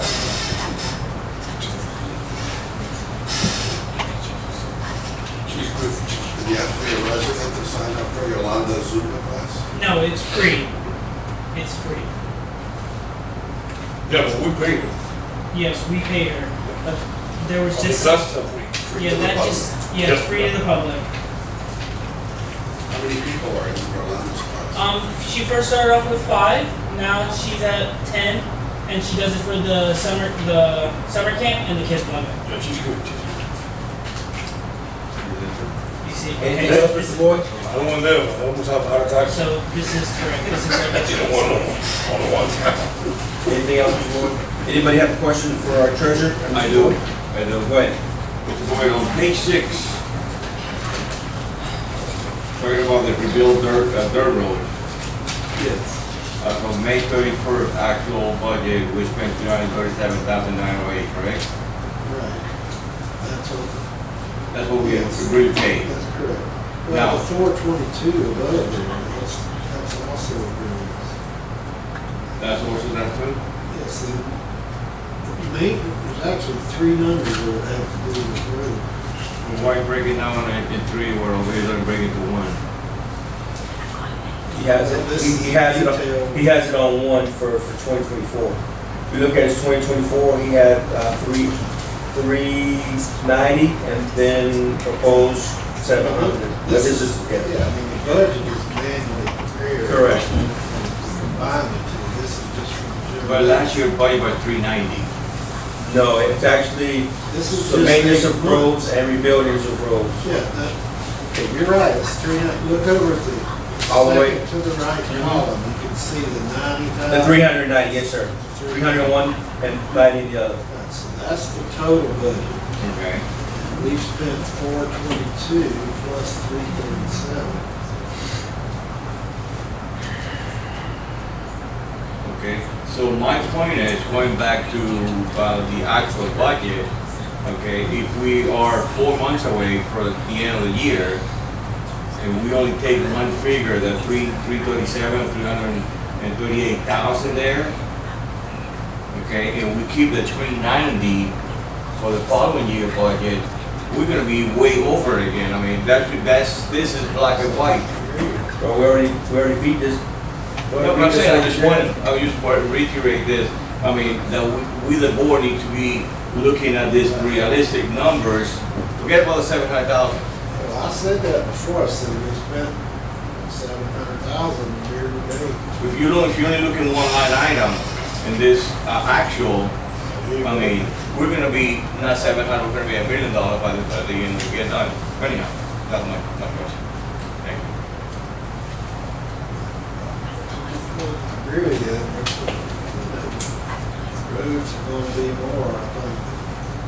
Anyway, like I said, we hashed that out. Yeah, we already hashed that one out. Supports the numbers I wrote. Anybody else? Any more questions for the treasurer, Mr. Board? None. Mr. Romero? Most of my items end up on the agenda, but do we have a contract with Yolanda Zumba? 'Cause I haven't seen it with the scope. No, and I, Can I get her under contract? yeah, I mostly sign a lot of these checks, just like Santana and, Yes, yes. and Mata. And when I started seeing the increase, I had asked, and it's because she does it for the summer camp as well. But I didn't see it on last month's bill, but I remember signing one for last month. That's why I was asking about that. I have no problem with it because the board did agree for her to do it for the community as well as for the kids. It's just I wanted to make sure that it was on there. And I may be wrong, but I remember seeing it. And that was just a red flag for me.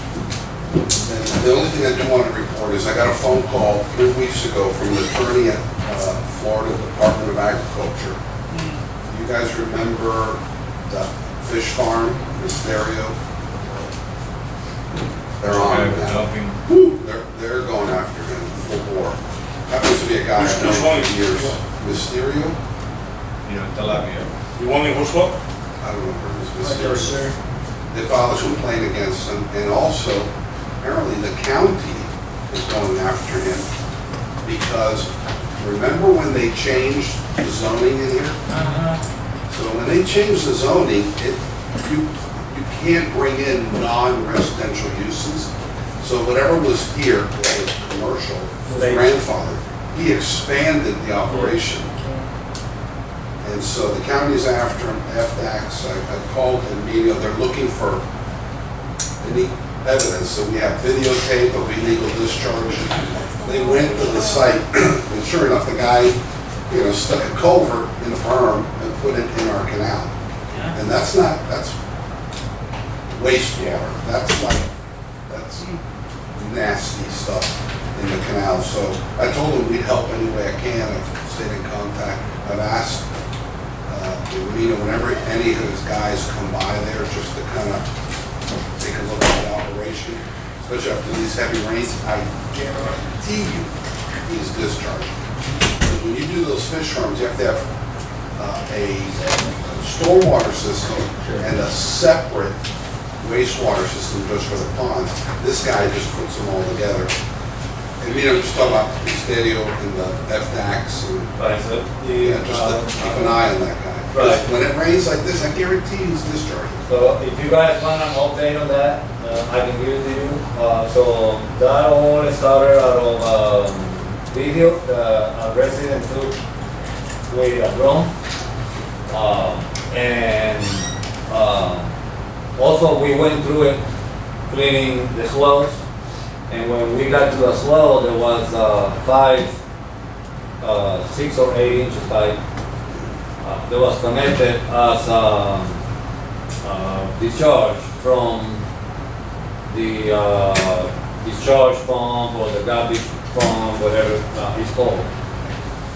So we did all the reports, we went through all the process. The state came over our office 3 times already. They already sent they've already been served for the court, and they asked us about the video. We provided to them because it was on YouTube. Whoever took the video put it on YouTube, and they needed to talk to the guy who took the video, give the information. I'm not sure if they got in contact with him or not. They can't use it as evidence until the guy who took it Right. go to court with them. Right. And they also asked for the pictures of the pipe discharge. We provided to them, and we haven't heard anything else, any more updates on that, but that's where it is. Maybe like the day after a heavy rain, maybe if one of your guys is scratching, because they would love to have some recent video Right. of one of our guys. Yeah, we've been keep an eye on it, and it looks like they blocked those pipes, but it hasn't been any more discharge that I have seen. And the other thing, it's all public records, and we also have the emails. If you guys want it, I can send it to you guys. There's a whole list of violations that's been for years with with our, commercial property, so I don't know what else they're gonna do with them. I guess a commercial property can't use district, land for their operations. No, No. and they can't discharge into a district canal without our permission. And of course, we've never given for wastewater. And there's people on wells, I mean, that's nasty water. You don't want it in the canals. PG&E, Hmm? PG&E. That's it. Any questions for the attorney, for the board? None being said, we'll go with our board report. I have one thing for John. The Attorney General opinion that you was gonna pass out to us a couple meetings back for the non-passive use of the reservoir and so on. Yeah. Was you ever gonna present that to us, or? Yeah, well, I gave you a copy to see if you had any comments or if I was doing it right. Oh, I thought you was gonna. Well, I wanted, since you wanted, I wanted your input first to make sure it was addressing the issue you wanted, then I'm just gonna bring it to the public. Yeah. But, I mean, I'll bring it to them, but does it address what you wanted? Yeah, it's just to make sure that what we're doing, we can legally do it. If our chapter allows us to do that. Just make sure that we Charge to use the reservoir for ATV. and use reservoir for non-passive recreation. I think you have that in there. Well, I Use guess, it for non. I guess I have to buy myself a horse. Yeah.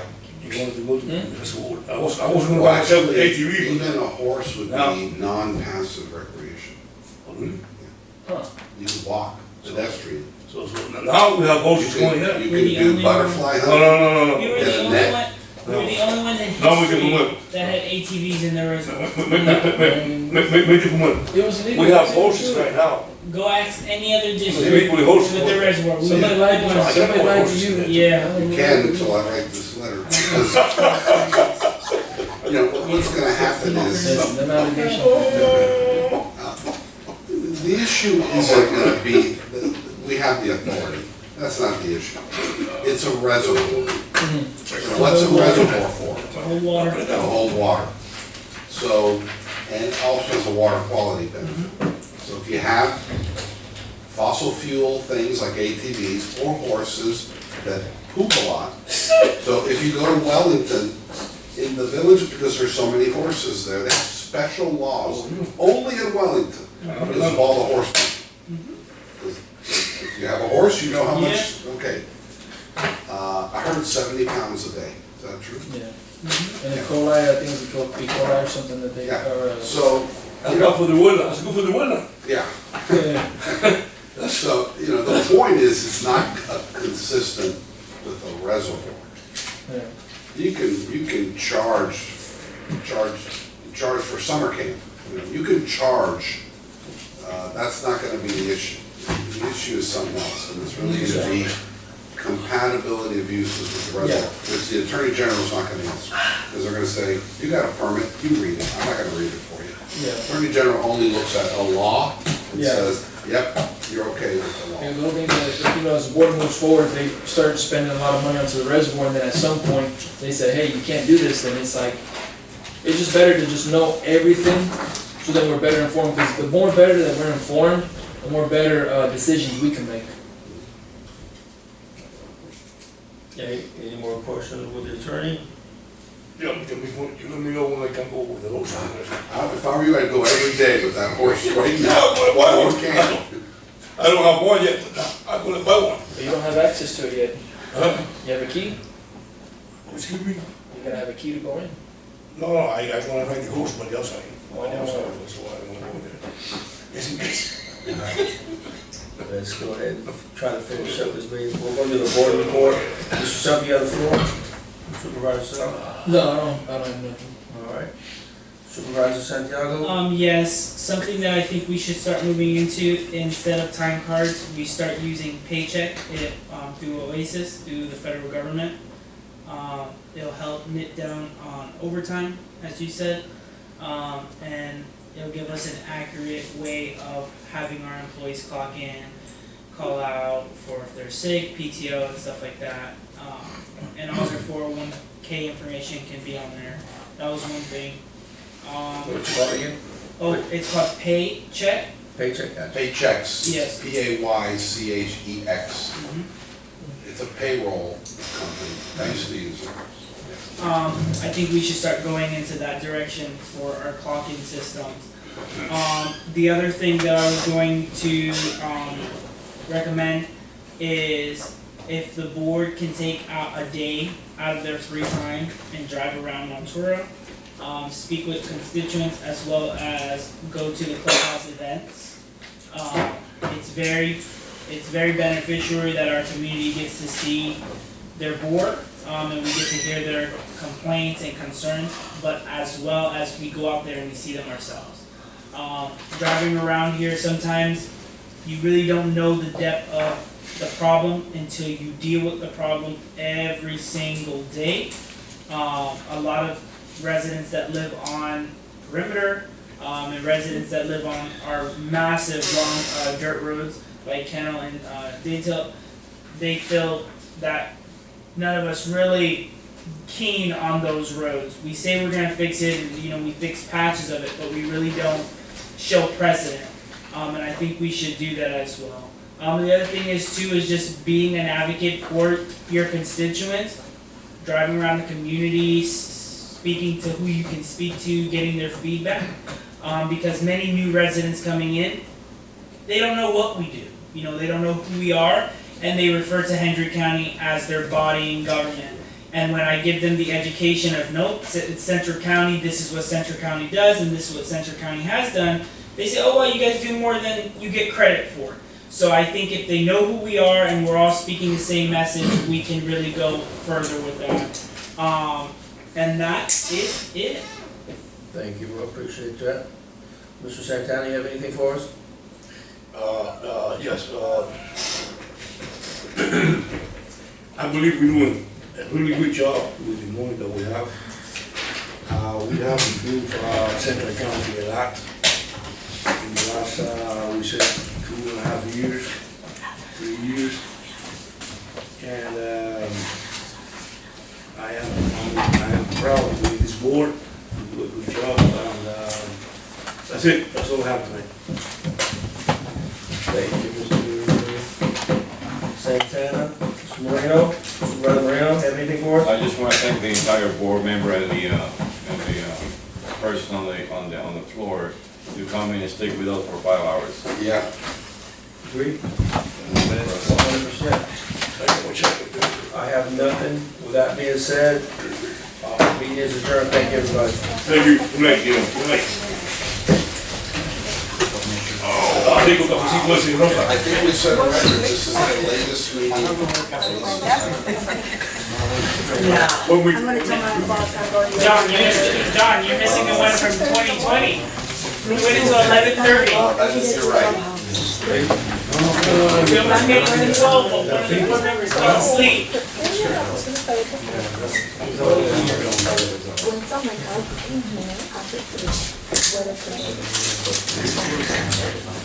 when it all goes, come on.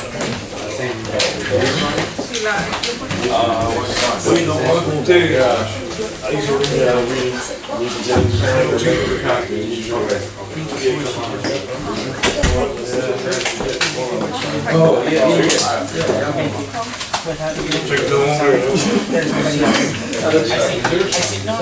There's a couple of you guys, I don't know them. I've seen them at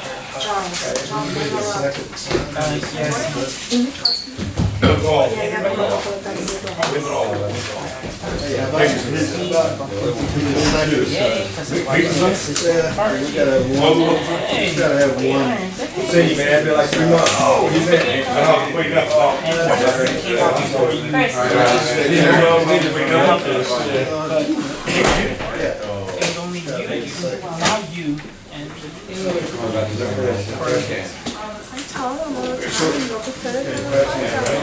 You were just waiting for that? But for the young adult, I'm excited. I already figured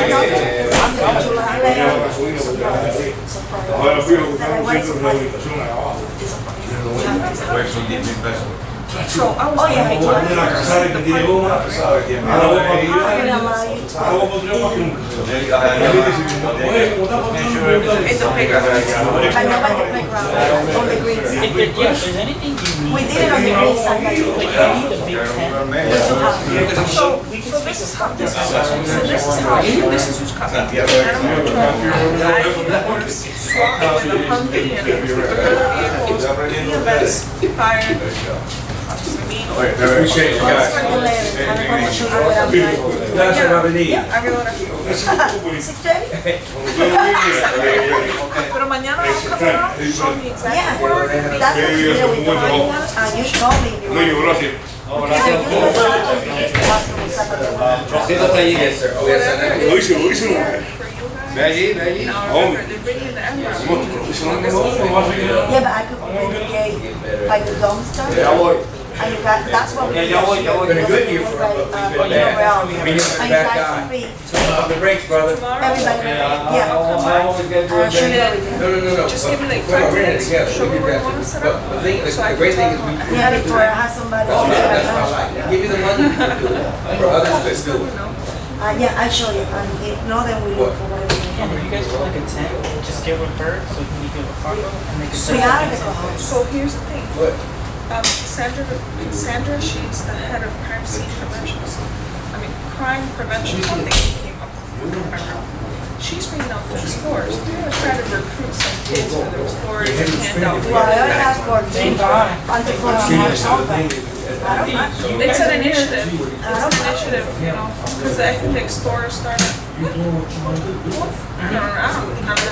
I might have a lot because they don't know what's going on with them. A little tent back at los niños, I don't know how long she's planning. I'm thinking, because there's so many of us, and I told them, just give her details, show them your tools, what you do. Let them sit on the street. That's why Always they stay hard. Why they can't do that day. Because it's like, come on. You can trap the state troopers on the way. So I have lunch time from 11 on the way to work. So we never have to hold them back. See you later. They don't know. Because they're gonna be this is gonna be big for that. Yes, because normally it was always the fire department, and then back in the days, and then sheriffs got joined. And then that's 2 years ago, Dominguez brought wild animals, guys, Did you make the copy? the sheriff department. Yeah, we're all good. And I'm not contracting, I don't know. It was 3 or 4 of you guys, and now you're bringing like. Everybody. Makes Because sense. when I did it years ago, we was just the Explorers, we bought the bicycle trailer, and we set up at the stop But sign. supposedly I was told that they were, the sheriff was doing no more. But then, I guess, when I had left, they stopped. But I know Zach's now Yeah. an advisor, and he was in the Explorers, so he's really involved. They used to bring the little trailer with bicycles and set up like a little trail on the bicycle, on the basketball. I don't know what happened to the trailer. I heard that they use it for safety, so I don't know. What they have. Well, we didn't want people on here shooting us. I'll follow it. They're excited because I have 5 flyers, and out of those 5, 2 are surprised. What is the delay? I mean, what am I now? I'm not very creative, so whatever you do, but you think it fits. You don't need to, don't even go crazy, just by you guys showing up. So what Dominique did, I did it for you guys. So you start with this group. So you said you didn't want it, so we're doing it better. Yes, like I give you, I don't know, 13, 14, right? And then you spend 10, 15, whatever minutes you want with them, and then there will take the next one, and then the next group will come. Hopefully with a better result. Hopefully you do a better job. Where the big, The best. the best. Fire department is normally the last one because you don't let them open the hose and get, so they should be at home. Oh yeah, every year.